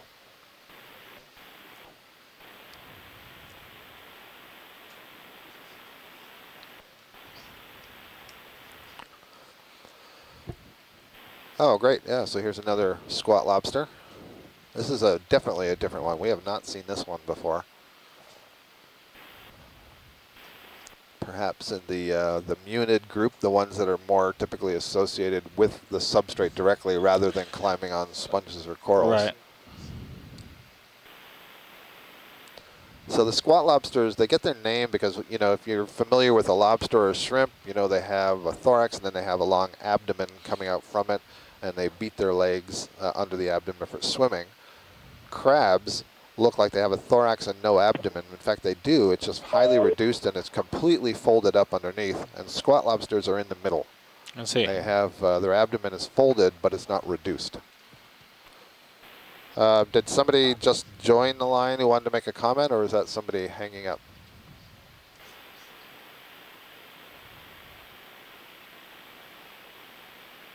See, on this anemone, the mouth is really raised above the oral disc.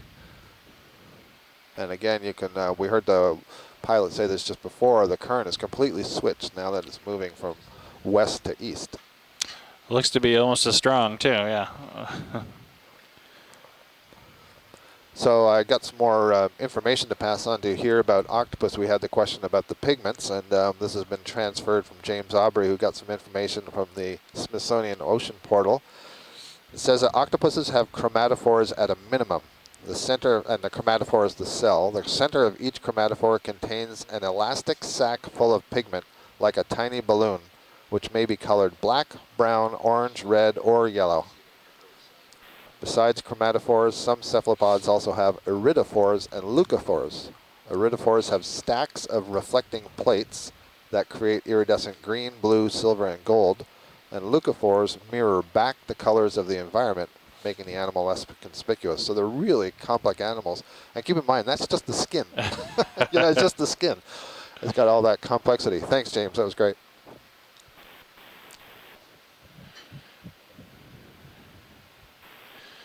It's really neat when you see them. And I tend to see this more on the squid and the cuttlefish, and you see the shimmering going on over the skin.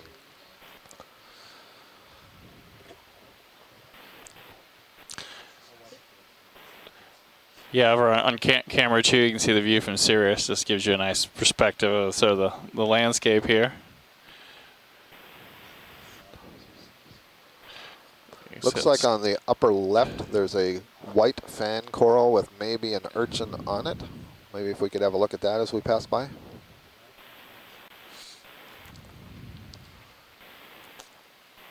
So from a distance, this kind of looks again like the Anelopsamia, but I'm kind of surprised that there would be an urchin on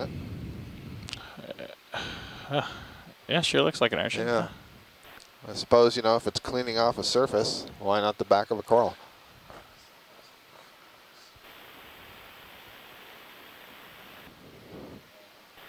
Really? Oh, yeah, so there are definitely some urchins that we see, they're much smaller than these guys. Well, actually, kind of like those pencil ones. Yeah, there's 2 pencil ones. Oh, I wonder if this is under attack. Interesting little collapsed feature, and there's no dead skeletons, just in this little patch here. And there's a whole bunch of the small anemones. I wonder what the deal is there. This coral's alive. I mean, I can see live tissue on it. Or do I? Oh yeah, you can see some of the tentacles of the tissue there. And again, it's an Anelopsamia, probably, that genus, and all the polyps are facing one direction. So here we see one sea urchin on the back side of it. Yeah, it's nice. There must be a basket star also on the other face. Yeah, I saw just a few of its legs there. So, yeah, really interesting. I wonder, are those urchins feeding on the coral tissue, or are they feeding on microbes, bacteria that are on the coral? Well, it looked like the tissue was gone from the base there, right? Is that, yeah. And I can see a lot of barnacles on the urchin spines as well. Oh, that's cool. There's another one of the Anelopsamia colonies. That one's not quite so smooth. Another thing, you can use the colonies and their orientation as some indication of the long-term current flow. Since they're taking advantage of currents, they often orient their fans to be perpendicular to that dominant flow. Maximize the flux through your branches there, okay.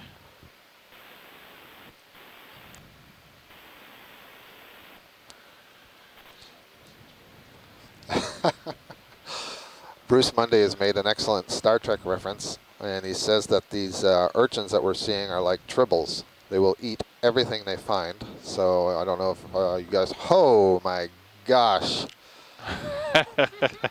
Okay, this is almost perfect because Bruce's next comment was, let's take some back to the ship. And that's really funny if you're aware of that original Star Trek episode with the tribbles. The problem is they just reproduce out of control. So now I believe they are tribbles based on this view that I'm seeing right here. All right, Urchin Ridge. Beautiful. That is fascinating. This makes me think that the urchins may also be getting some stuff out of the water column. I mean, why are they perched on the ledge like that?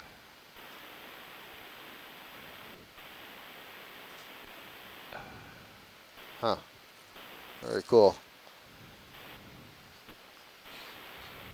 Yes, they'll just eat whatever's underneath them.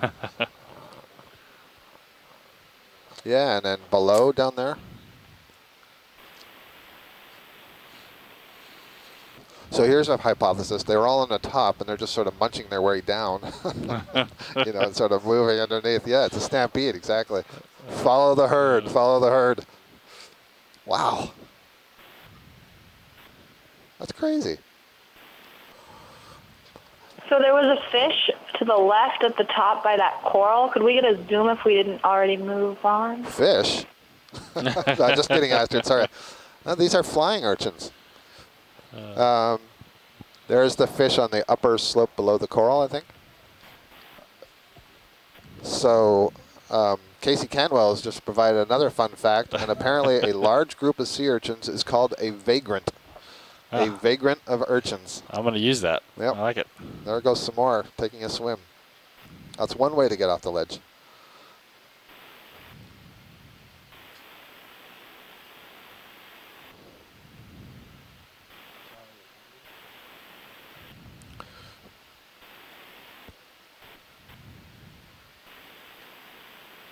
Yeah.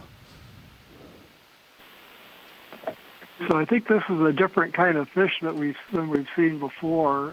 This is a codling morid. You can see that it's got a short little dorsal fin separated from the rest of the dorsal fin, and the tail fin is separate from the dorsal and anal fins at the back of the body. It would be nice to see if it has a little barbel on the chin, a little whisker on the chin, but I think it's probably in the genus Gadella. It's got a little bit of an injury on the side, a dark patch back toward the tail that I think is an injury, maybe a parasite. But this is a codling in the genus Gadella. Thank you, Bruce. Bruce, I feel like a lot of the fish that we've seen today seem to have some level of injury on them. Do you have any idea what's causing those? And is this a pretty common thing to see in these kinds of fish? I don't have an idea of why we're seeing such a prevalence of injuries today. And we are seeing a fair number of parasites, so maybe there are places where Just give it one more minute to, not unfortunately, a minute, Amanda couple of seconds, see if it'll who was show on its the chin. previous cruise, has studied this, and so has Andrea Quattrini, right? Andrea Quattrini. Right, right. I've studied this, but that's not my specialty, so they would be better people to answer this. So I can't really give an answer for why we're seeing so many on this dive. Well, thank you. And you see, looking across this landscape, I don't see any of these urchins on the flat part. Nope. Yeah, they're really particular. Location, location, location. Maybe we'll see an equivalent of a little border collie up here that herded them all down to the side.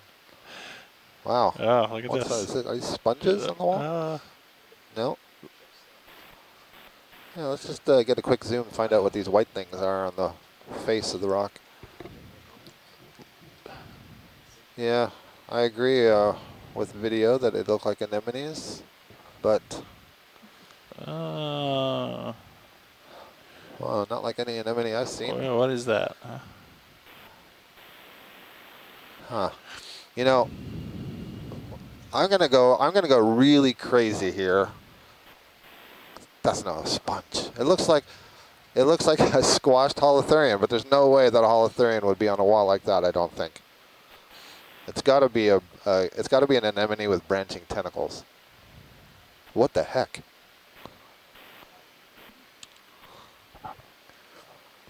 Now I'm losing it, Stump the Biologist.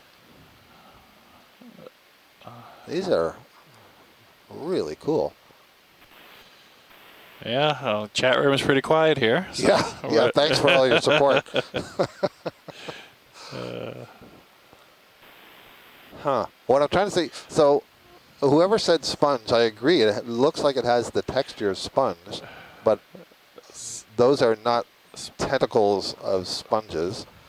So if it is a sponge, there's something living inside it, but I don't believe so. So it must be an anemone. Oh, there's one closed up just down below. Wow. Yeah. Oh, yeah. Yeah, Casey Cantwell is also saying holothurians. They sure look like the modified podia of a holothurian, but I don't know any self-respecting holothurian that would stick itself to a rock like this.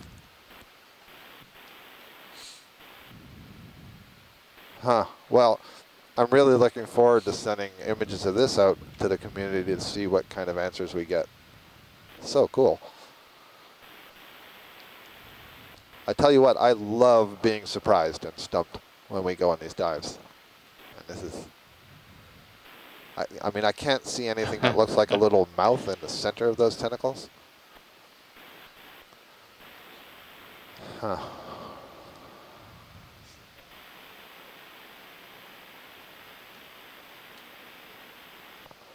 There are, so when we say holothurians, those are sea cucumbers. There are sea cucumbers that will bury themselves in sediment and just have these kind of unfurled podia come up, just exactly like this. They look just like it, but I've never seen it on a rock. So we have a comment in the chat room from Erin Easton, who says that there are holothurians that live on rocks like this. And, cool. And looks like she might be looking that up for us. Yeah, Asako Matsumoto says in Japan they have holothurians like this, so maybe they are sea cucumbers. If you think you can get it, I think it is. I've never seen anything quite like this. But apparently in Japan they have something similar, not this species, but something similar. Yeah, it sounds like some...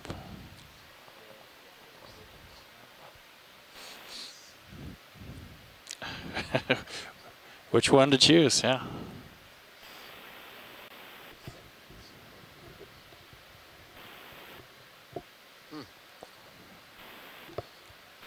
Well, you learn something every day.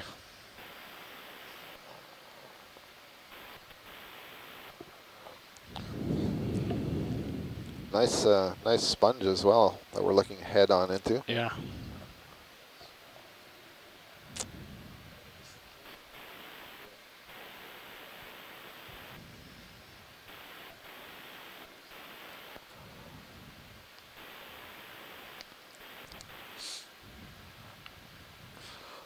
I will have to retract my earlier comment about self-respecting holothurians. I apologize to the holothurian community. Yeah, well, if we get him up, you can apologize in person.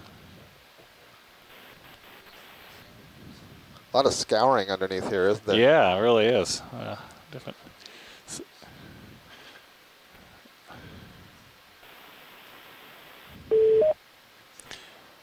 Hey, Scott. This is Chris Moss. Chris, great. You going to give us some insight into this? Yeah.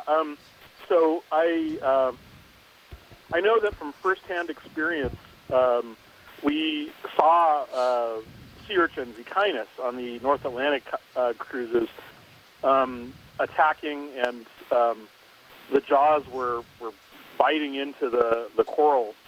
So they're definitely there was a Brazilian paper that documented the same thing, and they called it bioerosion. I think they stopped short of declaring it as actual predation.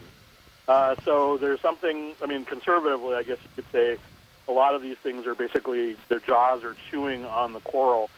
To me, that does predation, but I suppose, you could argue that there's something else going on there. It's the first time that I've ever seen an echinotheriid do that, however. Sideroids, we've seen them in the Hawaiian areas before, and remarkably balanced on top of corals, feeding on them, or what I would say is feeding on them. But echinotherids are a new one, so holy cow. Oh, you must have caught up in the video. So, Chris, I don't know if you're holy cow. It would be really interesting to hear what you have to say, but we're staring at a wall that apparently is covered with these holothurians with which I am not familiar, but they're on vertical faces of wall, and they have the highly branched podia, the feeding podia. Do you recognize them? Holothurians or sea urchins? Holothurians, apparently. I'm sorry? Yeah, holothurians. I mean, I'm seeing a whole bunch of sea urchins on Oh, I see. base. Am I that far behind? Yeah, you're very far behind. Yeah. That was also very impressive, that ledge. So stay tuned, because I'd like to get your insight. So apparently we've heard from Aaron Easton and Asako Matsumoto that there are holothurians that are specialized for living on these rocks, and Asako noted that there are some in Japanese water, and Aaron said one was collected near Juan Fernandez last year at 300 meters, so I wondered if you knew anything about them. At first we thought they were anemones, but when we got closer it was clear that they weren't anemone tentacles, they were these highly branched podia, and I've never seen them living on vertical faces before. So if you know anything about it, I'd love to know what you know about how rare these are, but we are attempting a collection. Oh, okay. I'm seeing Chris Kellogg on Twitter reposting pictures. PA must have a faster connection. They look like solids. So these are sea cucumbers that live essentially sessile on the surface of sometimes mud or rock surfaces, and their bodies are covered with armor plate. And so they don't necessarily look like sea cucumbers from first glance. The feeding tentacles are extended out into the water, but the bodies are sort of just like these armored sort of plate. They're like mounds of armor plate. I don't know that much about them. They occur in Antarctica with great abundance. You can show, there are videos and images of the bottom which show them by the hundreds embedded or sometimes present on rock faces. I haven't gotten to the video per se yet, but from the pictures that I'm seeing, I think this is sort of a similar type of thing where you're having just a whole bunch of them taking advantage of the filter feeding flow, perhaps in the same way that we were talking about how the other day how some brittle stars take advantage of being extremely abundant on a sponge. One larva settles and then perhaps attracts other larvae to settle in the same ideal sort of locale. Got it. And while you were talking there, I did a search for Solidae, and I agree. That's certainly what the modified podia look like. I don't see anything that looks quite like what we're seeing on these rocks. Maybe this one does. Let's see. This one suggests that maybe have calcareous plates on the outside. Really fascinating. Well, we're going to see how easily we can scoop it off the side of a rock. And maybe I should avoid using the word easily.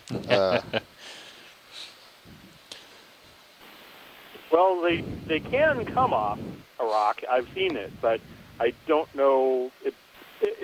Your mileage may vary with individual species. Sure. As long as I'm on here, I can also tell you that circular to discoid orange sea star you saw earlier is called Tremaster mirabilis.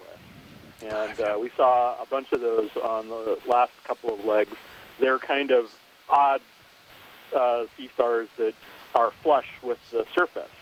If you turn them over, they have kind of a really deep mouth in the surface, and there are organopores inside.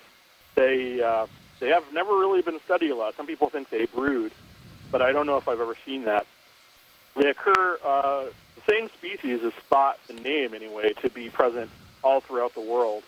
So I've seen them from New Caledonia, from the Atlantic, from all sorts of places in deep water. But again, not a lot known about them. They vary in color apparently, because we saw them. There was that one leg I think on Santiago's dive where we saw them you couldn't go 5 or 10 minutes without seeing like 20 of them, and they would vary between dark orange and sort of a yellow straw white color. So sort of always interesting to see, and certainly they're very distinctive because of that. Oh. Bizarre yes. orange, but they're also because of their bizarre shape. Oh, okay, so here we are. Yeah, these are. I'm now seeing the video of the cucumbers. Those are definitely members of the Solidae. At one point, I think there was only one genus, but I think recent revisions have extended the number of genera of solids. So I'm not entirely sure which genus it is. Yeah, I'm not entirely sure if they're actually embedded in the rock or if they're just stuck on the surface of the rock. Well, while you've been talking, we've had a masterful pilot here trying to collect one, and he very gently scraped one off a rock, and we now have it in our collecting, I don't want to call that a dustpan or shovel. And the next challenge will be to get it into the bio box. So it came off fairly easily, so it's not embedded. It's more like, I suppose, I wonder if they used the podia maybe to fasten themselves. I don't think it was, adhered or glued in any fashion. Well, in the preserved ones that I've seen, there's a sort of the chitinous layer covers over kind of a foot on the bottom, like a sole. And so in theory, one could just scrape them off, and they could just, because it doesn't seem like they're strongly attached. There are no tube feet the way that, some of the shingle urchins in the tropics have really strong adhesion to the substratum. So, it is reasonable to see, it's consistent with what I've seen that, they just come off pretty easily, but I've never tried. So, so good, because they're animals that I don't know if I think we've ever seen solids on these cruises before. I have never seen a solid in the deep sea before, so. Cucumbers, right? But yep. Never these. Nope. And they're commonly encountered in other circumstances. Please continue. I'm sorry.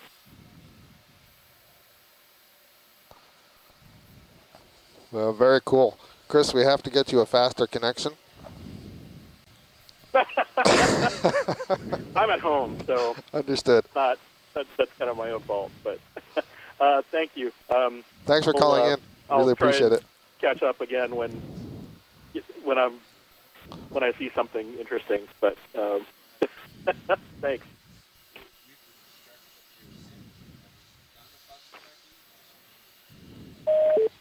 Oh, hi, this is Bruce. While we're on the topic of echinoderms and collecting and all, this jogged my memory. We did make a few collections on the Jarvis Island submersible dive back in 2005, and one of the things that we collected was one of those urchins forms large groups on the edge of overhangs. And I believe, it took me a long time to get around to this, but I got them to Chris Kelly, and I think he did send that specimen along with a few other things, to the Smithsonian. So there should be a specimen of that, what I would call the colonial sea urchin, not colonial in the sense of forming a single organism, but aggregating sea urchin in the Smithsonian collection from Jarvis Island. Thanks, Bruce.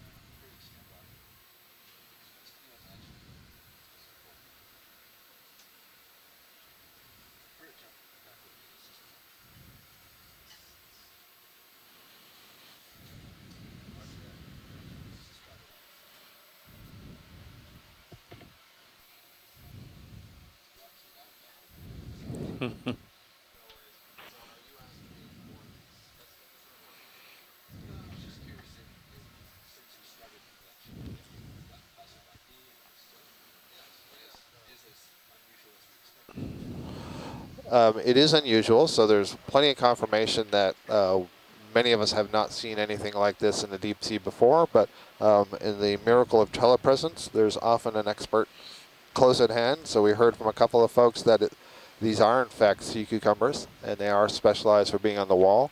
And then Chris Maw did call in, and we got a family identification of Solidae, but he has also not seen anything like this on any of these deep dives. So, yep, exactly. Totally agree with that.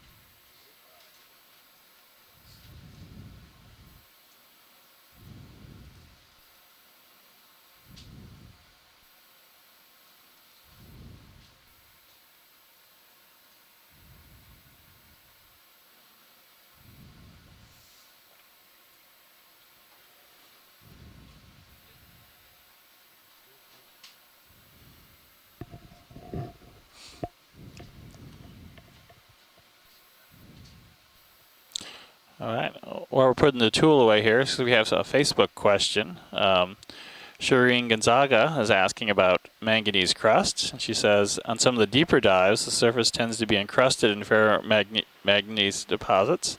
And at shallower depths, like these carbonates, from the ancient reef, we see less of these crusts. And she's asking what the deposition depends on. Is it the age of the seafloor? Does it tend to form on basalts or carbonates? Really, how do these things form? And those are all great questions. Yeah, we did see a lot more of this on the deeper dives, and those were primarily on basalts. Those are rocks that had probably been sitting there for many tens of millions of years. We've seen less of that. There was a hint of maybe a little bit when we first started this dive, but certainly here, this looks like carbonate rock that's exposed. And you can see if you're watching the video here today that in fact, some of these rocks look like they're being actively sort of eroded or scoured away. And so what we need to do to have crust, we need to have an area typically that's fairly sediment free. And of course, yeah, the longer those rocks sit there, the thicker the crust are going to get. And that's one of the reasons this part of the Pacific is so prevalent on these ferromanganese crusts. We do have lots of old volcanic rocks that are sitting at about the right depth range, typically between 400 and maybe 2,500 meters, where these crusts tend to form. And we have very low sedimentation on some of these isolated seamounts. So yeah, certainly here on the fringe of this reef, it's a much more active environment, lots of sediment, and we don't seem to be seeing that crust formation.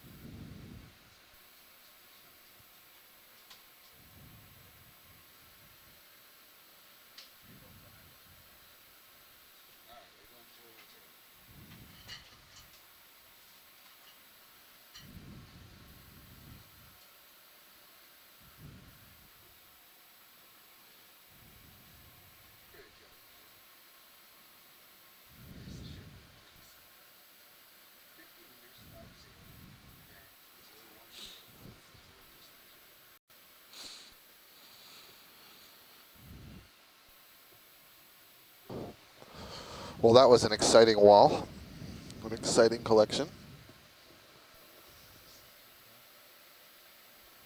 Looks like Keating. So this is a different kind of eel than we've seen before. It's more slender bodied. This is a snake eel in the family Ophichthidae. They're difficult to identify without specimens. Okay. Did you say snipe eel or snake eel? Snake eel, as in the reptile, like a rattlesnake or garter snake. Okay. Stand by, Bruce. It's a little bit far out. The tether won't allow us to get there quite yet, but we'll try to keep our eye on it.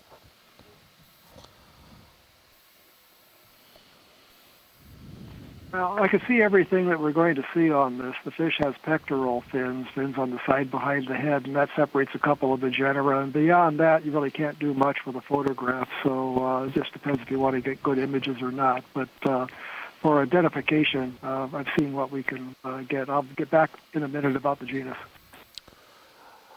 Thank you, Bruce. Pilot, I don't know if you copied that, but they've got enough. They have enough for identification. So unless we want beauty shots, we're finished with that fish.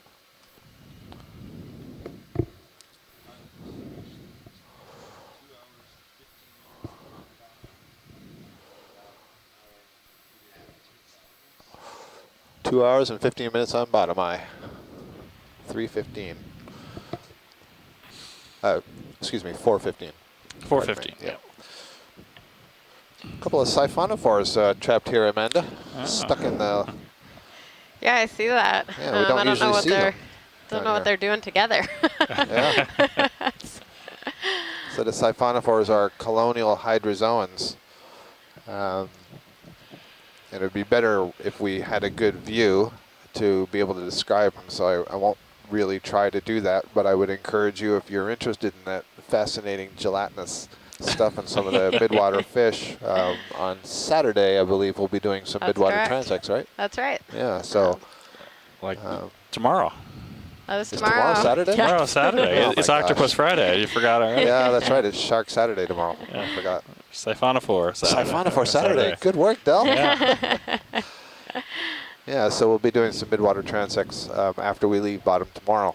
And we always see some really cool stuff up in the midwater. So these more of these solids. Look at that.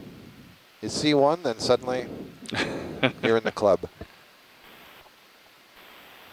This is a real typical birdwatcher phenomenon. And I find this with roadrunners. You go on a trip, you see one roadrunner, then suddenly they're everywhere.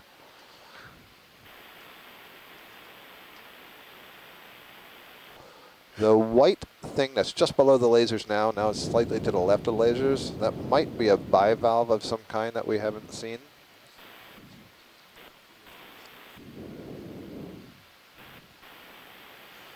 Definitely a bivalve. You can see that it's open there. I'm not sure, maybe Diva can say, we saw something like this very early in the cruise, actually, in the dive, and maybe it's the same thing. This one may be dead. I don't see any tissue in there. Thank you.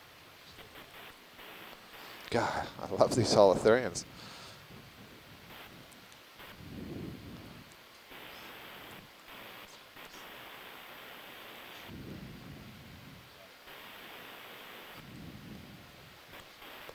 We are at 510 meters, and we are diving on the southeastern slope of Jarvis Island, which is in the Pacific Remote Islands Marine National Monument.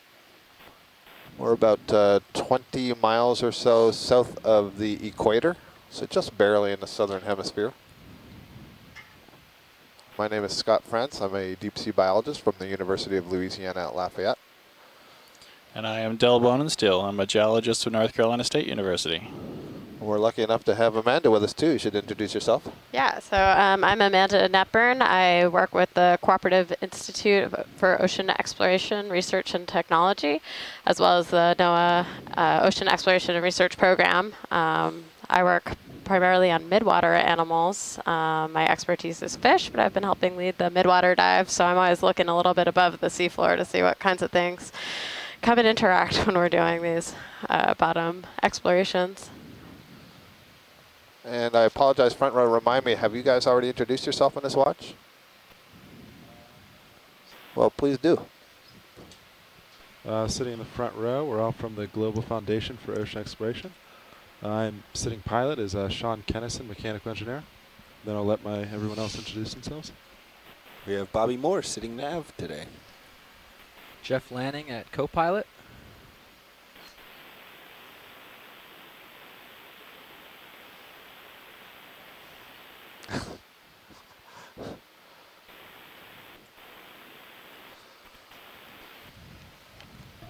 And we're all very happy to be here today.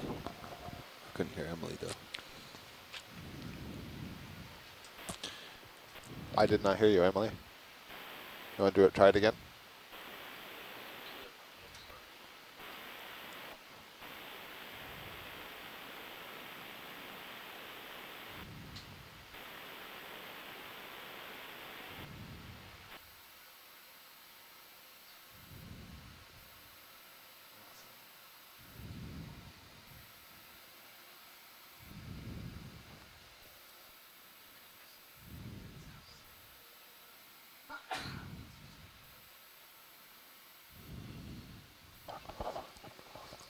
Are you trying? Yeah, you're trying to get this purple thing, huh? Yeah. It's another sea cucumber. It's one of the Pelagotheria that's on the substrate, I believe. Huh? Have you ever seen that before? No. No, I mean, I've never seen a Pelagotheria until 1 leg ago. And now you've seen about a million. It's like, okay, it's a Pelagotheria, but yeah. So but I wonder if this. Go ahead, Amanda. Well, no, I'm just wondering if it fell to the seafloor or if it is sort of a benthopelagic critter that has spent some of its time on the seafloor. Huh. Yes, please. We could. This is one that we see in the water column all the time, and it's specialized to be in the water column. And to answer Amanda's question, I do not believe that this spends its time on the bottom. Okay. So, I don't know if this is just something happened. Dying or it's intercepted the bottom. Strange. I'm not sure what's going on. Yeah, there were a couple of these on the way down. What is that? Yeah, quite a few. And if you look in the in the Stereoscam, you see them pretty often, which means they're not far off the bottom if we're seeing them there. But it doesn't look dead by any means. I mean, there's no decay. So one thing that's interesting, we just collected these sea cucumbers that were modified and kind of glued to the wall, and they had those very branched podia. Well, what you see here, these elongated kind of like arms or tubes that are extending from the center, those are also podia, and there's webbing between them. And so these are modified tube feet, and these are modified into a great big sail, effectively, so they can remain in the water. It almost looks like he's caught on the coral rubble here. It does. I wonder if that's possible, if he gets swept down. And I would think that's entirely possible. Remember, these are pelagic organisms, so typically they would never see a surface. Right? And so they might have problems when they encounter that. Pilot, that's great for us. Thank you. Cool, thank you. Really interesting. It's nice to be able to get a close-up look. It's hard in the water column to kind of fly off when we get anywhere near them.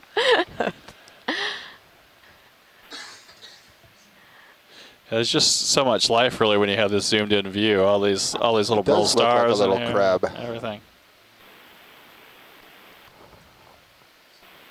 There are a number of really small white Bracingid asteroids in there too. The sea stars. Yeah. I wonder if those are juveniles or a different species. So hopefully, Chris can get a look at that image later. Whoever in the front row saw that, good eye. Yeah, that was very cool. There's a fish on the lower left. I know you have to leave. I guess you have to leave. I can see you're not in the serial view. No problem. No problem.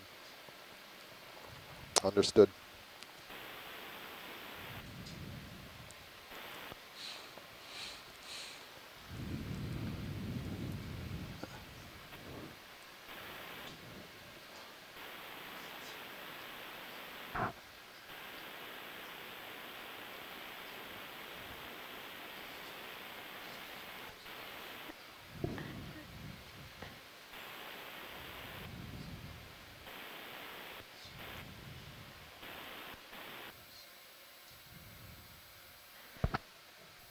Kind of some interesting structure to the seafloor here. Yeah, what do you think's going on? I was just thinking as we're coming up here to shallow depths, we're certainly seeing more cavities sort of in the reef Yeah. these older reef rocks. So a lot more three-dimensional habitat for life down here.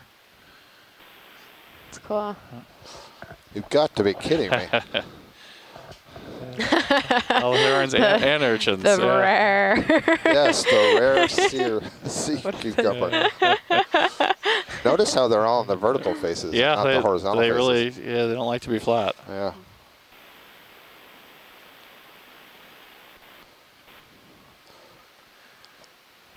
For the fish folks on shore, Bruce and Astrid, I just asked Emily, the videographer here, if she could rewind the tape and get a clipping of that fish, which she can, and she suggested perhaps it was an armored sea robin. And it did seem to have that appearance, so hopefully you guys can have a look at that later on. Oh, and there's maybe a different kind of urchin that we just passed over down in the crevice. Looked like it had stripes almost. There you go. Oh, maybe that's that sea star again with no arms.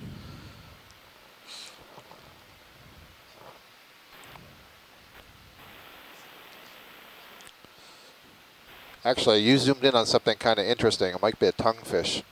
Right now, the lower, yep.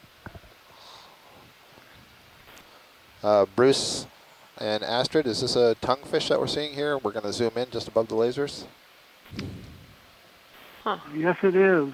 This is very similar to ones that we've seen on other dives in other areas, but it has a different color pattern. Very small, obviously. Those lasers are 10 centimeters, about 4 inches apart. So what this looks to be about maybe 6 centimeters or so. Interesting, color pattern. This family, the Cynoglossidae, is not reported from the Line Islands before, but we did see one on the Hurl submersible dives. Actually, we didn't see it. It showed up in a photograph that we were taking of another animal, and we noticed it after the dive. Oh, great. Well, I'm glad we got to see it. It's a type of flounder with eyes on one side of the head. Thank you, Bruce. Thank you, pilot. If you still have time, so now to your lower right, you can see just coming in of the skid, that orange, yep, great. Yes, I'm pretty sure that this is that same sea star that we were looking at before where you couldn't really see distinguished arms.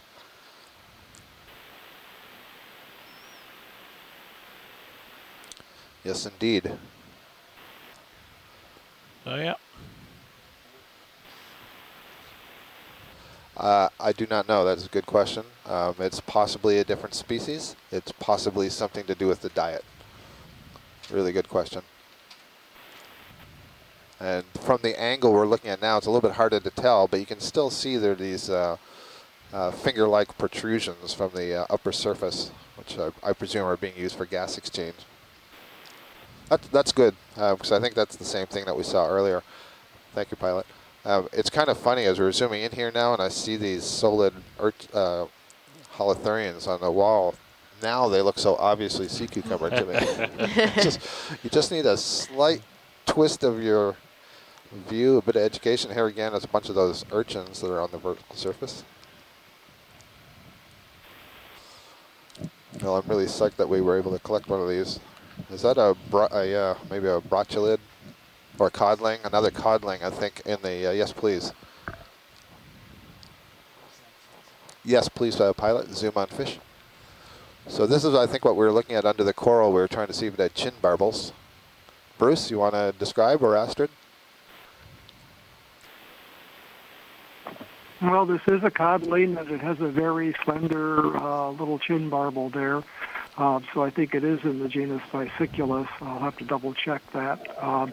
There's a species described from the Line Islands, Bicyculus coheni, named after Daniel Cohen, who was a ichthyologist for National Marine Fisheries Service at located at the Smithsonian. I think it was known from one specimen. You can't be sure about the species without collecting a specimen, but it's a codling. It's in the same order as the codfish and pollock and haddock, but these are much smaller species. They're found in deeper waters. We don't have shallow water codfish relatives at the tropical islands. So family Moridae in the genus Bicyculus. Thank you, Bruce. Yeah, actually, I don't know what all that brown stuff is that's on the upper right of the screen. I suspect it's going to be some kind of hydrozoan. There is a bunch of it, and that's new. I haven't seen that yet on this dive, have we?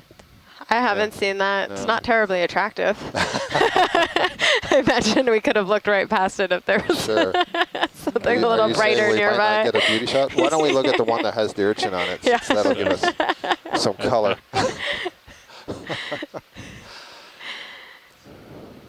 There you go. That's what we're looking for. So, Bruce, the fish that have been collected in this region, is that mostly with benthic trawl nets? Like otter trawls, or how are collections made?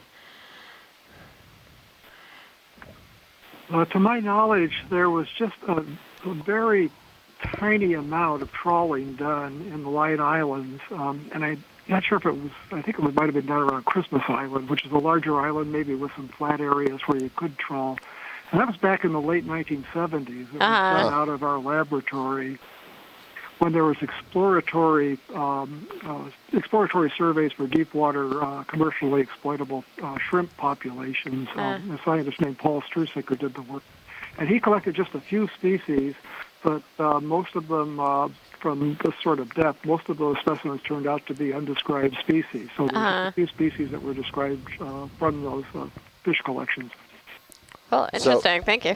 Yeah, if I could just interrupt for a second. So I'm glad we zoomed in here. In fact, this is a whole mess of tubes of polychaetes. Wow. So you can see the tubes themselves are kind of brownish in color, and then it looks like there's two antennae-like structures that are extending out from them. And those are the living worm that's inside the tube. And then also, all these things that are nodding back and forth, these are a kind of amphipod called coprelids. They're also called skeleton shrimp, or sometimes they're called noddies, and you can probably see why. And like all amphipods, you can see that one that's in the upper part going back and forth. It's kind of swollen in the middle of the body. They're brooders. They have these brood sacs, and they keep the embryos in there.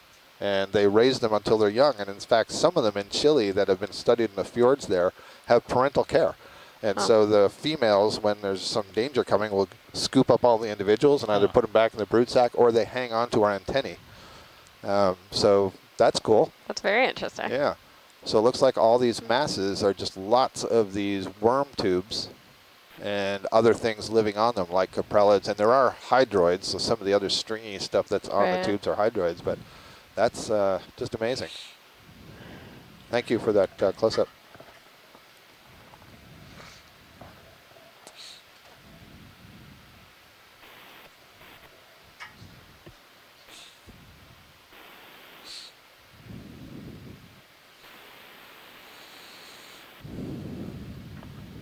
Just as a side comment, on the submersible dive that we did at Jarvis, we also collected a specimen of that reddish sea urchin that we just saw.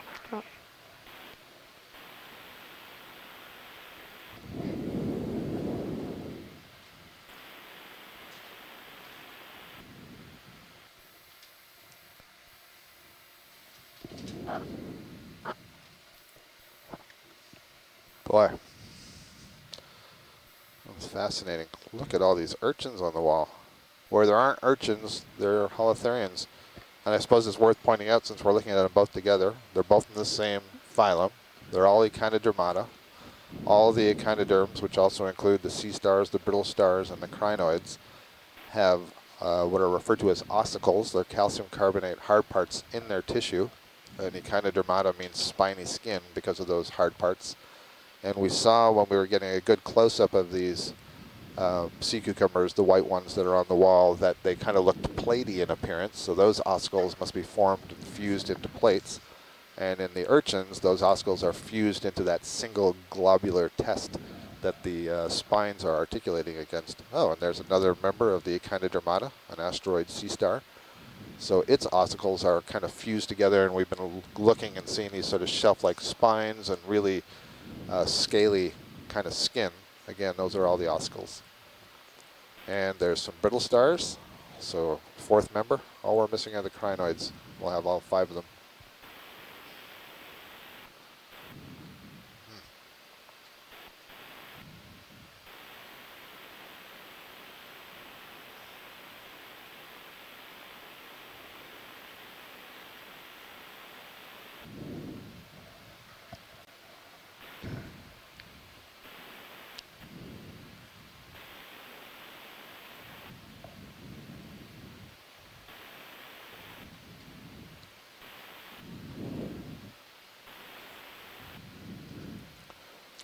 that an Oreo or a different fish on the lower left?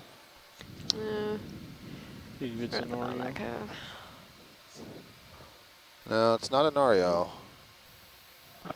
Maybe it is, sorry. I think this may be this may be one of the deep water cardinal fish that I've been expecting to see. Well, no, actually not. I guess it looks like it is an Oreo. Yep. We just always listen to Roland. He knows. Way.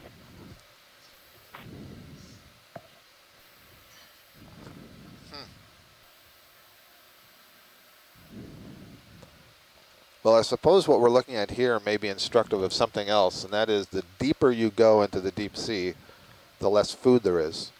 And so there's less density of organisms you see, and typically the smaller organisms you see. And clearly up here at, where are we, 475 meters, there's a lot more food to support a lot more organisms.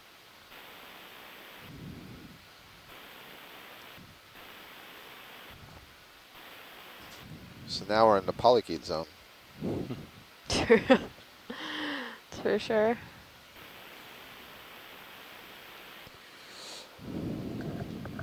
We sort of described before, I think Chris Ma was saying a few things when he called in about the patterns that we see in terms of recruitment.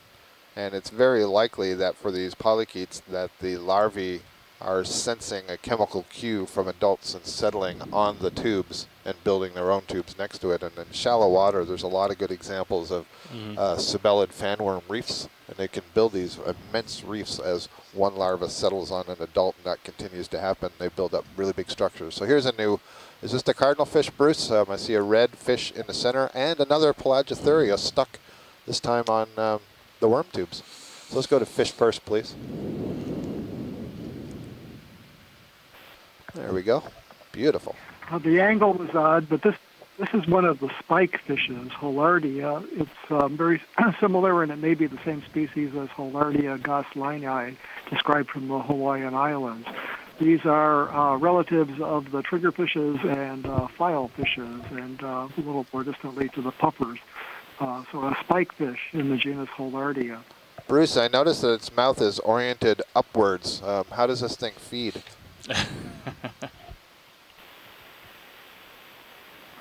I'm going to have to look that up for this. I don't even know if that's known or if I have the information available. We saw some relatives of this on the last leg up toward Howland and Baker that are actually feed on the scales of other fishes, but I don't know if this one does. We see this species often in association with coral fans, and I'm not sure if what they actually feed on.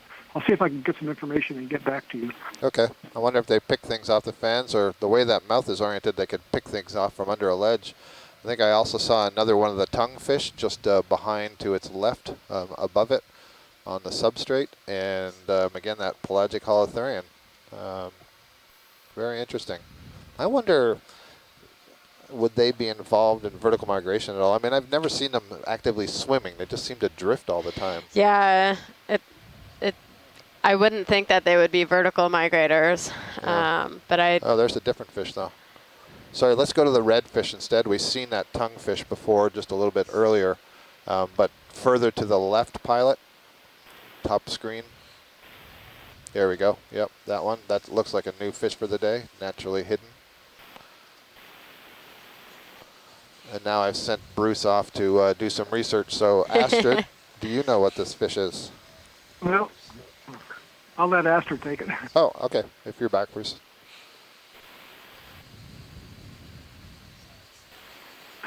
Astrid says no thanks, but this is our first scorpion fish of the day. Scorpion These fish. are abundant. It wasn't fair because it was hidden behind the polychaete tubes when I asked Astrid, so that was an unfair request. But it's a scorpion fish. Well, actually, I said it's our first scorpion fish. It's not. We saw a lot of the black scorpion fish, the deepest living member of the family. That's bentopelagic. But this is a mesophotic, low light living scorpion fish. They're very difficult to identify. There's another one of our Sclerotinian rat tails, by the way, that just appeared in the image we went past. Scorpion fish because they have venomous spines on the back of the body, and I expect we'll start to see more of these as they go upslope.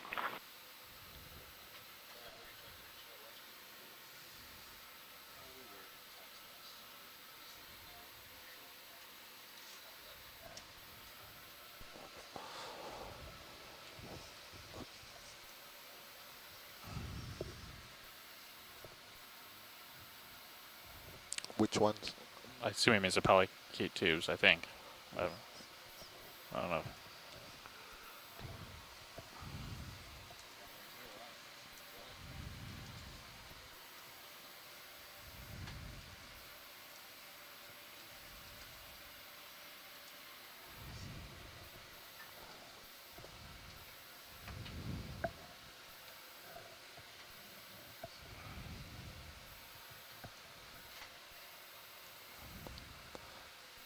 If we were at shallower depths, I might think we're looking at algal turf here or something like that. Yeah. You know, Like seagrass or something. yeah, exactly. But Definitely we've what had it a looks like. good look at these, and we know that these are tufts of polychaete tubes all packed together.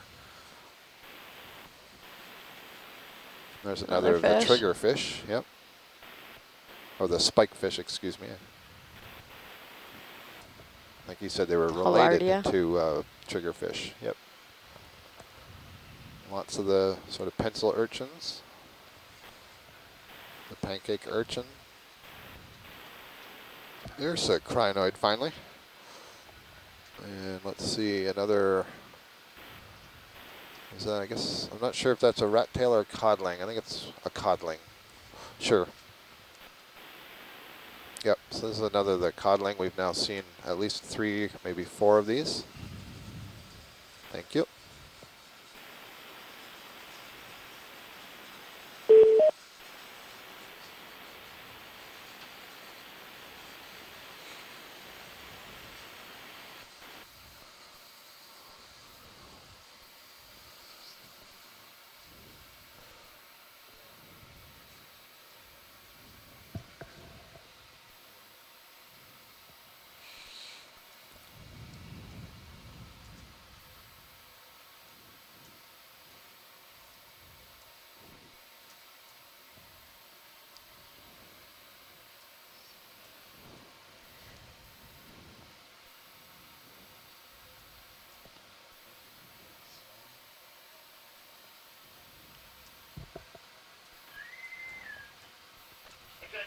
Very sad.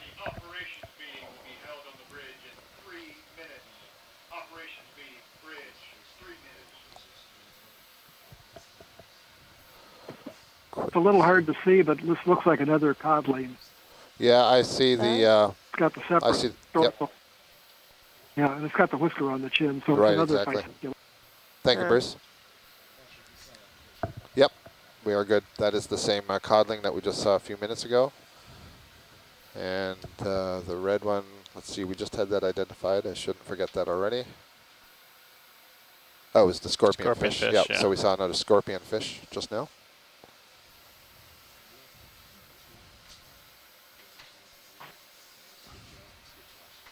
Now I feel like we're hiking through a canyon as I look at this wall.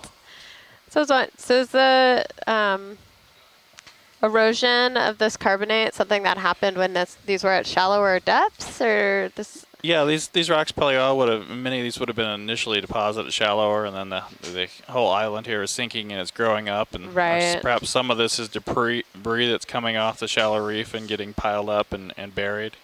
Yeah, certainly as we've come up to shallower depths, it's less massive. We have more of these cavities in it. Yeah. We have a lot more three-dimensional habitat there.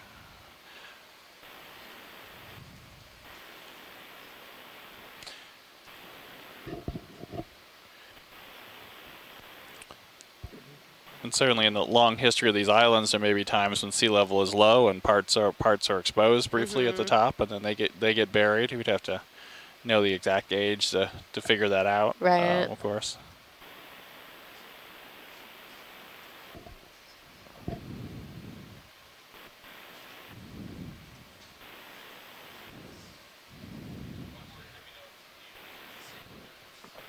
Now it looks like we're seeing another Copy that, pilot. codling, and then I think a rusty Hoplostethus.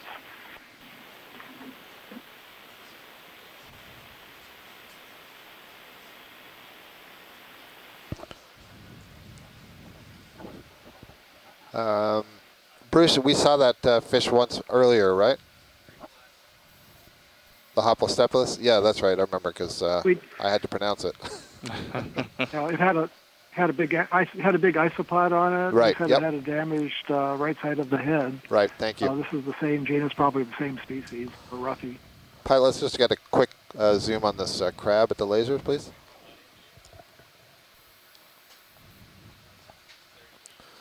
It's a classic squat lobster, Galateid squat lobster. And we'll just get a little imaging on it here so that we can send a photo off to colleagues. One of the things I've heard them say is important are those 3 spines that are sticking out between the eyes, and the relative length and number of those spines are used in addition to other characters to identify. Thank you, pilot. So for the scientists on shore, I've just typed something in the chat room, and I'd love to hear some of your responses. I've noted that I personally have found this a really fascinating dive. I've seen a lot of things that I haven't seen before, but I acknowledge that this is a depth range that I haven't really spent very much time in. And so I'm wondering, others who have spent time in this range between about 1,000 meters and 500 meters, can you share with us whether this is really different or this has a lot of similarities to areas that you've worked? This is a really interesting sea star. Yeah, there we go. Yeah, so I remember seeing these before, and I should remember the name, and I don't, but one of the things I do remember is that every time we see it, it's always tucked into a crevice like that. Yeah. Huh. Hi, Scott. It's Chris Kelly. I'm finally joining you. Oh, Chris, now, you've been missing so a fantastic Coronaster. Coronaster, thank you. Yeah, and so there's a couple different species of Coronaster. This looks a little different. I'm not going to go past just Coronaster spa. But yeah, they're really fascinating sea stars, and they're very distinctive looking, as you just mentioned. Chris, what are they doing in those holes? That's where their mouth is, right? Well, some of them live in these little holes and are kind of all scrunched in the holes. And then other ones that we've seen in Hawaii are out on the sediment and all spread out flat on the sediment. And it's a different species. And so that's one of the things that Chris Ma is looking at in differentiating the two. There's other, of course, morphological characters, but their behavior is very different. So, yeah, I don't think anybody knows why they're why they're all in those holes unless they're subject to predation by something down here. So they've got to, hide a bit. Chris, so I know you've had a lot of experience with hurl and diving in depths of 1,000 meters and shallower, and also looking at all the video, etc. Stand by, Chris. Can we get a look at the bivalve that's tucked away in that crevice in the just above the lasers now? Thank you. So we're noting here as we're passing over, there's this, again, it looks dead. So we've seen this now several times. That one's definitely dead, and it has a Stoloniferous Octa Coral or Hydrozone growing over it. Thank you. You can see all these brown tufts, and we did some good close-ups before and saw that these are mats of polychaetes. They're all growing together.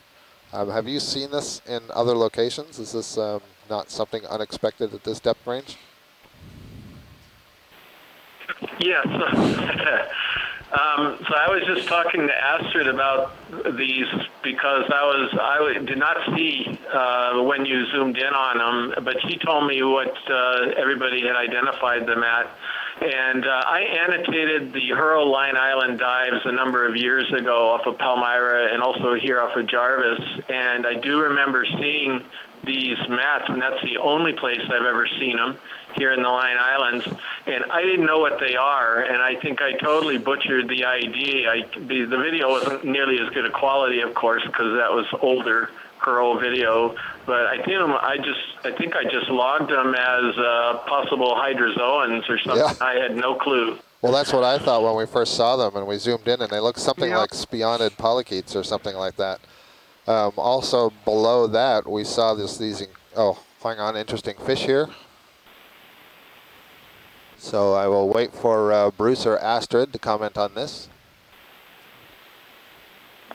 This is really interesting. I think this is a new family for the Line Island. I think this is a clopsid, a false moray eel, and that color pattern on the back of the head is something that I remember seeing. I'll have to look up the publication. I think it was something that was described in the Cook Islands. So this is a very interesting little observation, Aquapsin.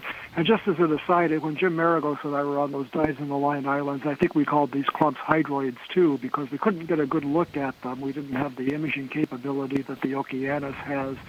So wrong phylum, way off, but that's probably what led Chris to his identification. It's my fault. Well, that's okay. There's hydroids growing on them. All I can say is thank goodness the Deep Sea Coral Research and Technology Program is not interested in polychaetes, because this would be a nightmare to try to count these things. Sure. Good spot there, front row on that fish. If I were on land, I would have thought that was a snake. Roland, nice eyes there. Thank you, sir. So, Chris, another thing, we've passed through a few different facies or communities, and so deeper down we were seeing just incredible numbers of urchins, these sort of kind of third urchins, but also pencil urchins, and then an area where all of the walls seem to be covered with these solid holothurians, solidae. Have you seen something like that before? I mean, I certainly haven't, and several of the people in the chat room had not. I've seen that holothuroidian before, and it may even be in the Hurl Animal Guide. I think it is, probably from somewhere down here, because I don't think we saw it in Hawaii.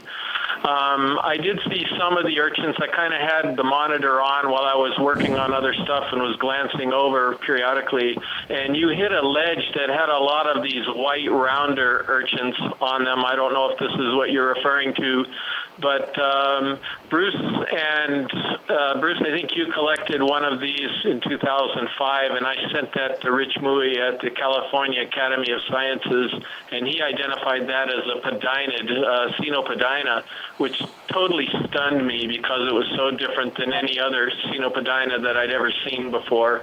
But he looked at all the plates, and he's the expert, and he was quite confident that's what it was.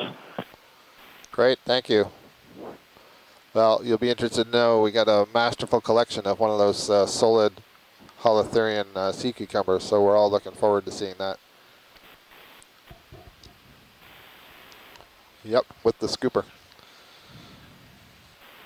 Thank you, pilot. Yeah, so this may be also one of these guys. It does look like it's a bedinid urchin as well, although it's by itself here rather than in a whole group. But that would be my best guess on that urchin we just imaged. It was beautiful. Something that's interesting, Chris, here, we're seeing suddenly in these clumps of worms a whole lot of what I think are these goniastrid sea stars, these white sea stars. They're all over the place, and I wasn't seeing that before. Oh, wonderful, a cone shell. Nice.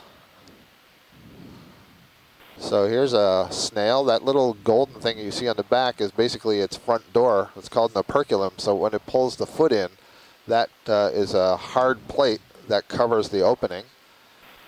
And then you can just see below the point of the tube the white thing that's sticking out to the left, and there's a black dot on it. That black dot is the eye, and that is a little tentacle, a sensory tentacle. Ah. And then above that is a siphon, and it basically uses that to probe its environment. It's got gills on the inside there that have cilia, and they beat and they generate a current sucking water in through that tube, that opening. And so it can kind of move around and move that kind of like an elephant's trunk and sniff the water out ahead of it and head in the direction necessary. Yeah, good stuff. So a couple of interesting mollusks that we've seen today. Sharp eyes in the front row, spotting all kinds of good stuff. How dangerous those are? How dangerous they are? Yeah, so. Did you want to mention how dangerous it is to try to grab a live cone shell? Yeah, right. So I described earlier for some snails, well, actually most mollusks, they have a radula, and that's basically a rasping tongue, and it's kind of like sandpaper. It's made of protein, and they can use it to scrape the surface. Well, the cone shells have managed to adapt those to turn them into kind of little harpoons, and they have poison glands, and they can actually shoot those out of their mouth like little harpoons, and they have a neurotoxin associated with them to paralyze their prey, and then they just sort of haul it back in. So I think that's what Chris is referring to. You don't want to have one of those radular teeth stick you. Did I get close, Chris? Yeah, that was it. We have plenty of cone shells out here in Hawaii, and that's just a big warning here that you could get severely stung if you try to grab one of those that's still alive. Thanks. I think we're going to have a look at this white fan-like structure. I see there's another one of the scorpion fish down there on the left. And this is something different. Let's see, is this a black coral? Yes, indeed, this is a black coral. Despite it being white, you can see that the polyps, the living tissue, is white, but they're on black skeletons. And that's what gives the Antipitherians their name. And so this is a new one for the dive, and I am going to guess that this is a member of the family Antipathidae, but this is not my strong suit up here in this region. But based on the shape of those polyps and the amount of branching that's going on, that's my best guess. To really identify these things, you have to look at the skeleton and look at the shape and sizes of the spines that are on the skeleton. They're also called thorny corals sometimes. And black corals, at least some species, are also used in the precious coral industry because their skeleton is so hard you can polish it down to this structure that is not quite indistinguishable. That's a new fish for sure on the left side of that black coral behind it. So Scott, Dennis Apresco actually thought this black coral, we've seen these down here in the Line Islands, this one with the white tissue all over it. He thought this could be in the family Leopathidae. Really? That doesn't look like any Leopathid I've seen, but that's really interesting. So we'll keep our eye out for others. Maybe a different angle will show us better. Thanks, Chris. I guess that might be another codling. Looks different from the ones we've seen earlier. Thank you, Pilot. Okay. Yeah, actually, that's a cusk eel in the family Ophidiidae. Didn't have the separate little dorsal fin that I saw. I think, unfortunately, I was trying to do some typing and stuff, but it should have had little thread-like pelvic fins. Maybe we can see that later on. I think it's in the genus Neobathides. And there is a species described from the Line Islands, but I thought that one had a large black spot on the dorsal fin, so we'll have to do some work with this. But I think it was a cusk eel in the genus Neobathides. Thank you, Bruce, for that correction. Shirley Pomponi put a note into the chat room that says, cone snail toxin has been developed into a drug to treat chronic pain. The drug is called Prialt, and it's 100 to 1,000 times more potent than morphine. And that's interesting observations for a lot of reasons, and one of them is part of the reason we're doing this exploration. A lot of people are interested in exploring what they call natural products, and this would be biochemical products that are being produced by organisms that we might be able to understand what are those chemicals, can we synthesize them and use them in ways like this as drugs. Thanks, Shirley. Looks like there might be a crab standing in front of that rock there. Might be the same one that we just zoomed in on. Look at is that sediment or is that rock? It's really smooth. Yeah, it is really smooth there, isn't it? Oh, looks like we're headed that way here. Huh.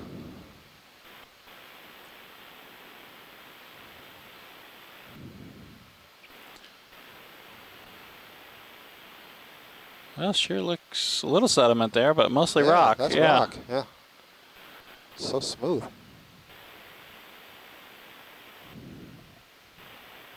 It's interesting. It's different.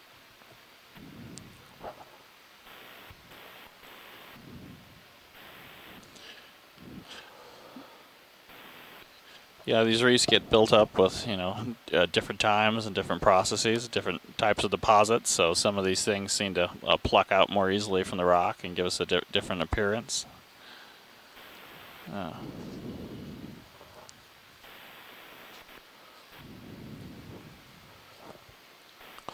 So, Nav, this watch lead. So I think you already know this, but I might as well just reiterate it, especially for our purposes. There's a lot of interest in seeing 300-meter contour, so if you could keep us on pace to get us up there, that would be appreciated. Thank you.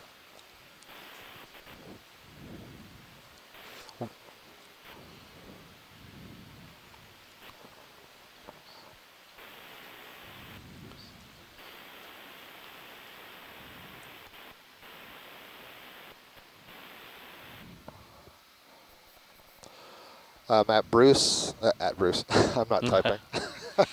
Sorry. Bruce, in answer to your question, we have about an hour of bottom time left. No, an hour and a half, right? It's 4:15. Yep. An hour and a half that's left. correct. And we're going to move a little bit more quickly here to get us up to that desired contour level. So we have a little bit of time to explore once we get up there. Yeah, so we're at 435 now, it looks like. 435 meters depth. And we're up to 8.5 degrees Celsius. And oxygen levels are a little higher than they've been throughout the rest of the dive, about 2.5 milligrams per liter. So, Jeez, look at all the brittle stars now that are on these polychaetes.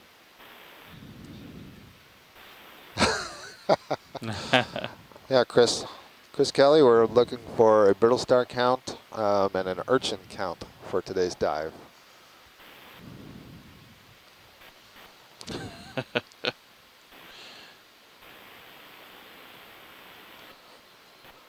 Silence. Bruce Munday is noting that that last fish was a Neobithites. Here's another one of the pelagic holothurians that's kind of gotten itself trapped down here on the bottom.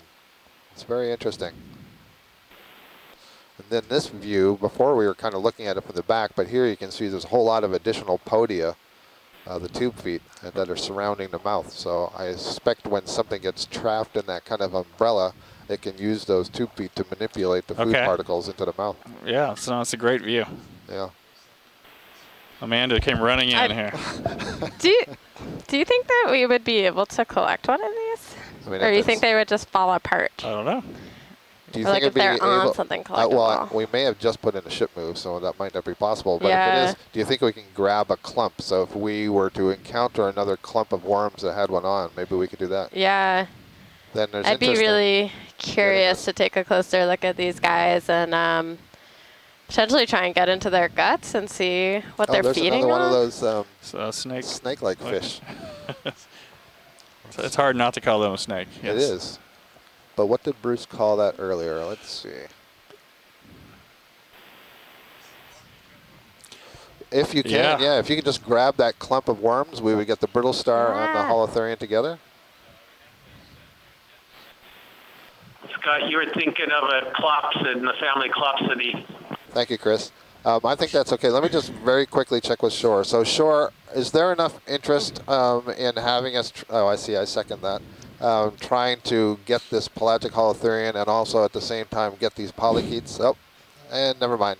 Our pelagic holothurian has become pelagic Shoreside again. can still answer that question, please. Freed itself. We've now seen, what, three or four of these that have become entangled on something on the bottom.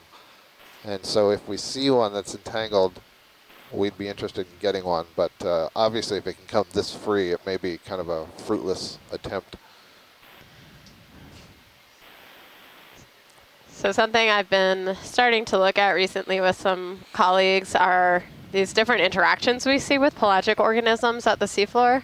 So in a few places I've seen what are really classic midwater fish come down to the seafloor and take a little bite out of the seafloor. We've seen this around microbial mats. And so this would be, I've mostly been focusing that on the fish, but this could be another really interesting organism, try and figure out what it's doing. Because seeing this many of them makes me feel like maybe there's a reason they're getting caught on the bottom, and it's not just a coincidence. Speaking of swimming echinoderms, now we're looking at a swimming crinoid. Oh, and there's a sea robin I think we saw just, there's also a sea robin down there. There we go. So it swims for a while, and then it'll just drift, and it'll settle down, and it'll basically hope that the new place that it settles is a good place for feeding. So strange. Yep. There we go. Yep. That's home. And then it'll use the cirri at the back side of the calyx to grasp onto substrate. Now you know how a crinoid gets from one place to another. So there's the sea robin right at the very lower edge of the skid. So that's the first time we've seen that today. Sort of ruined the mystery for me there, seeing it now. The crinoid? Yeah.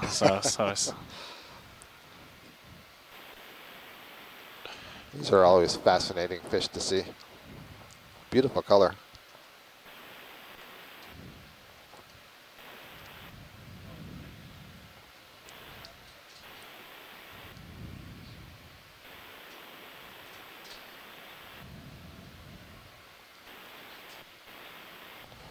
So this is the Is Bruce armored. still on, or did he have to bail? No, Bruce is I'm still making the on. I was observation. looking at this. This is a different color pattern than what I remember seeing before, so it's maybe a different species than what we've seen. It's definitely different than the two species that we have in the Hawaiian Islands, unless Chris can correct me on that.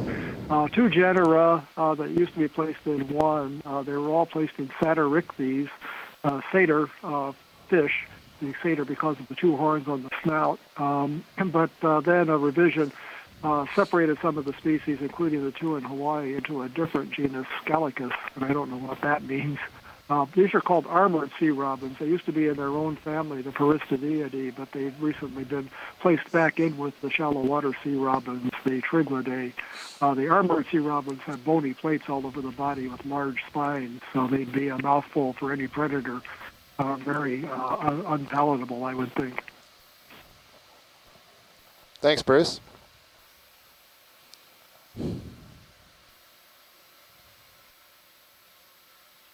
Chris, did you recognize that color pattern on that? No, the general body shape and morphology and the length of the horns off the front of it looks reminiscent of Indiciurus in Hawaii, but the color pattern, I agree, looked different than that species, so it's probably something new. Yeah, and that's exactly why I didn't speak up quickly, because my first reaction was Indiciurus, and then I saw the color, and I thought, what on earth? Oh, nice little squid.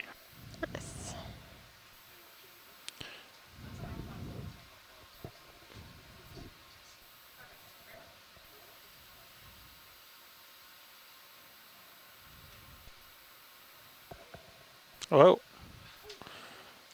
What? Oh, wow. No way. Oh, buddy.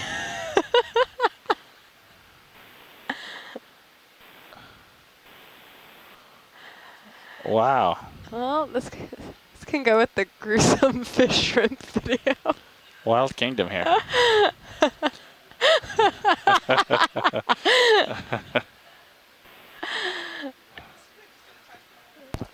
Yeah, I can't even go have a gulp of water. Did that really happen? Did that really happen? Yeah. I don't know what happened to it now. So that's remarkable. So we were saying earlier that the brittle stars are scavengers and they can pretty much feed on whatever they can get, but I never expected to see it grab I'm not sure if that was a cuttlefish or a squid out of the water column. Wow.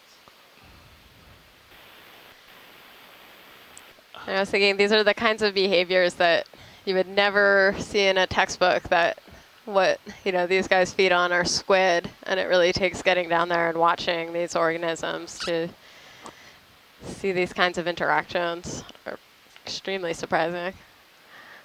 Yeah, he was so fast when he reached out to grab it. It was yeah. So the question was, I'm trying to remember now, was the arm up already and it just intersected the arm, or could he somehow sense that it was moving towards him? I don't know. We'll have to have the replay for that. Yeah. But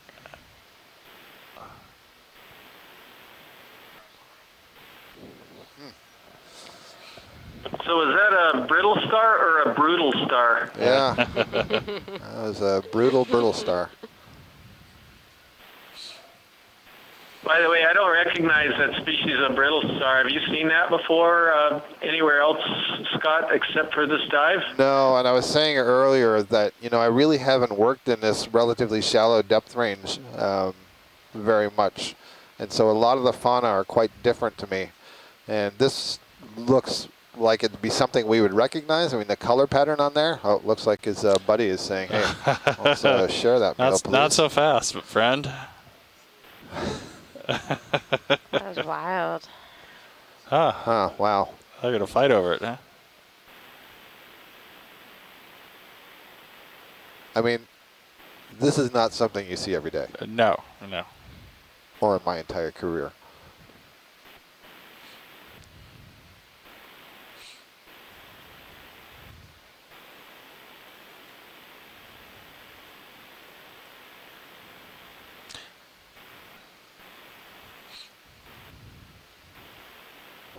I'm still rooting for the cuttlefish. So do we have any idea what the metabolism is? How often would he have to catch something like this to sustain himself, Scott? That's a good question. So the metabolism is really quite low in the typical deep sea. We're up now over 8 degrees Celsius, so it's pretty warm here. But many of these things, they're almost sit-and-wait predators, not moving around too much. He just let his friend take it from him, yeah. Yep. So. Well, maybe he got a tentacle or something. I have seen, or I know of some studies that have been done, for example, on deep water amphipods where they can have a full meal and then they essentially can park themselves in the sediments for 6 months. Wow. And then they feed again. And, it's kind of like there's some snakes that'll take a big meal and it's a long time before they feed again. So I would imagine, here it looks like there's a lot of food. So I think you could be feeding quite often. But when you're in a real deep sea, if something like that came along, you could take advantage of it, and that's going to sate you for a long period of time.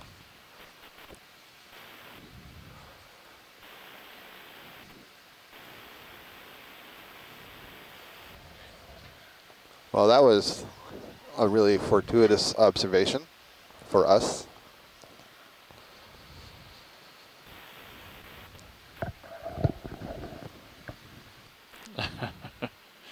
Wow.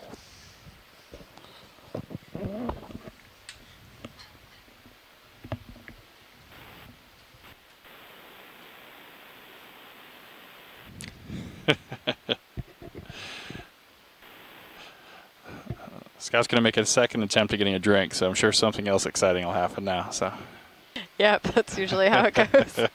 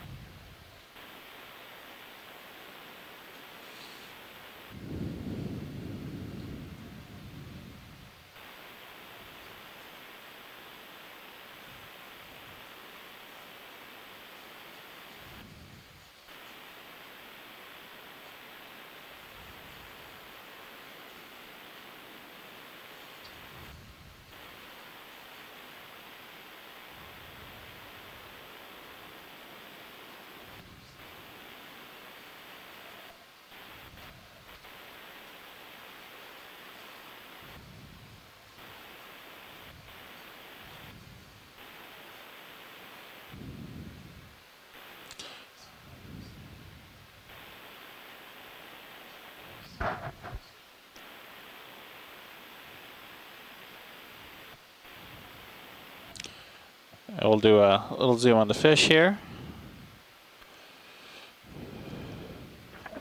This is another one of our roughies, the Hoplostethus species. We've seen a couple of these before. All right. Great. That's good, pilot.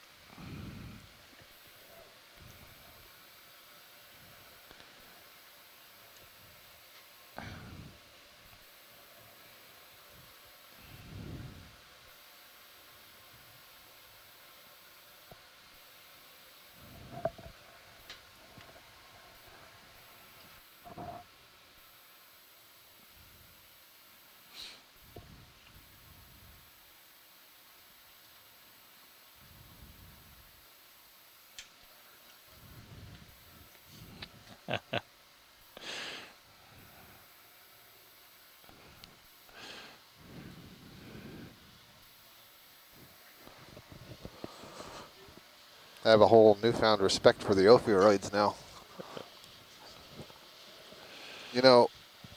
We've been describing these ophiacanthids with the really spiny arms as having those spines as defense, and maybe they're also for offense. That's an interesting point.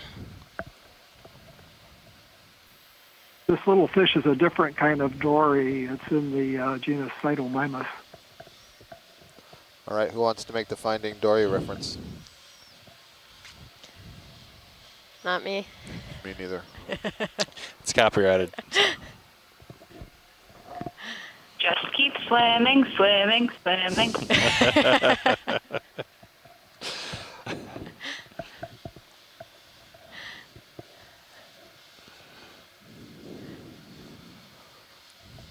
Bruce, the eyes look really bulged and almost pointed down.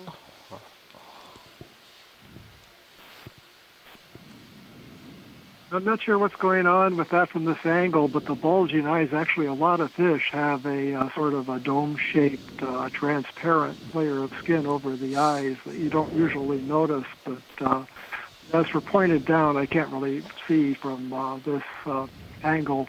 A lot of the deep water fish at these depths of dim light will have a phakic space, a clear space in front of the lens of the eye that serves to channel light in for enhanced vision, and not for forming images, but for catching bioluminescence and seeing silhouettes. So a little different eye morphology. Thank you.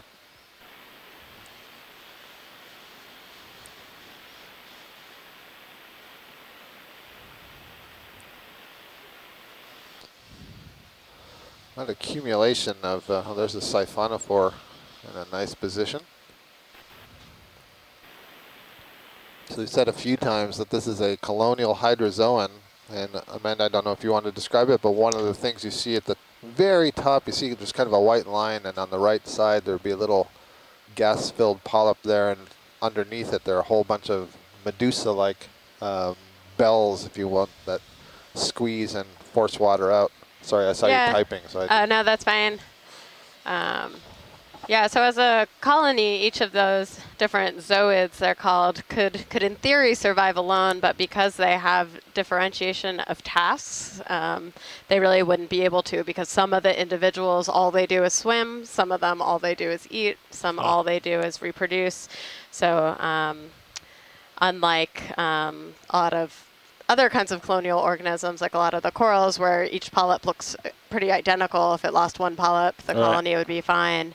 These siphonophores really have kind of break up their tasks.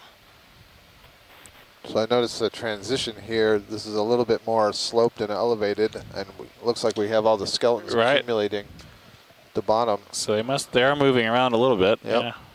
And then there's a bunch of corals up here on that flat and cleared part. I noticed before, and maybe it's just because we were approaching this slope from a different angle, but it almost looked like there may have been something burrowing, because there was a patch where there was a lot of sediment that looked like it had been built up kind of in the lee of a rock. I think that these are primnoid Octa Corals, but if you find one that you can get a good zoom on, let's get a quick look, please. Another one of those snakefish.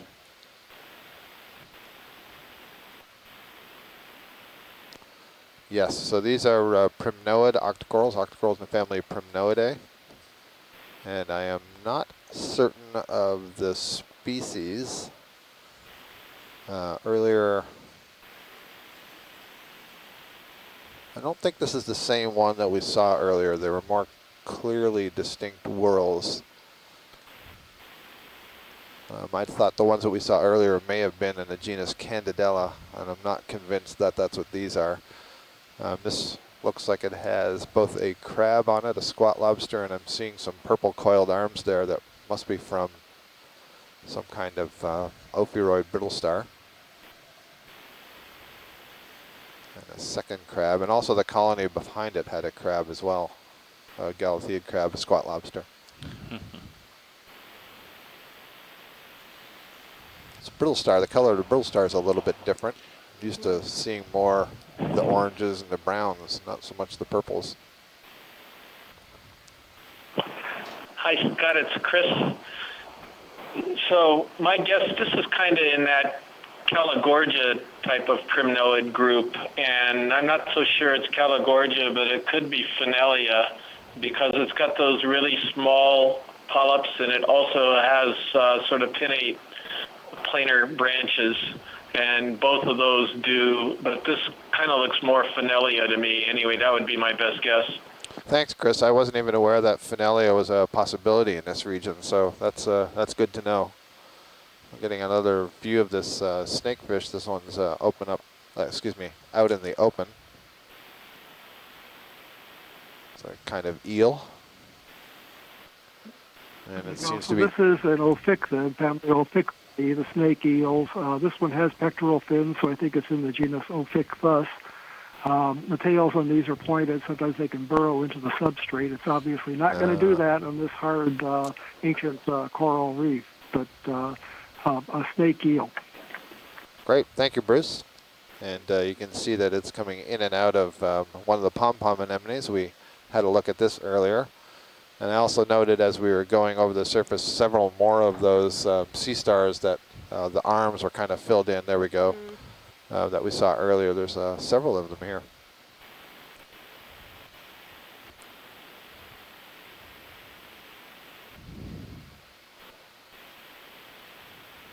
We've had a huge diversity of organisms today. This is a much bigger fan, it looks like in the distance, kind of brownish.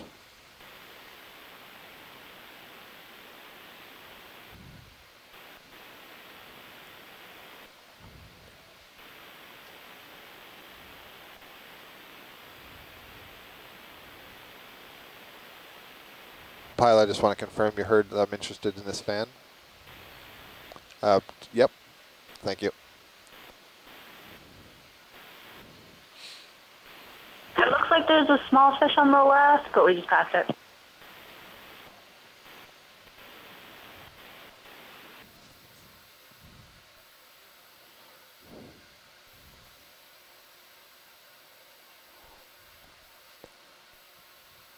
Really nice banded hermit crab behind this coral. So, God, is this a bamboo? It could be Acanella or something like that, don't you think? it's definitely a bamboo, and it's the right color for Acanella. The problem is it's more planar than it is bushy, and Acanella should be bushy, so I'm not convinced it's that, not from this orientation anyway. You can see it has a fish tucked in there. So Bruce, if you want to interrupt me, or Astrid, and say something about the fish, feel free to do so. That's another one of these fish that I had identified as Neobithides. There is possibility that it's another genus, maybe something that's not even known from this part of the Pacific. It's a little bit stubbier bodied than Neobithides. It's the same species that we saw before. And this is something that we had videoed from a distance during the hurl dives, and it's always been a mystery. We weren't able to figure out what it was. Andrea Quattrini suggested that it's in the genus, I can't remember how you pronounce it, Benthocomedes, I think. That's unknown from the Pacific, so probably have to do a little more work with that. But it is a little cusky ophidiidae. Cool, thanks, Bruce. You can see there are a lot of squat lobsters in this bamboo coral, and this one's really obvious why it's called a bamboo, and it's a really good sized colony. Very interesting because it's the only one out here. It seems to have found itself a nice little spot on this little ledge. So Chris was suggesting or asking if this could possibly be the genus Acanella, which does come in that color, but Acanella has what's called whorled branching, and certainly near the base, instead of branching just in 2 dimensions so that you create a planar fan, it branches in 3 dimensions, and so branches come out of that plane and you get basically a bush of various types. So it could be, but I'm not 100% certain.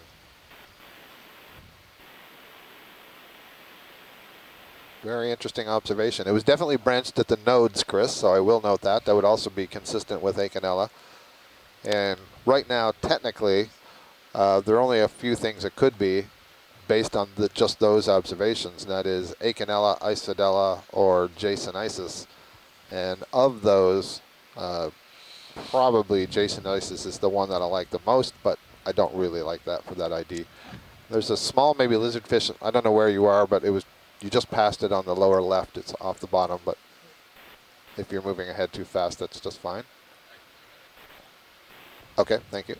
Oh, I didn't mean that snakefish. It was yep. So no worries. Is that another yep. Pelagothuria again. Maybe we'll see him come down here. Yeah, so here we have one drifting. Yep. And I noticed on the wall behind it is another one of the bamboo corals that we just imaged.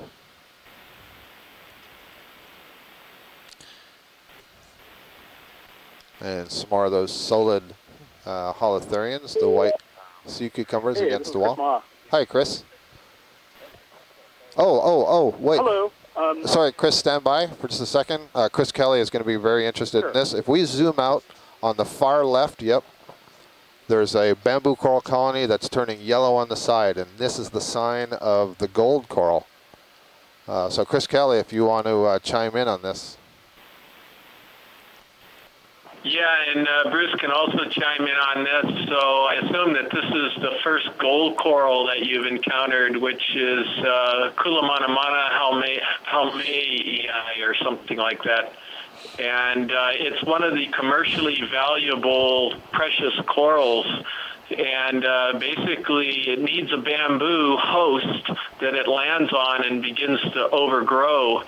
And Dr. Frank Parrish out there in Bruce's lab out there at IRC has been working a lot over the years on trying to understand the growth patterns and growth rates of this particular coral. So this is absolutely fantastic. This is a commercially valuable precious coral species that you just documented off of Jarvis here.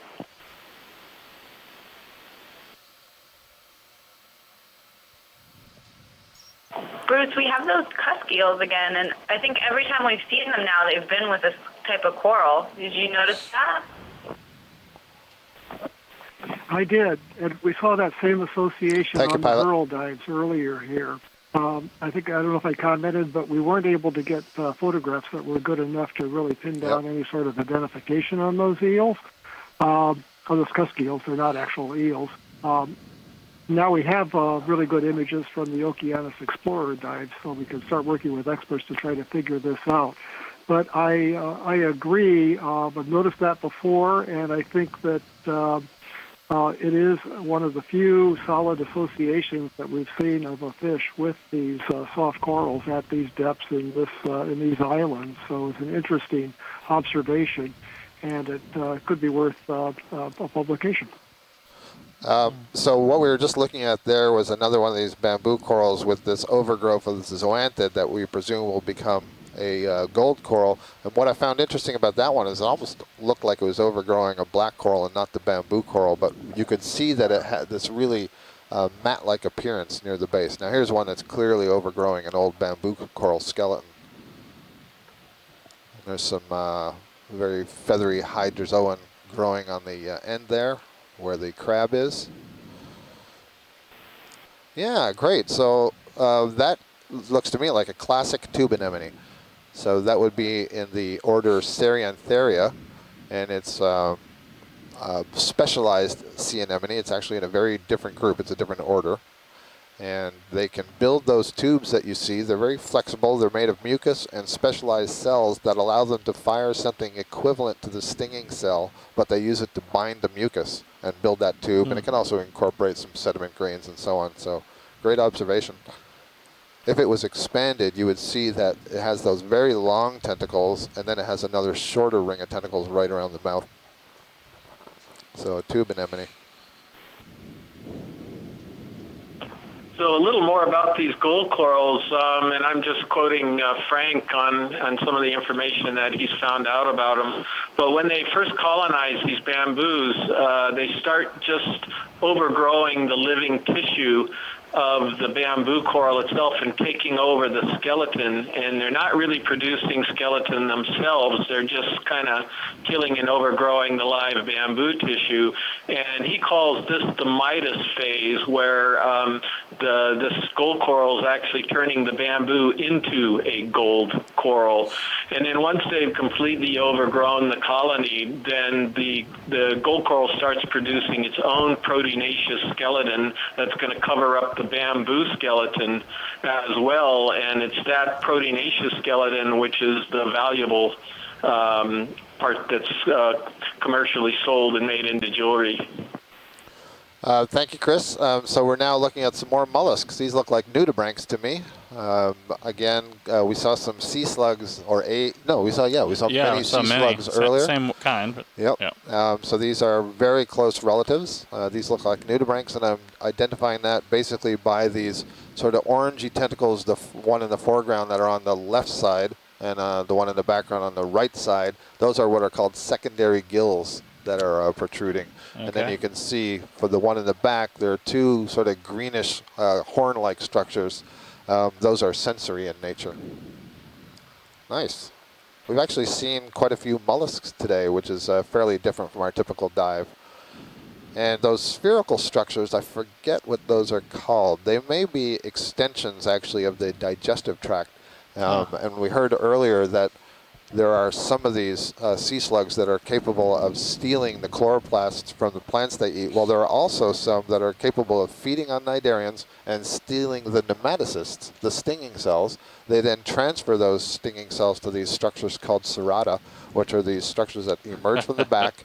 They're extensions of the gut, and they store them there, so they're protected from predation. I don't know that that's what we're looking at here. Well, that would be amazing, yeah. Yeah. Great observation. Thank you.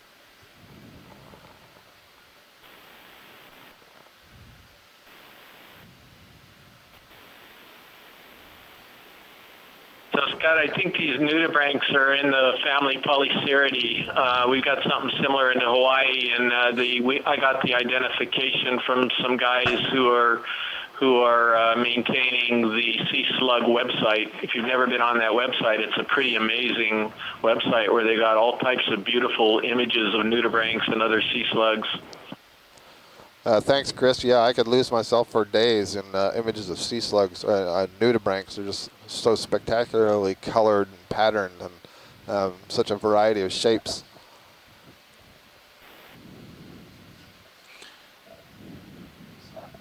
Shirley Pomponi is also adding that there are some of these nudibranchs that are feeding on sponges and algae and are able to sequester the secondary metabolites, and that is the chemical byproducts that these organisms are producing.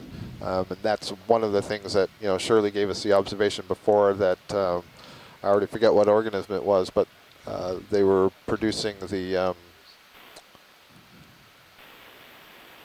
morphine-like drug from it. That's right. It was the cone shell, right? Yeah, cone exactly. shell. Thank you. And I was using that as an example of one of the natural products chemistry, and so she's noting here that these nudibranchs are basically doing their own harvesting for natural products by collecting it from the organisms they eat and using it to defend themselves. Thanks, Shirley.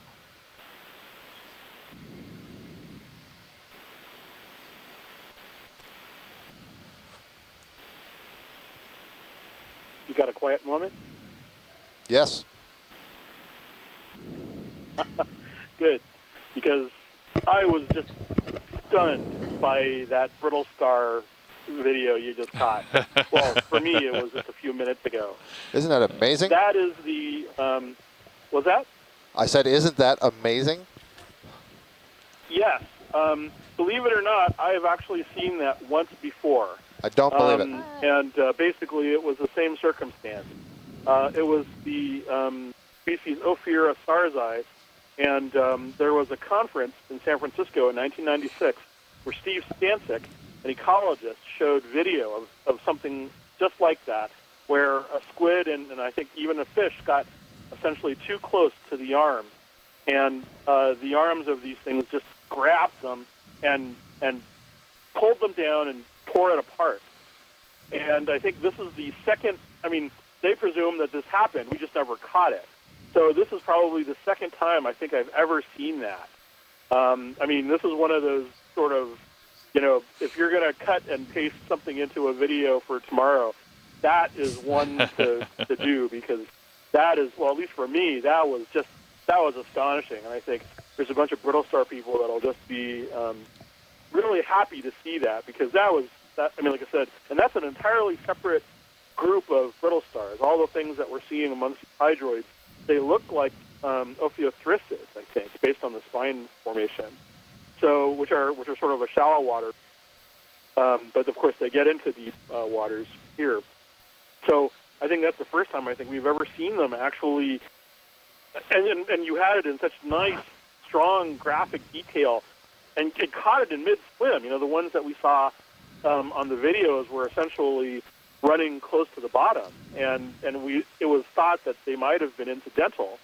This was a deliberate predatory act. That was really just something. I agree. I was just. I agree, Chris. Probably half an hour ago for you guys, but I was. That's like a once in a lifetime thing We all share your incredulity. So I was just, wow. Yep. Anyway, looking forward to seeing the clip, hopefully later or whenever they get it through. But thank you so much. Thanks, Chris. That was wow. We're also looking at something else now that's really nice. Bruce Monday had told us before that these sea snakes will use their tail to burrow into the ground, and I'm pretty sure that that's what we're looking at here, the head end of a sea snake sticking out of its burrow. Bruce, if you're there, if you want to confirm. You know, a little difficult from this view. First, they're not sea snakes. They're snake eels, but I'm not even sure that this is a snake eel. It could also be one of the small species of congrid eel in a different genus in Ariosoma. I've seen congrid eels in shallow water that have their heads sticking out that look like this. We're getting a good view of the head. I think the nature of the nostrils, where the nostrils are, will help us pin this down, but I can't tell right now. We need to get a better look at the whole animal. So it's either a small congrid or a snake eel. Thank you, Bruce, and you're absolutely right. Of course, I did not mean to be implying that these were snakes, and so I will try to remember to refer to them by a proper common name, snake eel.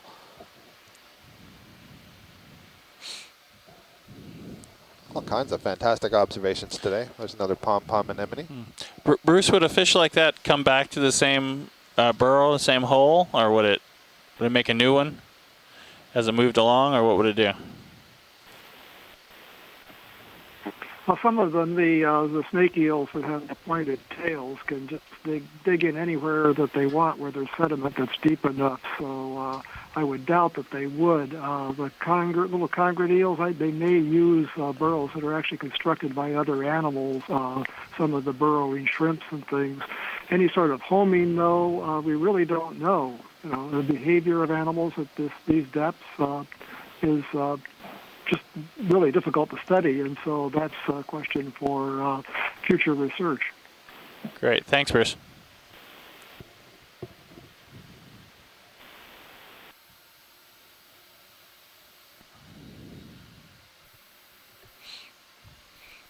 Another one of these nudibranchs that we were looking at earlier.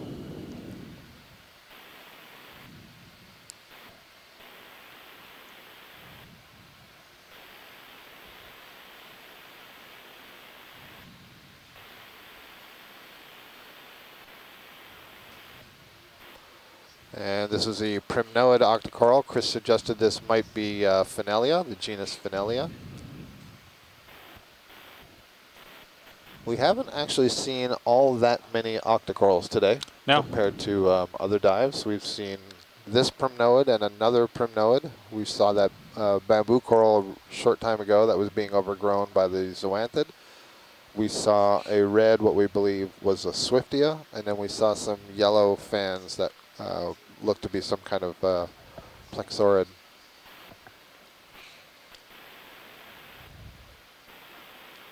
So here's a tube structure that I keep saying looks to me like a tube anemone tube, and we just recently saw one of those tubes with the anemone in it, but we don't actually have confirmation that that's what it is.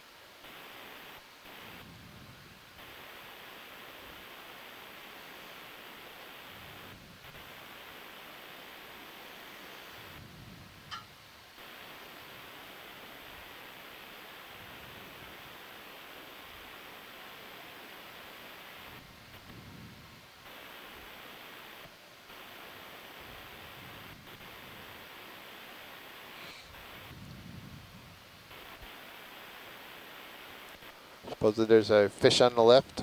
We just heard from shore.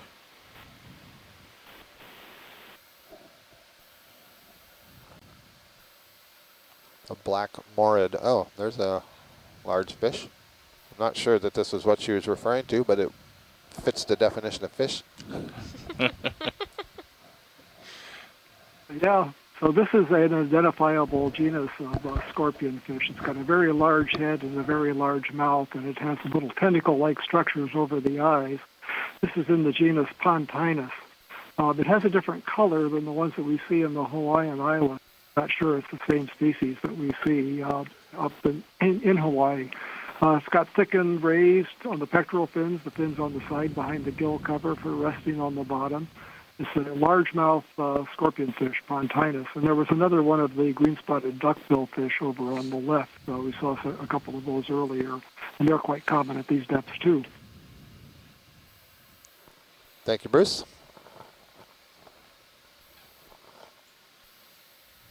Seeing what looks like one of those Enelopsamia stony coral fans on the face of the wall there. It's yellow. And yes, sure enough, it does appear to be what it is. So this has not been infrequent today. It was not as many as the earlier bramble corals that we're seeing.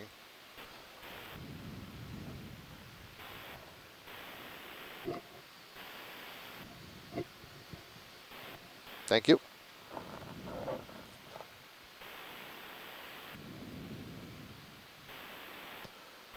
We have two different kinds of sea star next to one another there, next to an urchin.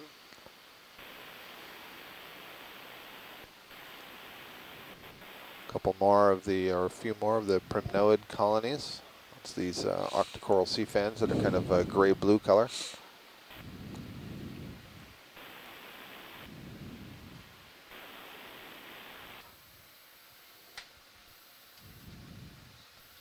Pom-pom anemone. These look like the bases of broken off sponges, corals, these white things. You can see there's not a whole lot of vertical structure on this slope. I can see it's steep enough the pieces would have swept down here, it looks like. Well, what's that in there? A fish tucked away in. Okay. Is that another scorpion fish, I believe? It's got those thick rays. Well, actually, it's not a scorpionfish. We're not getting a good view of it, but with the general appearance, this is the first of a mesophotic fish general. Actually, there are a couple of fish in there. Yeah. But the one with the bars that we see is a basslet in the genus Plectrantheus. I can't tell what the darker fish is behind it.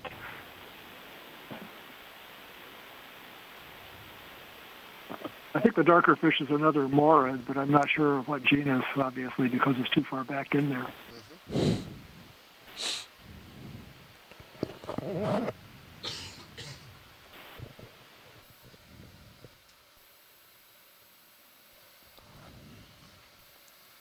Lots more octocorals coming up here. So the bottom is smooth, and we have a little bit higher elevation, so maybe this is a bit more advantageous to them. I saw off on the left side, they're really quite dense, I guess straight ahead too.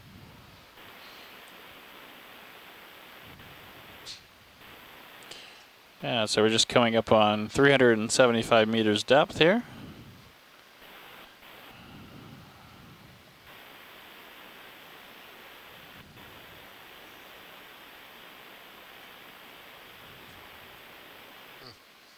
Look at that. Yeah. Nav, this watch lead.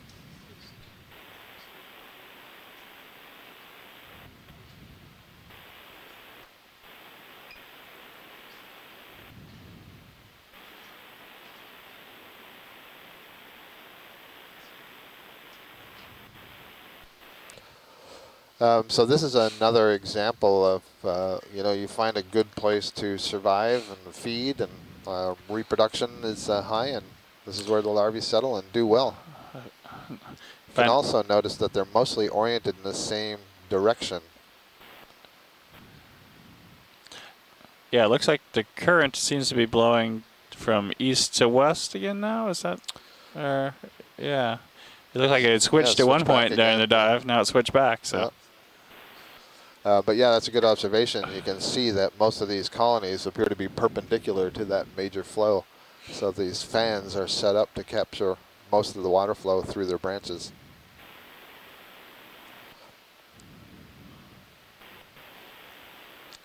All right, so we're up above 400 meters, and the goal here is everybody's got to keep their eyes peeled out for snappers and groupers. That's what we're hoping to find.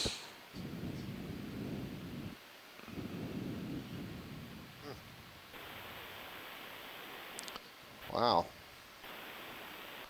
See, now just imagine that all we had to work with was like 50 meters of the bottom. We'd say that this whole slope was covered with Octa Corals, whereas before we'd say it was all covered with urchins or et cetera, et cetera. It's really amazing how stark the zonation can be. Yep. And then sometimes it's not. Sometimes it's all mixed together. Yeah.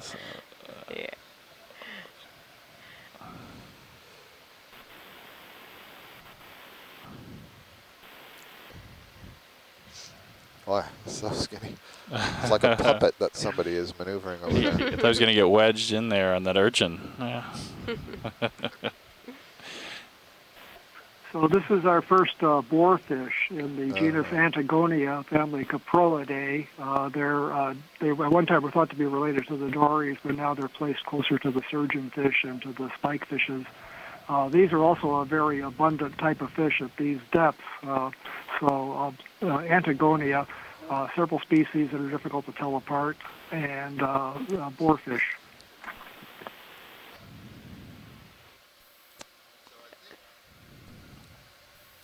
This is a good zoom. I want to verify. Yeah, okay. So these are still the Octa Corals. So what are these? What are the white things? Looks like there's a hermit crab in the middle there. I think they're snails. And then it's Yeah, these are not the cone snails, but is it the tulip shells? Are these tulip shells or cowries? Maybe they're cowries. Chris Kelly, what do you think? They kind of look like cowries to me. I have no idea. I was just pondering this myself on this. I don't know what those are. I mean, I'm starting to really dislike mollusks for their effect on corals. I mean, they're beautiful, but presumably they're feeding. They're really, really beautiful.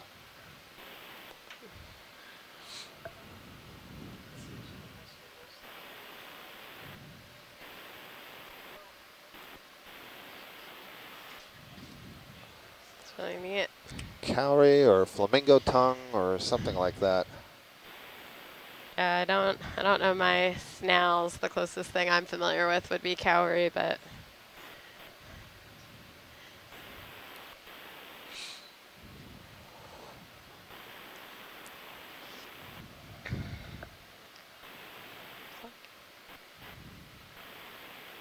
Another new fish. Yeah, good eye. I can understand why you want to be at 300 meters.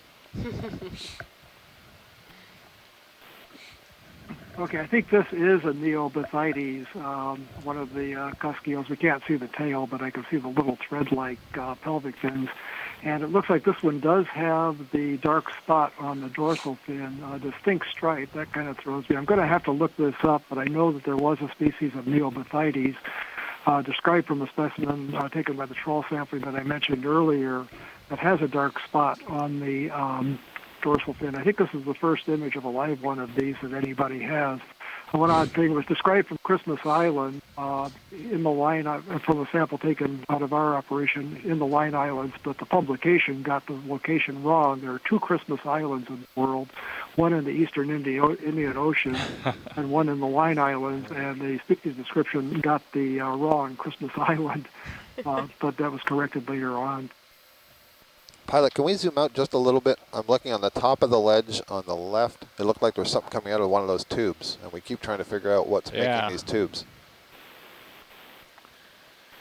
You see what I mean? It's like right in the center of the screen above the right laser dot, just above the fish. Right there. What's going on?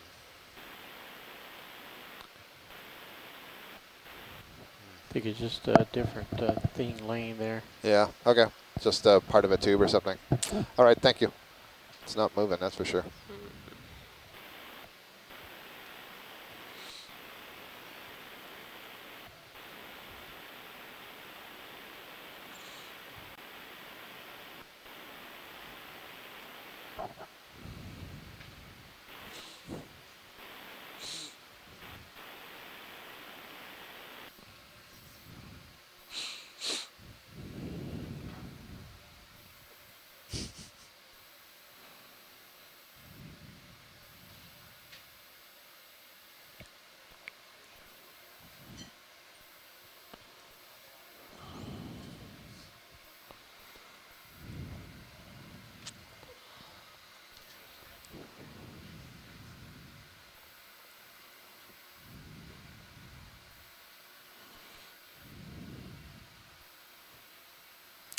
Yep, it's one of those nudibranchs again.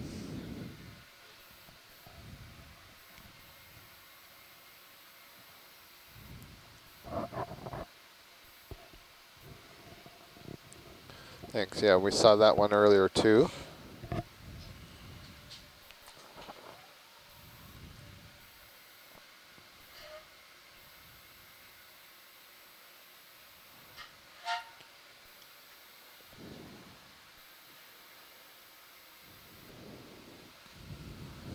Looks like we're getting a different kind of urchin taking over now.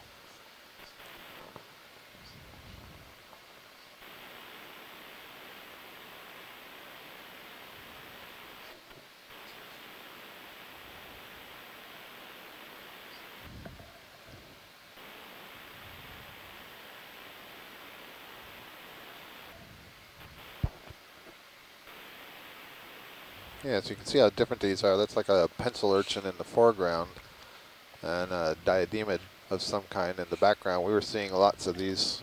Was that yesterday, the day before? The deeper one, we saw them kind of moving around on their spines.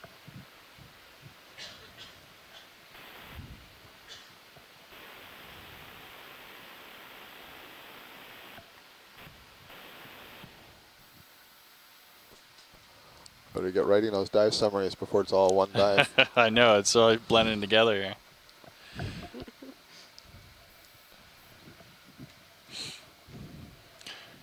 And they keep playing footage from other expeditions here as well in the video room. Sometimes, you know, I'm not sure if it was real or not. Do not know. Pseudomorph maybe? A pseudomorph is a name that's given to a mixture of mucus that's released from a squid with its ink. Okay. Or to create kind of a diversionary tactic. Ah. Yeah. We were, yeah, that's the, I believe that was Neobathites is what Bruce called that.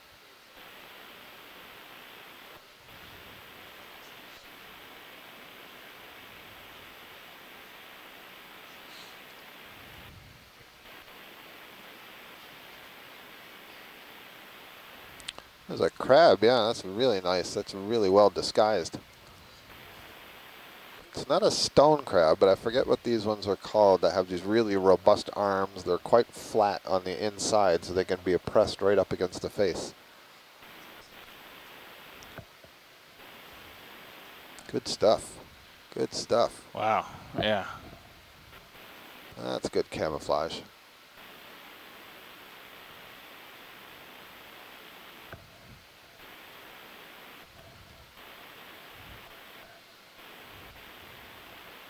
See, there's something actually green behind there, which assumes or suggests there's some chlorophyll associated with it. It may have sunk from shallower waters. I don't know what it is. Chris, is that a crab that you recognize? I am searching my animal guides as we speak. So far, I haven't found a match. Thank you. There's a couple more fish up here, side by side, more or less.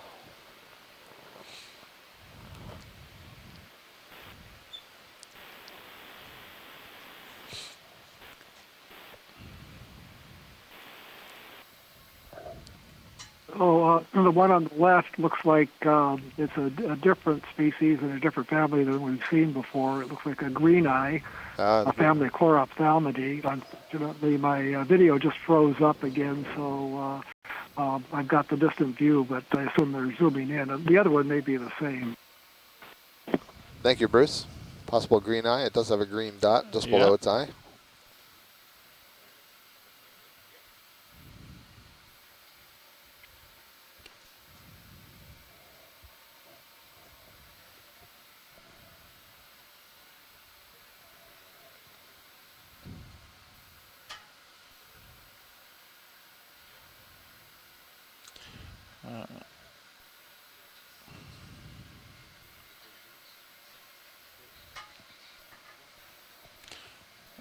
All right, so just close it in on 360 meters depth here.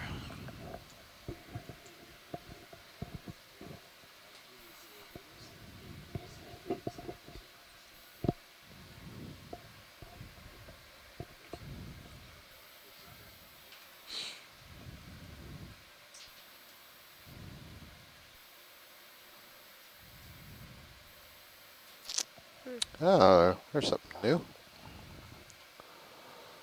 This looks like a little heart urchin. So you've heard us say, actually yesterday I said it maybe was you, I said the sea potato too? Yes. Yeah, so I think this is like a sea potato. So what's the Heart difference urchin. between a sea potato? Wait, what? And a heart And urchin? a heart urchin? Well, I think a sea potato is just a common name for a heart urchin. Okay. So if It's a that's common what name for this the common is, name. and maybe Chris Mock can give us some help, or Chris Kelly, they're typically burrowing. So the question is, do these have really short spines relative to the urchins that we've been seeing? Yeah, and they have relatively short spines, and they're typically, the shape of them isn't a perfect hemisphere. They're a little bit more elongated, and they tend to push their way through the sediments instead of being on top of the sediments. But it's, you know, it's another kind of echinoid, so it's a specialized urchin, if you will. So is this also what people call irregular urchins? Yeah, so the irregular urchins is a bigger grouping that subsumes these hard urchins and sand dollars and sea biscuits and all of those sorts of things. Thank you. Yep. Nice view.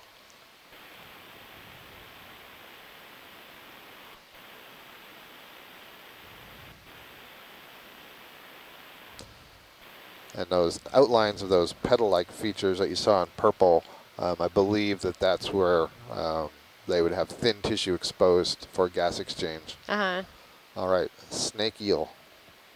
All right, snake eel, yes. And this is this the green eye again, I believe. See if we're learning anything. It doesn't have that dot. Yeah.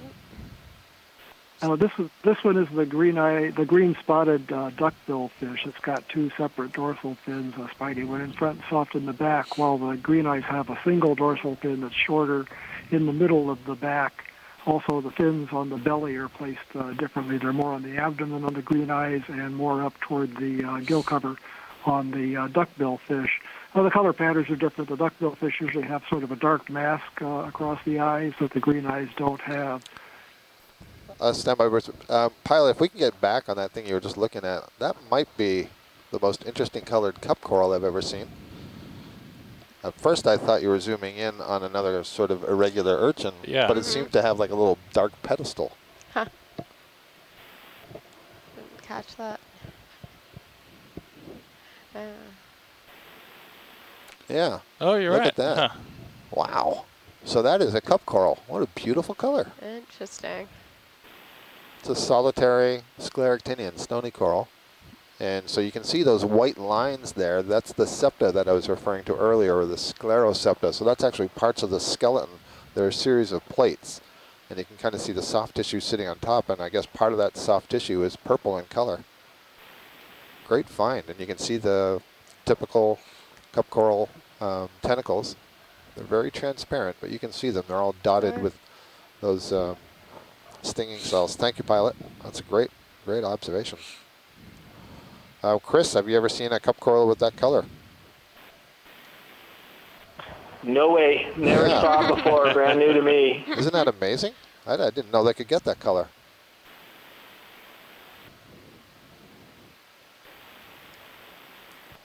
Yeah, well, Steve Cairns is going to get that photograph at some point, probably in the next few months or so, and it'd be really interesting to see to find out what he has to say about it, given that he's a hard cup coral and Sclerotinian expert. Absolutely. So that was a spikefish, I believe, that we just saw. Another diademid urchin, and yeah.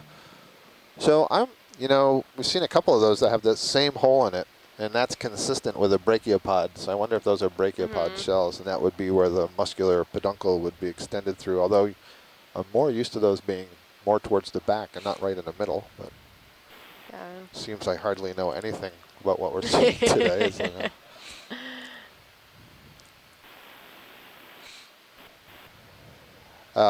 The heart urchins. Yeah. Let me see if I believe myself. If I have any credibility left.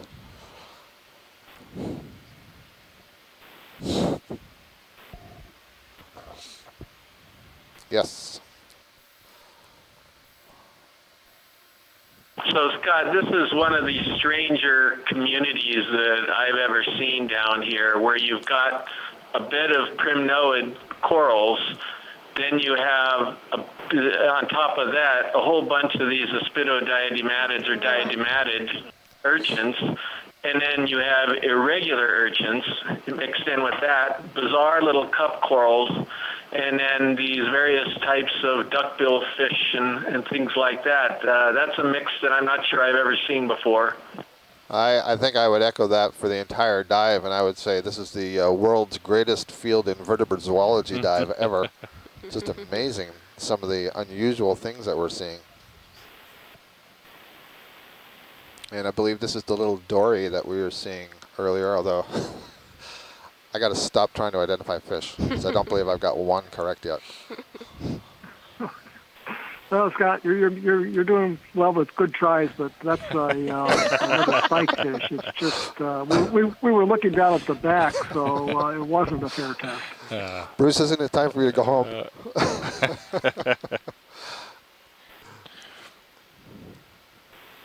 So I'm sorry. What is this one? Is this? That actually looks like it has a. It looks like it has a different color pattern than the ones that we saw before, so it may be a different genus and species. Is this the little triggerfish? But I'm not sure that it's a whole triggerfish.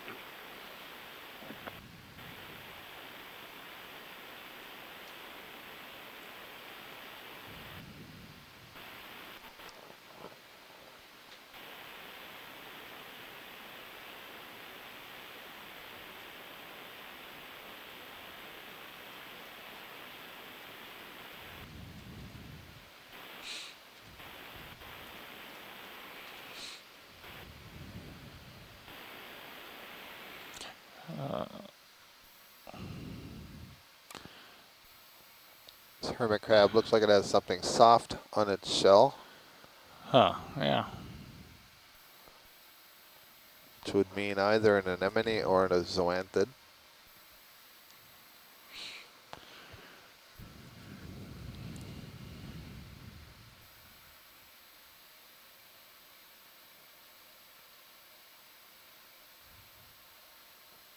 So one thing that's interesting, I'm only seeing 2 pairs of legs on this crab, so it appears to be missing the claw on the right side and missing its 3rd pair of legs on the left side. So presumably has seen some battles and is ready for a molt. When it undergoes a molt, it should replace those legs. Yeah, so that's an anemone. You can see the tentacles of the anemone facing down towards the substrate. Oh, yeah, I see now. Yep. Yeah, he's clearly been in a few.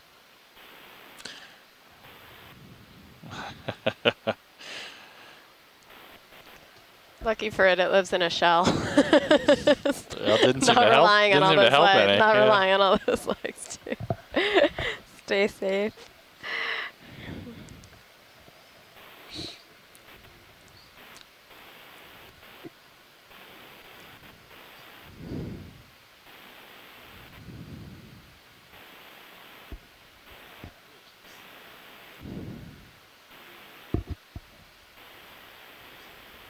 And we've got a series of cup corals that are growing off the same. Either there's one little pebble under there, or a couple have settled on the first one. But it's a really nice view. So we saw the one that was interestingly colored before. Here you can see the skeleton made of calcium carbonate is white, and the tissue is transparent on the top of that skeleton.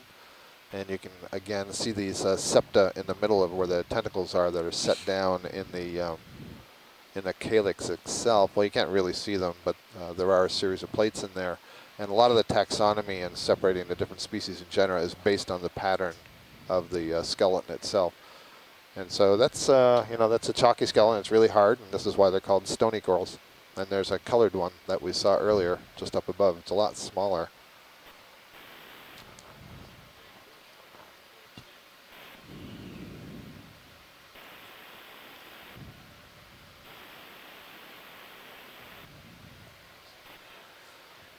Only about just over 20 minutes to go in our dive.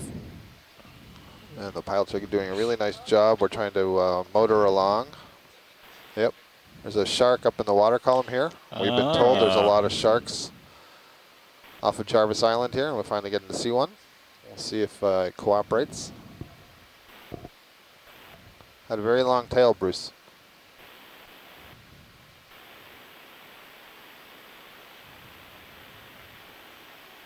You don't want anything to do with us, huh? Nope. Yeah, I couldn't get a clear view of it. One thing that we saw down here fairly often were cook sharks, which have a somewhat long tail. I assume that tail wasn't as long as the thresher sharks, which would be almost as long as the body. Well, but cook shark could be a good possibility, but I actually didn't see it. So I don't. Bruce, I gotta look at it. I don't think the tail's right for a cook shark, so it could be another one of these deep sand tigers. I think this is kind of shallow for a 6-gill, don't you think? But I'm not sure. It had a longer, thinner caudal fin. Yeah, as I said, I didn't get a good look at it. You're right, it's shallow for a 6-gill. So I was just thinking of what we saw before. But sand tiger shark's a good possibility too, because they're worldwide.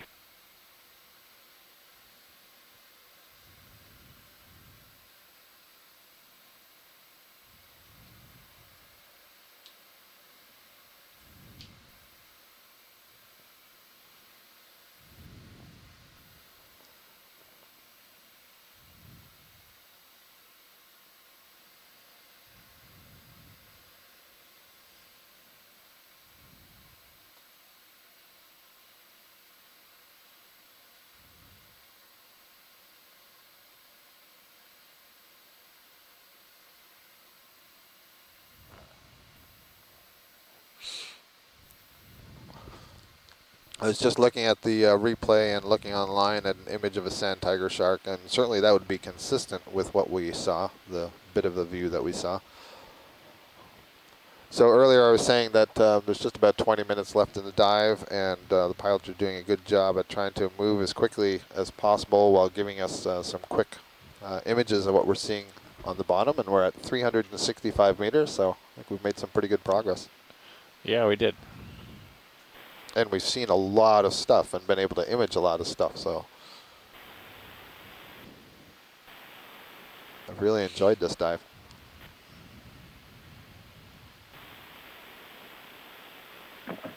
Yeah, and I want to give a thanks to the pilots because I know this dive was very challenging with the currents that they encountered and holding position and keeping everything from running into some of the steep rock habitats that we got into. So this has been a very successful dive, and I know that the conditions were challenging.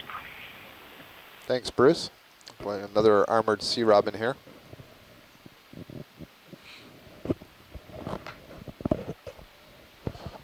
This is one fish I can identify. Oh, there's another Pelagotheria stuck on the bottom. Yep. Oh. They're all small.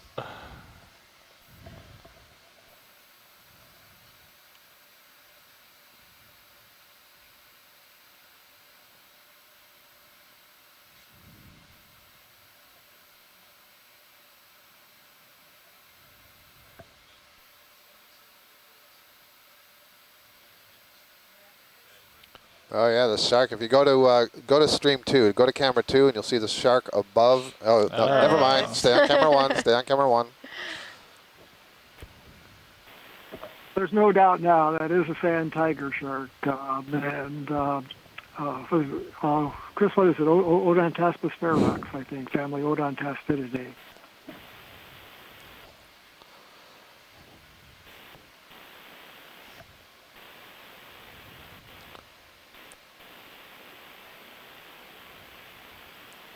Well, now we've covered all the bases. We've done Octopus Friday, Siphonophore Saturday, Shark Saturday. We're good. We're good for the week.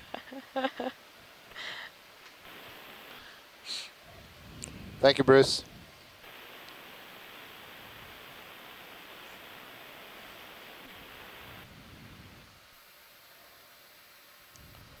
It's pretty impressive seeing that shark from the Sirius view and the size of it relative to the D2 ROV.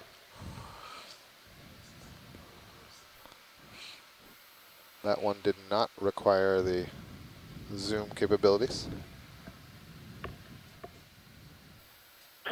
So just a comment, Bruce. I would be surprised if we saw some bottom fish here, and the reason being is the DO is only 2.5 at 360 meters, and I think that's pretty low for that depth in comparison to Hawaii or the Marianas maybe.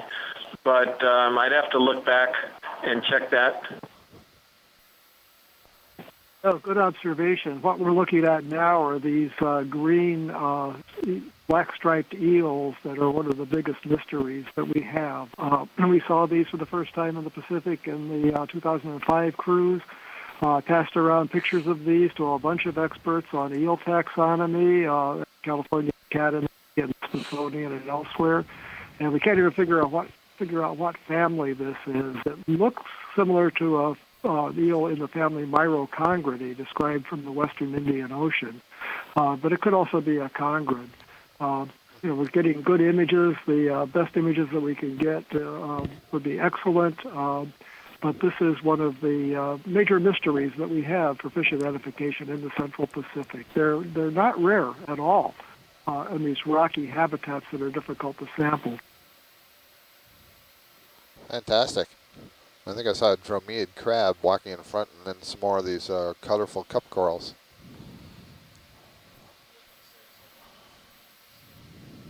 Yeah.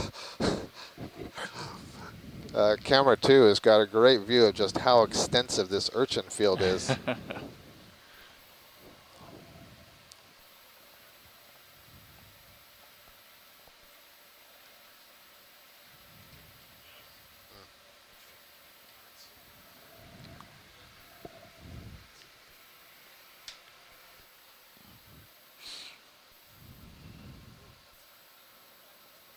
Yeah, interesting. Interesting structure there.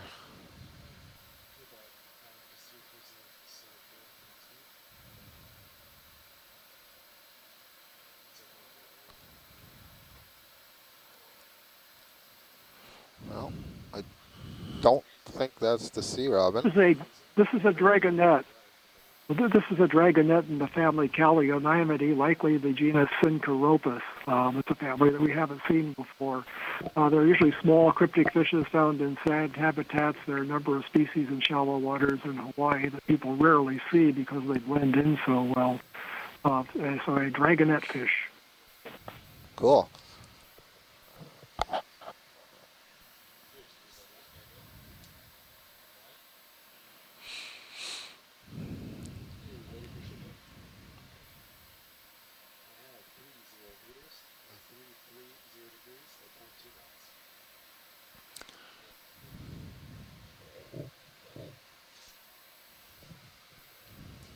Fish tucked away for the night. Huh.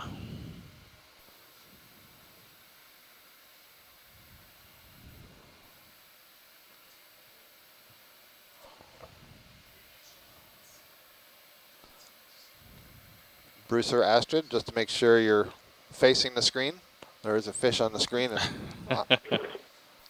I have It's a basslet. Basslet. Thank you, Astrid. Basslet.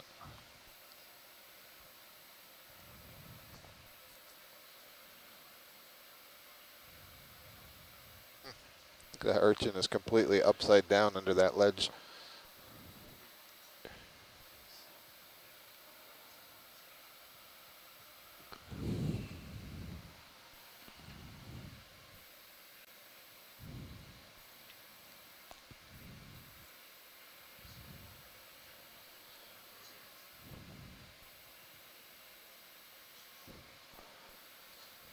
Yep, see a Bracingid asteroid.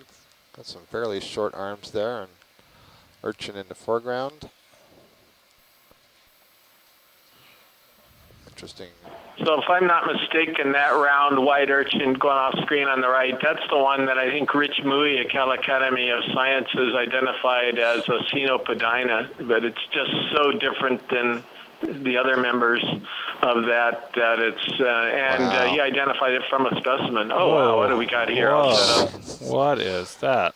Huh. How can this dive keep surprising me? Look at this. Where do we start here? Huh. Well, we start so the purple stuff is a Stoloniferous Octa Coral. There's, I think, also yellow sea fins, and then the white stuff I think is all sponge. Wait, And but can we take a step back and what is Yeah, happening with the seafloor? I think it's We're in the middle of this an plane. eroded. Yeah, I think so. It's you. It looks like it's a little piece here. That's still we've I seen mean, it's so odd. There's been no structure to the seafloor around here. for a while. Yeah, but we have seen these underhangs Yes. that have been eroded. And this looks like it looks something similar, but it's kind of out of place here. So I wonder if all the corals are protecting it from being eroded, and then obviously they don't want to be on the flat part. But this is This is insane. Unreal. Well, this is a very different sponge, I think. You might want to just get a little bit closer look at that. I think this might be a listed sponge. We haven't seen that. Oh, cool. Yeah, so we'll get a zoom in a second, Shirley. I think they're trying to get a nice beauty shot here because it's pretty beautiful. Yeah, Oh, it looks like a bond. sorry, I just recognized This the is purple one coral. of the most extraordinary things I've ever seen down here in all the dives. This is absolutely extraordinary. You mean since 15 minutes ago when we said that? So I think I told Casey at breakfast this morning when she asked what we're going to see that somebody would say Victorgorgia. I'm saying Victorgorgia. That's what that purple stuff is. So there's all this sort of cauliflower sponge, and on the other side, oh, here's some more. There's an interesting thing that Shirley was just pointing out, a lithistid sponge, a rock sponge, and I think that's what we're seeing on the lower side between all that purple stuff. I know that was not a very good description at all. Sorry. Man. Postcards from the deep.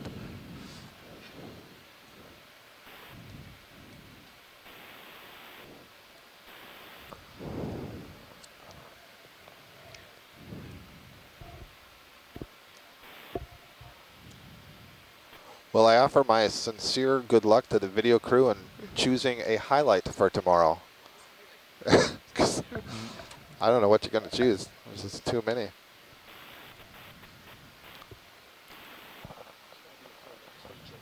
Yeah, exactly.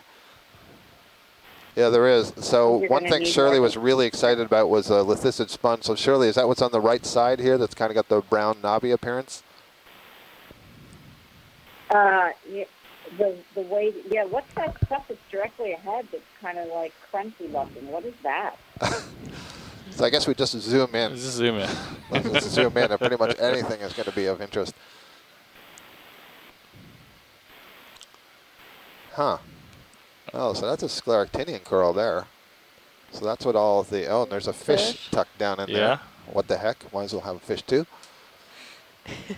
I do not know what the Sclerotinian, so the stuff that's kind of pink with the white that's going off screen right, that's stony coral.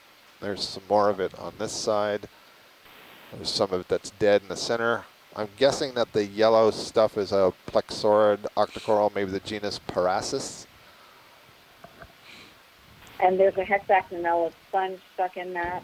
So here, so I see a bunch of zoanthids, but I don't know if this is a lithistid sponge that the zoanthids are growing out of. No. Maybe a dromeid crab. Oh yeah, there's the glass sponge just up above.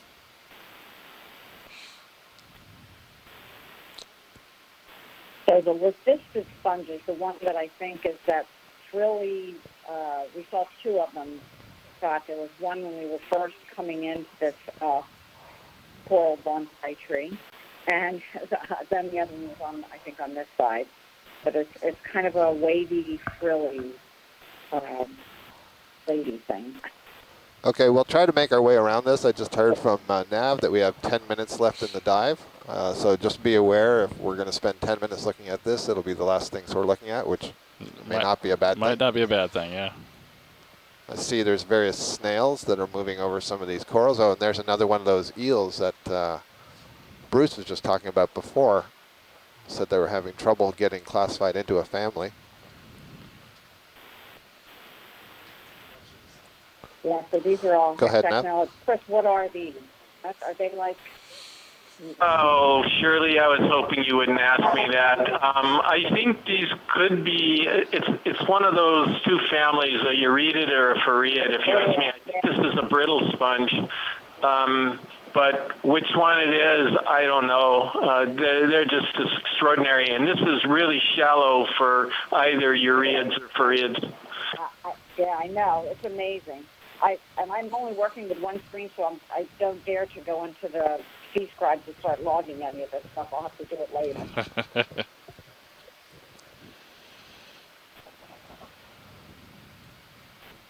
So Scott, what did you think? You thought this was a plexaurid? Those the yellow corals in between, or I don't even know what that is. Yeah, I'm guessing the yellow is a parasis or something like it, and the purple we've been defaulting to Victorgorgia. That wouldn't be a plexaurid. That's another kind of Octa Coral that's in the group Sclerotinian.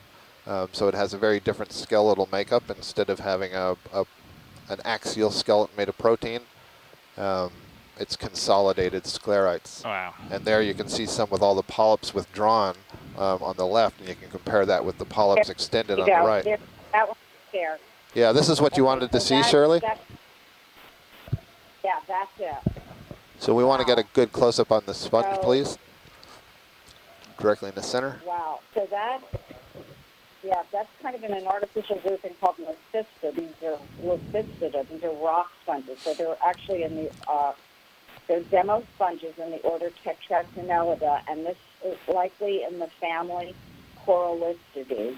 But they're called rock sponges. This is cool. They're called rock sponges because they have spicules made out of silica that are all interlocked, and this is like really rocky hard. It's very hard to break. These sponges are very interesting because the Leucistic sponges are ones that you would think would be physically defended against predators, but they also produce really amazing natural products that have anti-cancer activity. Thank you, Shirley. That's a good view of that. Let's see if there's anything else to see on this future. I'm sure there is.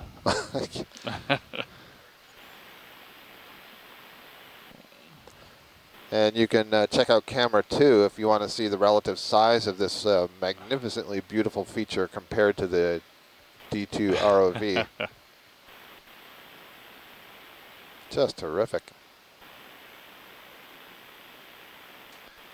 And you notice each time that we zoom in, there's all kinds of crabs. We saw some fish in there, brittle stars, and so it's like a whole world unto its own. Little high-rise community here. Exactly. Yeah.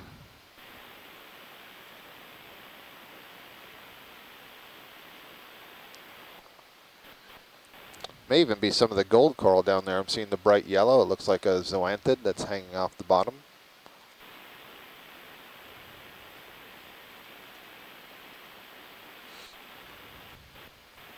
Yes, indeed.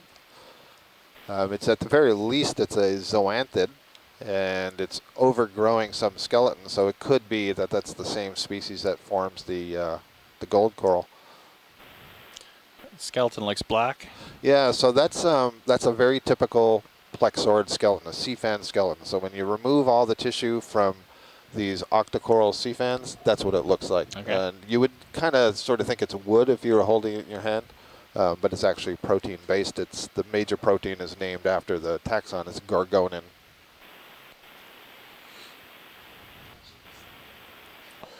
Go ahead, Nav. Watch lead.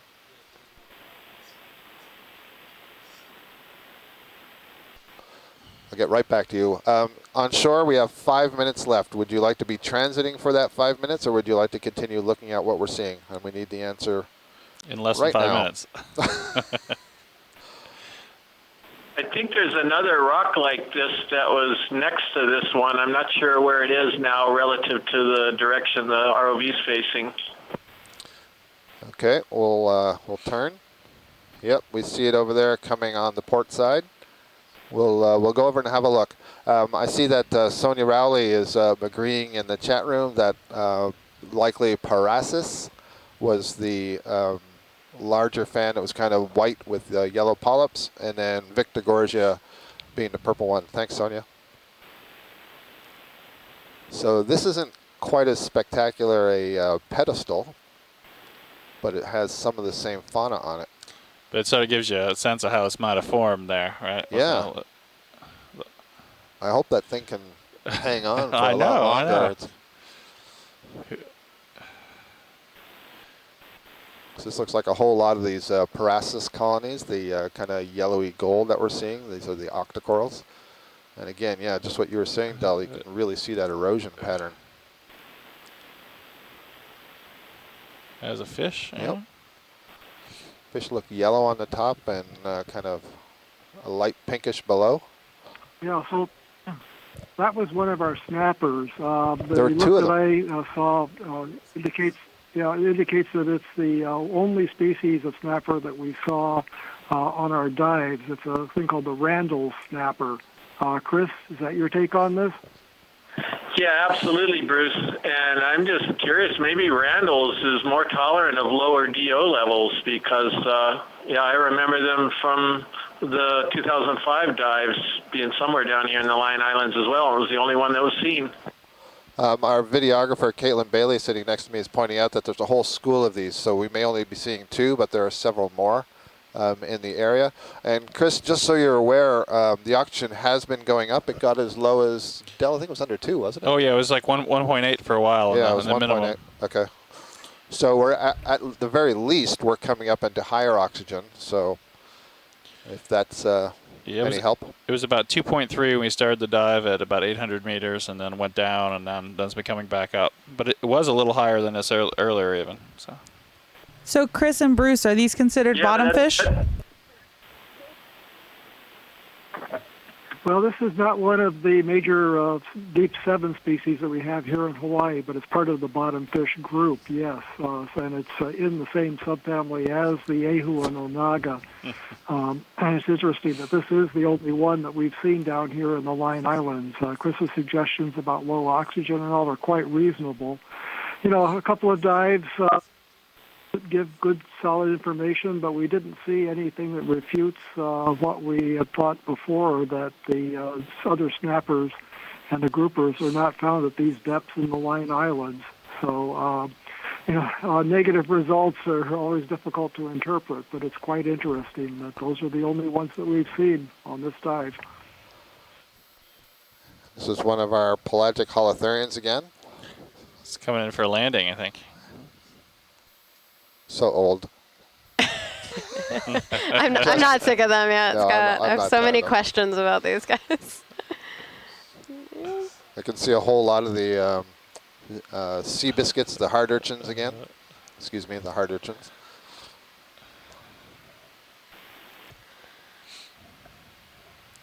And look at that. I mean, you know, if you didn't turn around, you wouldn't know what spectacular sight Yes. you're missing. Sampling bias there, yeah. Exactly. Completely different worlds.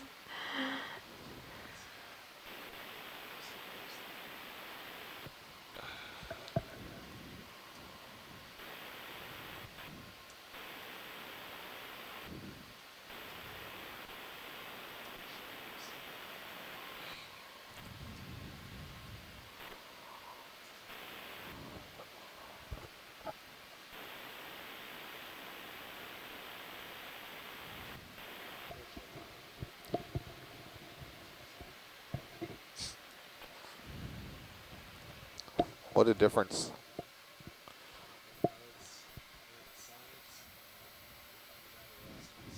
That's 20 seconds, people enjoy your view of urchins.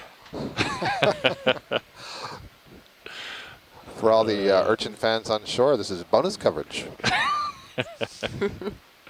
In fact, we have, you know, 2 different kinds of urchins. We have the regular urchins, which have the long spines, and then you can see among them the irregular urchins, which are the so derogatory. In this case, the hard urchins. Yeah, I don't think they mean it in a derogatory way. All right. Well, that was wow. That was a good way to end there. I don't know think how so. many more adjectives we can pull out for this dive. That was just mind-blowing.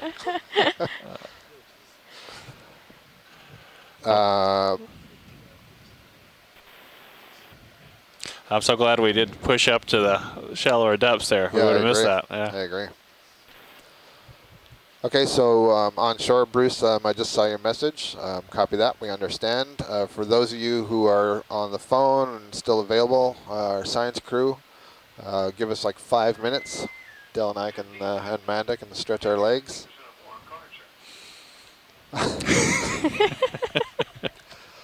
And If you have any thoughts you want to share on the dive right now, please do.